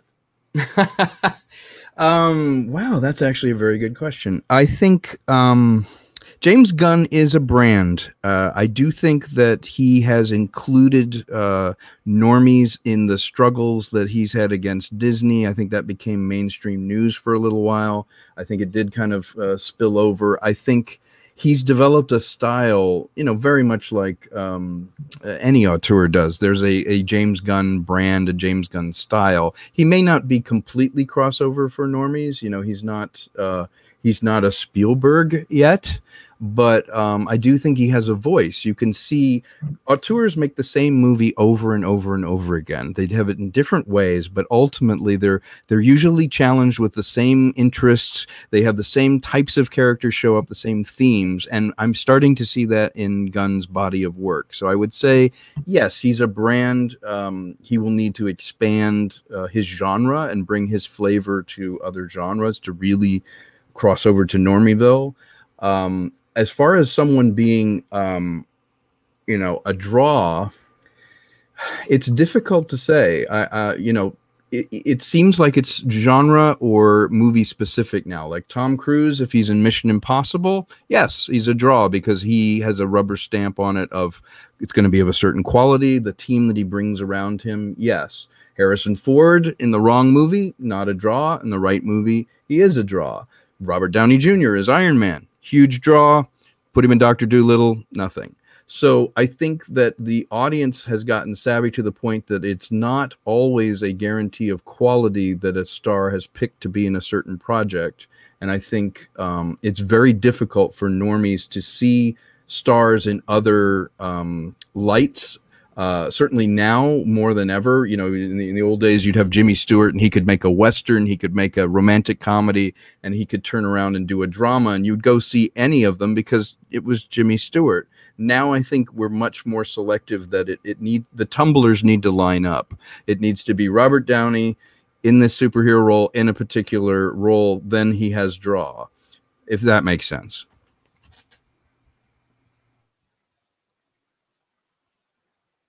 It does indeed. Yeah, it's no longer a one-name market anymore. It's now it's a stackable. You have to have certain elements that work together in order for that to draw in the bigger crowd. Absolutely. Yes, indeed. And then we have Sergeant Politeness, who says for $10, not seeing Suicide Squad. No support for DC after Snyder shat on Geeks and Gamers. Also, DC created confusion with this one-off using previously established characters. Who needs to evaluate their business model to get or WB needs to evaluate their business model to get my money. And yeah, they certainly haven't done a very good in managing DC on film, that's for certain. And ActionCom wonders, could any lessons be learned from Star Trek II? Script Doctor, what say you? Could they learn any lessons from Star Trek II here? If he's referring to the Wrath of Khan, probably. I hope so, because that is actually the old school model, if I'm not mistaken, with regards to assignment work, which is that you're hired to work on a project. They give you the material to understand what it is and what it is that the studio wants of you. You do your best to take that material, use it as a foundation, and elevate it and build to it for the chance of telling a great story and entertaining your core audience, and also bringing in people outside of that. And yeah, I always thought that was supposed to be the traditional model with regards to anything with assignment work, but in recent years I've learned that's not really the case. It's basically like, we got this IP, what's your take on it, whether you know it or not, and then you get a yes or a no and go from there. So yeah, it would be great if we had people like Harve Bennett around doing stuff of that nature, or more like him in the industry. But sadly, he's aged out, and perhaps maybe he burned a lot of bridges, and people like him burned a lot of bridges to a lot of the newer people that were coming in the late 90s and early aughts. And as a result, that resentment has fueled their current decision-making skills, and they're passing that on to the next generation, and it's making creators out there who would otherwise be big draws for studios moving on the independent side of things, or just not being able to make headway at all. It's a very Hollywood doesn't make sense. It's just like the universe. We know it's there. We can see certain patterns, but it doesn't actually obey any real rules when you take a look at it deep down. Yeah, can I just jump in there real quick? Yeah, sure, go for it. I won't keep you long, but yes, here's what we could learn from the old guys, and again, we need to learn. You know, in American Indian culture, the elders were respected, and the assumption was they knew something and they were wise. And as a culture, we seem to only value the kind of the youth and the now, and there's nothing that can be learned. But here's the thing we can learn, I think, from a Harve Bennett. Harve Bennett would not walk into a place where a bunch of people go, "Hey, I really like these Monet paintings. All these people have gathered here. Someone asked me to make some more stuff for these Monet people. The first thing I'm going to do is tell them how wrong they are to like those Monet paintings. And then I'm going to show them what exactly is better for them and what it should be." That is not what those guys did. What they did is they looked at it. Harve Bennett went and he watched all the episodes of Star Trek. He found a guy like Nick Meyer and he goes, "You know what? These people love this. I'm going to make this. And if enough people agree with me, then we're going to continue. I'm going to give you a tight budget. I'm going to put it into a frame. Ask the guys who've done this before. Ask Nimoy if Spock would say that. If he wouldn't say it, we don't do it.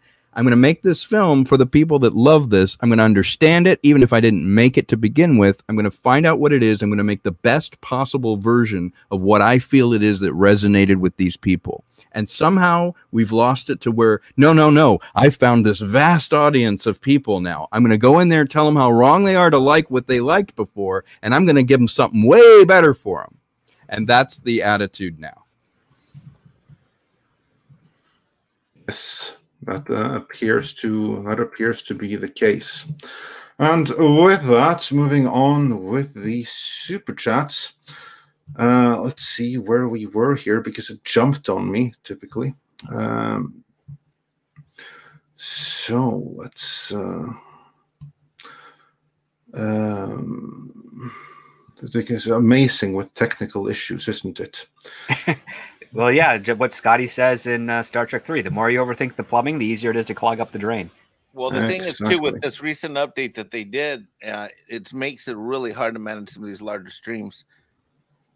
But hey, listen, everybody in the chat stream, be patient. We're gonna get to everyone. We always do. We always get to every single super chat, so be patient. Yes, exactly. And then Dash Attack said for $4.99, the game prototype actually did have interchanging ads for both Avatar and Devil in the World. Yeah, we got that one already. And then Eric Rodriguez said, the Suicide Squad wasn't a good movie. It was a different movie than David Ayer's, but it certainly isn't better. It's just as bad. And Rog H sent a super sticker. Tsukiyomi99 said for $5, do you think that the upcoming Suicide Squad video game developed by Rocksteady, the ones who developed the Arkham series, can help the brand? Now, that's interesting. Do you think that a video game can help the brand? Mike, let's hear what you have to say. Yeah. Well, yeah. Any cross media keeps the IP in conversation is always beneficial to the IP. Before video games were like the big dominant thing, it was usually home media and syndication. And books and comic books and toys and things of that nature. Now video games are just one extra tier within that. Yeah, and we brought that up earlier in the show when we were talking about Mortal Kombat, how its numbers are very different from the Suicide Squad numbers as well. But the thing is that to me, the film, once we get to a point of a film, to me, I think all of us still regard the film as being that highest level of, how do I say this? The ultimate expression of creativity. That's how I see film. That's how I see film. I see, the work that you do, Script, the work that you do, Tom. To me, that's the film is so. But before that, long before that, we have to have our video games, our comic books, our even our animated series, our whatever it is these other outlets are for creativity. Because when you think about it, you're telling a story in about an hour and a half to 2 hours and 15, 20 minutes. And the longer you go, the worse it gets usually with film. But it is such a grandiose, epic way of experiencing storytelling That's the pinnacle. By that time, that's your final act, in my opinion. And true, that final act may have sequels. It may be turned into a franchise or whatnot. Maybe sometimes successfully, most of the time not. But all that groundwork has to be laid well beyond. It can't save something. It's got to be there on the ground floor to act as the foundation to the creativity, not as something that you try to piecemeal later in. Yes. Any other thoughts on that? Oh, really well said. Really well said. Love video games because I think video games allow you to play around in the world that a story has built. It does allow for some character development. The very best video game, in my opinion, makes you feel like you grew in the way that the character that you were playing grew, or at least the characters around you in the story. You felt like you lived that character growth, or you went somewhere in the journey. But I do think film is the primary means by which we can tell more complex stories and more story arcs, because by its nature, a video game is unfocused and a film is directed. And you can direct the action inside of a video game towards a particular goal and give branching options. But in a film, it's really a layered, singular direction that you're going in. The very best film has runners of other stories underneath it and character development, but it's inextricably running in one direction. Whereas a video game, you can, mess around and ride on a horse for 3 days in one direction, and you're exploring the world you've built. And I love that, but it's an entirely different discipline. It is akin on stage to focusing on the actor and following the story versus after the actors have left, walking around on the set and going, hey, what's behind this wall and what's over here? And I want to pretend to be this character or that character. It's another way of experiencing a story or a world, but it is a different part of the brain that they're tapping into. Yes, very, very good point all around. And on that note, Martin Sonderegger says for 5 Swiss francs, why they give up all other mediums? Because the streaming war will be decided in the next year to 2 years. People unsub less likely if once they are subbed.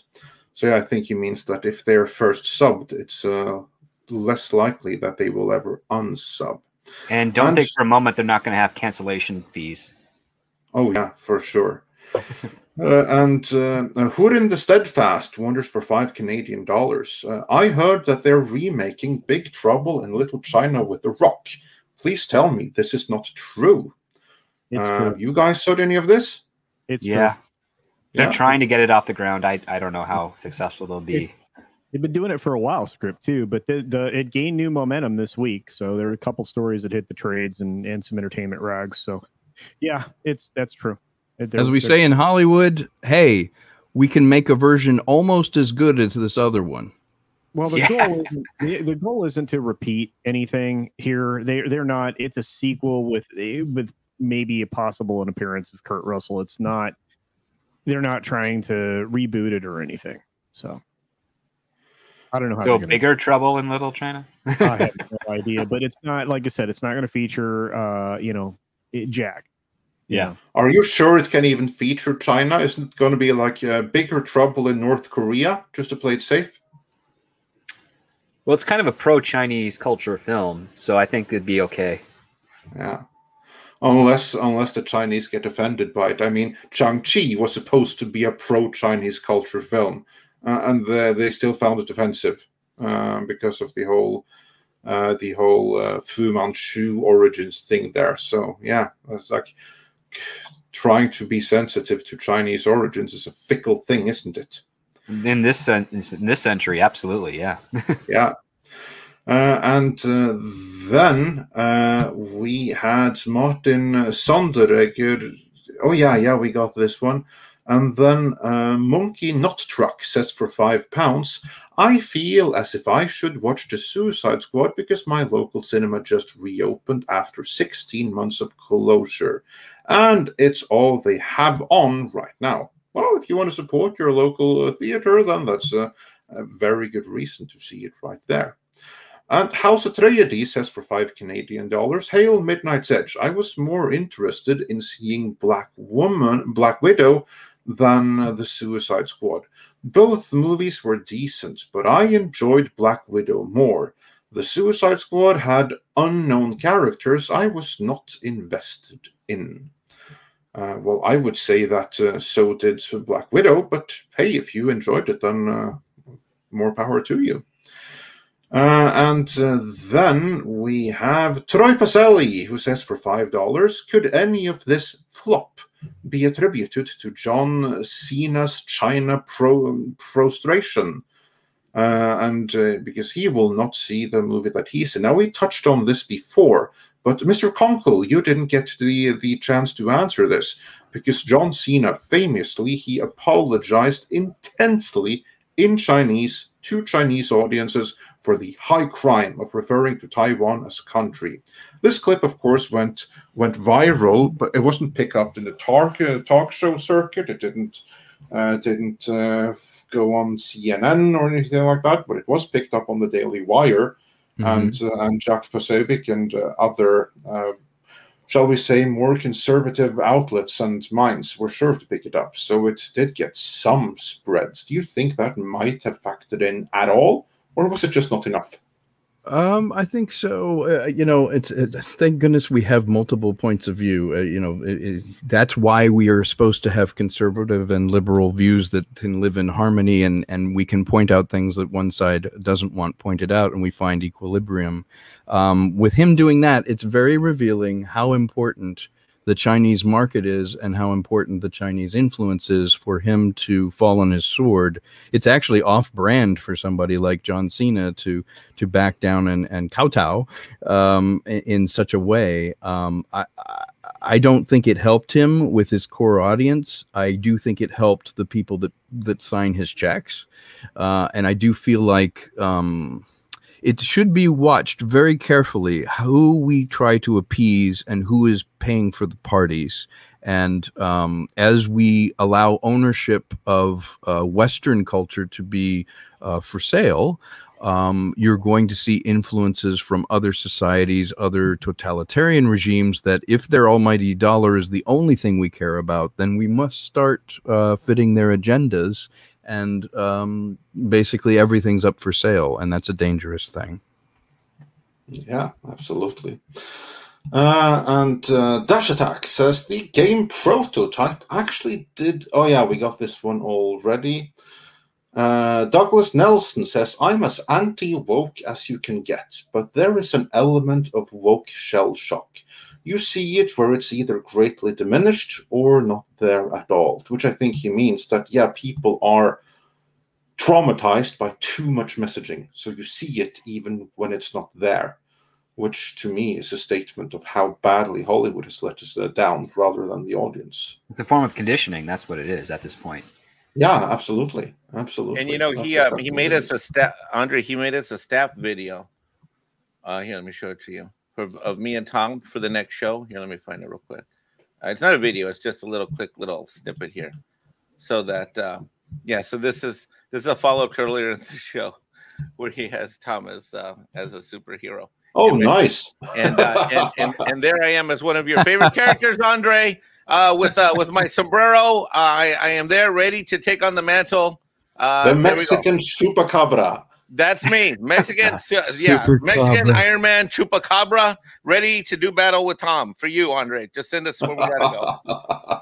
Nice. I kind of love that. Very nice. Yeah, that is absolutely awesome. Absolutely awesome. I'm just gonna go and grab the super chats that have come in the stream, so we'll go to them, because again we have some technical issue. Actually, it's not us, it's YouTube that is having some technical issues with the super chats, giving us some display and storage issues here, but we're gonna grab every single one of them. So I'm just grabbing the last ones that have come recently before we move on with the classics here. Let's see here. Just give me one little second, and then we shall be back in action. Eric Rodriguez said, oh yeah, we got this one already. And then we have White Noise, who says for $5, counterculture films have been historically praised. That was made prevalent in the 60s, 70s, and 80s. We're now living in a woke culture. What now? Yeah, we got this one a little bit already, so we're not going to spend too much on it. But yeah, the people that think they're counterculture, they're now mainstream, and they are silencing the actual counterculture worse than what has done before. It's my experience, at least. So it'll be interesting to see how we get out of it. Then Brado Jacko says Pico subs are only because it's free on Xfinity. Now, yeah, I don't know too much about Peacock or Xfinity, but if the two are interlinked, is that something that could inflate numbers and give it appearance of being more successful than it is?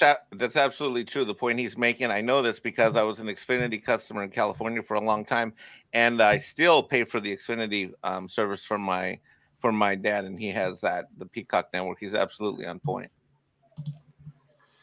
All right, cool, very cool. Or cool, I should say. Yes, very interesting. So good observation there. And ActionCom follows up with, but the counterculture movement was being held back from cinema until the last minute. Then the creative dam broke. Counterculture made the cinema. The cinema didn't make counterculture. And yeah, it'll be interesting to see how things play out in the next few years. Rambam 3000 says for £5, talking about the Suicide Squad and Birds of Prey movies. Does the panel remember the Birds of Prey TV series from 2002 to 2003? Vividly. That's how you do it. Yeah, no, yeah. Share your memories. Who remembers that? I remember that it existed. I never saw it. That is the Miller Go area, and it was not good. In my opinion, it was not very good. It had a lot of the. Basically, I would put it this way: Miles Miller and Alfred Goh, who are good writers in their own right to a degree, they kind of are the founding fathers of woke culture within entertainment. They do inject very things subtly. It wasn't so much of a pontification as it is right now, but they laid the groundwork for it. They're the ones that helped get Greg Berlanti his start, which you can see all of his stuff in his dozen or so shows today. Yeah, I mean, it was a good cast. They had Mia Sara from Ferris Bueller's Day Off playing Harley Quinn, and she did fairly well. They had Mr. Pitt. I can't remember the actual guy's actor's name, but he was Mr. Pitt in Seinfeld, who played Alfred Pennyworth. They had Dina Meyer as Barbara Gordon. They had Rachel, the chick that's playing Alice in Batwoman. She was playing Black Canary's daughter. And then they had another woman playing Huntress.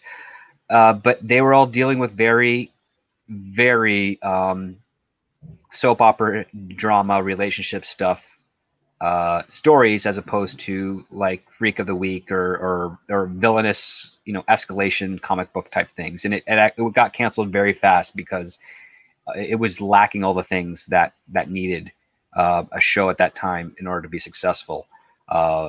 And frankly, a lot of those, the ideas and things that were in that first season have been expanded and incorporated into other television and films that we have now. So you can go all the way back, and that's kind of like the first point where those political ideologies have crossed into the nerd culture of comics and superheroes and video games. Yeah. Anyone else have any memories of that show? Remember the women being very attractive on it. They definitely were. I think it had. That's why I remember it. Yeah, I was going to say I remember looking at them and going, but then I've heard it was like a CW show where it was all relationship and no action, which is not really why people tune in for those shows. And it looked like it had some poor stunt choreography and bad CGI. So it aged about as well as low-rise jeans. So I feel like that was a failed attempt to kind of buffify, make into a Buffy type thing, the DC universe, and it just didn't work. And it's indicative of the early Zeros kind of superhero series from back then, and I just don't think it'll stand the test of time at all. Yeah, no, I think it's already failed it, because we're already talking. Who remembers that 20 years later? And then the real monkey rogue. Oh, Culture. That was brilliant timing. Because he says, Culture Casino, thanks for using a camera. I can't always tell who's talking. And since you turned it on, do you have any memories of the Birds of Prey TV series from 2002 to 2003? Nope, no. That was easy. And then Arsniv says for $5 Australian, everything was fine when Netflix was on top. Yeah, that was something. And Master Clockwork says for $5, it gets worse. In the Harley Quinn animated series, she's retconned to have always been crazy and is irredeemable. I haven't seen that yet. That's the Kaylee Cuoco Harley Quinn series, which is basically they're trying to do the Venture Brothers take on DC characters, and it's very hit and miss. Some starts are really, really good, and some are really, really bad. I heard that I was about to say Surf Shark. I meant Shark King apparently is good in it. King Shark is this very soft-spoken, hypersensitive character, and he is kind of funny. Dr. Psycho is probably one of the funnier ones in there because he's just a foul-mouthed little bastard, and Kite Man is actually quite funny. Harley Quinn and a lot of the other female characters are very pedestrian by comparison, I would say. But yeah, I'm a little bit concerned about this upcoming season because the first two were okay, but yeah, it's going in a weird direction. Yeah. And then we have the Evan Gerhardt, who says for $5, perhaps the best morning show yet. All we need is a Star Trek rant to be perfect. Don't get us started. We've been going for a long time already. No, not on a Monday, we're not. Yeah. And Goskar Farlat says for $10, we live in a society. Bottom text. But yeah, I hate society commentary. It's always preachy and stupid. Well, I will not say always, but certainly in the past 5 years, it's been being written about by people that don't understand society. That's what makes it worse. Yeah, it's kind of like movies and series about smart people written by people who themselves aren't smart. Yeah. Very true. Very true. Yeah. So yeah, that news about oh my God, there you have like that show about Peacemaker, which should be cool, but it's gonna be a modern woke mess. They just announced it. That's what it sounded like to me. So yeah, that's really sucks. And then Dash D's says, I watched Suicide Squad last night. I thought it funny as hell. In peacekeeping duties like Cyprus or Bosnia, Cena's line was too true. Folks not willing to pay for peace criticize those that will.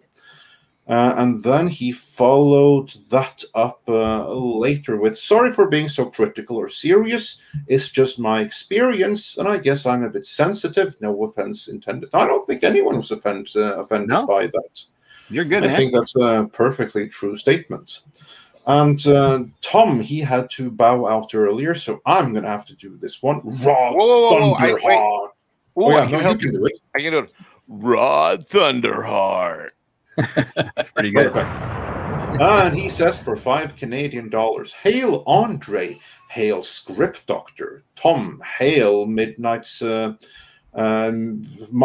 Mexican Iron Man, hail Cultured and Tom Conkle. Can't wait to see it. I've always seen movies because I wanted to. Yes, indeed. And then we have Stephen Otten, who says, I am resistant to giving Disney money. If I were to watch one of their movies on DirecTV, for example, would they earn anything from that? That's a good question, and I don't know the answer. DirecTV, will Disney earn anything? Gentlemen, what say you? it's probably been licensed to DirecTV, so it probably is not on a per watching basis, but they probably did an upfront payment to get the right to show it for a period of time.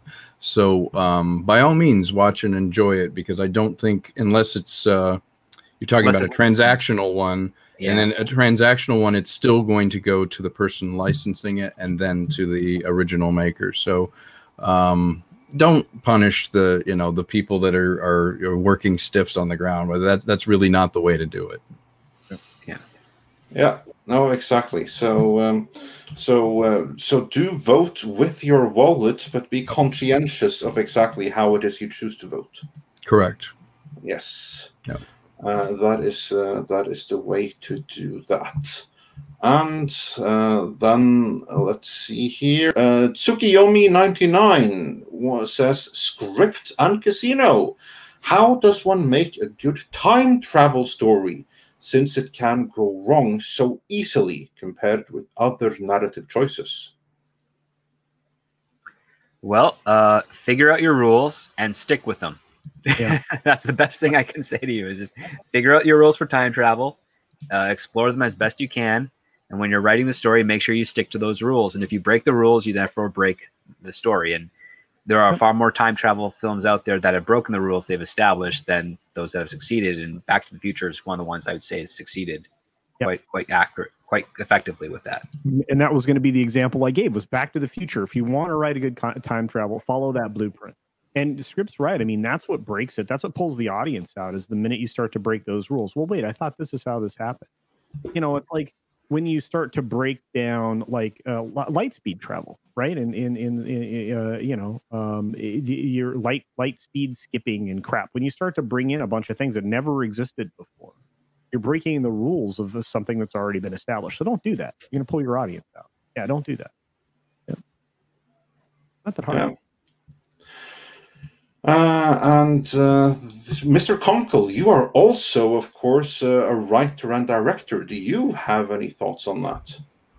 I agree with the internal logic argument on doing a time travel piece. I think keep this in mind. Normally, time is a one direction dimension.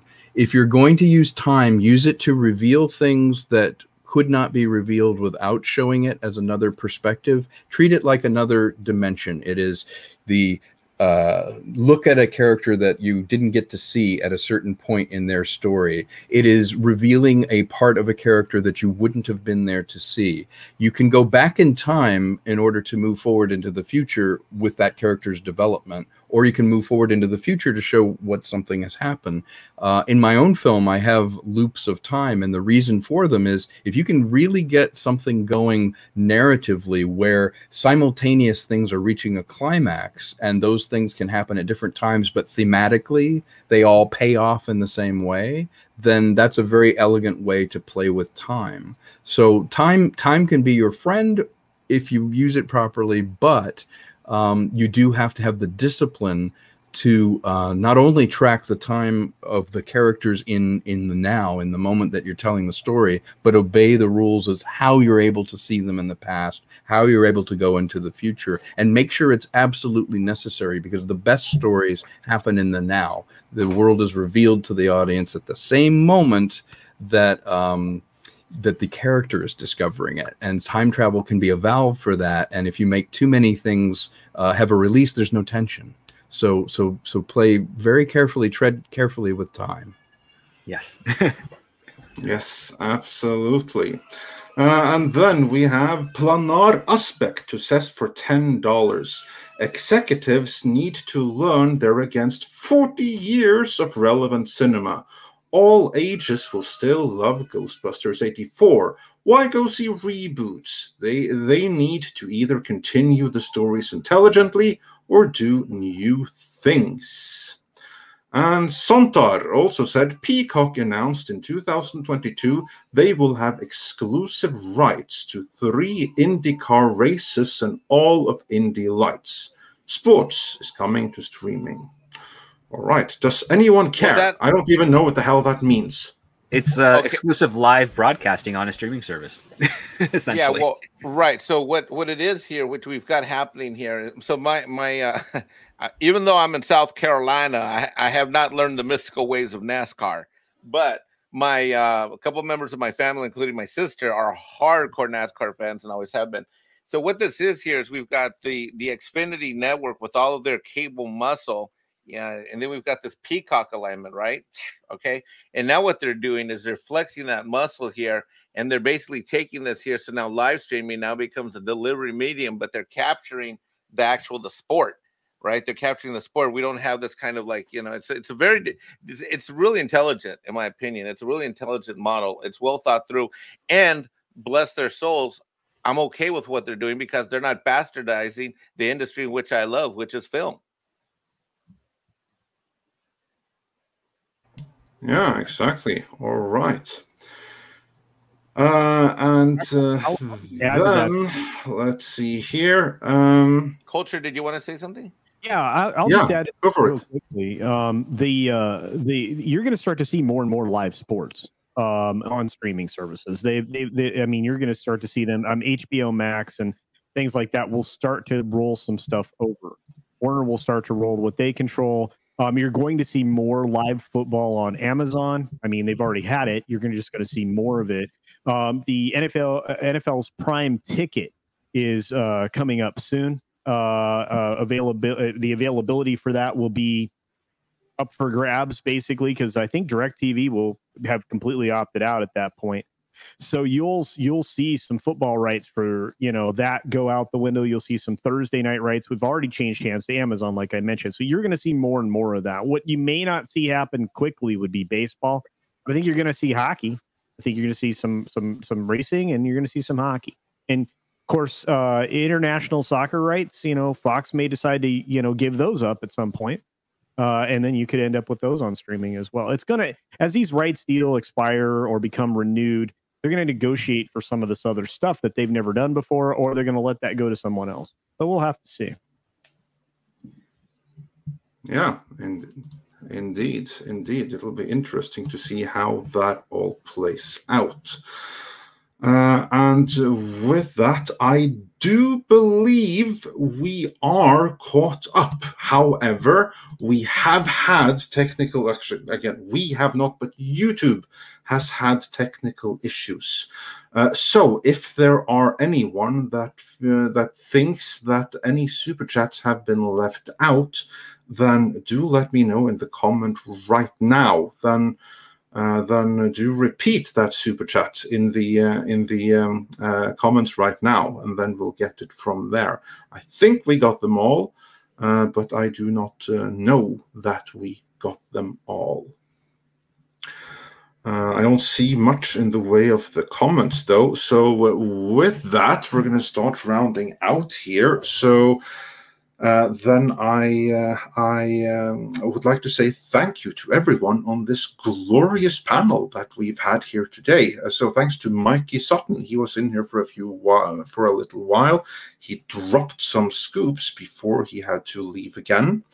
But it was awesome when he was here, so go check out his page, Geekosity Mag. The link is in the description.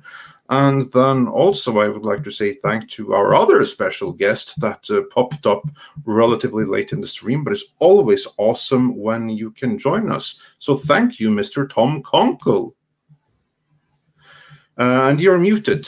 So tell us all, where can people find you? Links are, of course, already in the description, but tell us anyway. Yeah, I have a YouTube channel that I'm getting more active in and posting my own film and thoughts on film. And there's some comedy there that I've done over the years.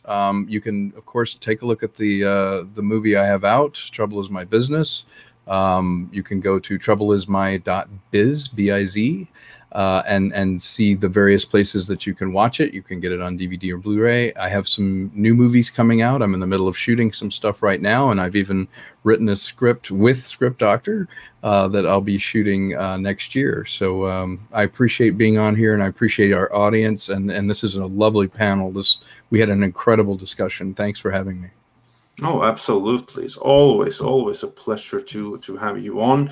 We also had you on last Friday. For those that want that, the replay of that is right now over at our secondary channel, Midnight's Edge Live Archives, where you'll find every past episode of Midnight's Edge in the morning.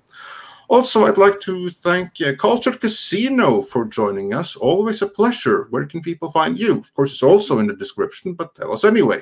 Yeah. Well, you can find me at Culture Casino. You can find me here on YouTube, on Odyssey, on Minds, and on Twitter under Culture Casino. You should find me and recognize me. My icons are pretty consistent across all the various platforms. And there's some other things in the works too. I'm going to try to spread out even more, but I just want to say thank you to you guys for having me today. This was a wonderful panel to be on. I feel just absolutely blessed, or things paid off really well to be here, because we had an incredible discussion, and I got to interact with some of my favorite humans. So thank you very much, guys out there in the chat. We wouldn't be here without you. So thank you for being here as well. Yes, indeed. And we also had the Script Doctor, which is always fantastic to have join us on a fairly regular. Your link is in the description. But when you're not here, where else can people find you? Well, they can find my content on youtube.com/scriptdoctor, where I break down and analyze film and television. I also have a Twitter at scriptdoctorphd, where you'll find me retweeting places that I pop up and making little observations about movies and the industry over there. So feel free to give me a follow. And also check out Tom Conkle's channel, The Real Deal with Tom Conkle, on YouTube, because he's actually got 2 great Flash Gordon comedy episodes and a really amazing Christmas Carol parody. And I'm looking forward to seeing the other stuff that he throws up there as well. Yes, indeed. And of course, we have our good friend Mike, the Mexican Iron Man, who is, you're basically very much in our streams and others as well, including with Latino Slant, who I see is in the chat. Pauly's here. When I'm not occasionally here, I'm Midnight's Edge After Dark, Tuesdays and Thursdays, and Wednesdays. Well, actually 24/7. I help Pauly with Latino Slant. I'm exec producer over there, and also exec producer over at Midnight's Edge in Espanol. I've gotten a ton of questions about Midnight's Edge Espanol. I want to make sure everybody understands. Listen, you don't have to speak Spanish to come over and enjoy the streams. We are trying to offer a ton of Spanish content on Midnight's Edge, but we do everything bilingual. So come on by, swing by. You might learn some stuff, and it's an international, diverse take. We basically have people there in the stream and subs that are from South America, Latin America, all over the world, Spain, and we do the same great content as well as other content in Spanish, and we make sure we try to translate it live as we go. And Pauly does a phenomenal job over there, and it's my honor to help Andre, Tom, Pauly, and work with these guys doing that stuff. So come visit us. Yes. Yeah, it's a great channel, if I may say. I just retweeted one thing, and I did my little Google Translate into Spanish and put it out there, because I think you guys are doing a terrific job. Yeah, and Pauly Latino Slant is going to be both on his channel as well as Midnight's Edge Espanol. What Pauly does too is that he's able to bring some of these perspectives that he has from his context in Hollywood as well. So check it out. The entertainment never stops here on all these channels. Yes, indeed. Oh, with that, Gary from Nerdrotic is streaming right now. So everyone, just jump over there and say Midnight's Edge sent you. Let's do a Midnight's Edge raid. And with that, again, I would like to say thanks to everyone for joining here. And Tom, I say not Tom Conkle, but the other Tom, he had to bow out here. So I am going to try to find something to take us out on. Here, let me give our panelists a round of applause here. Hold on. Let's see here. Does that work?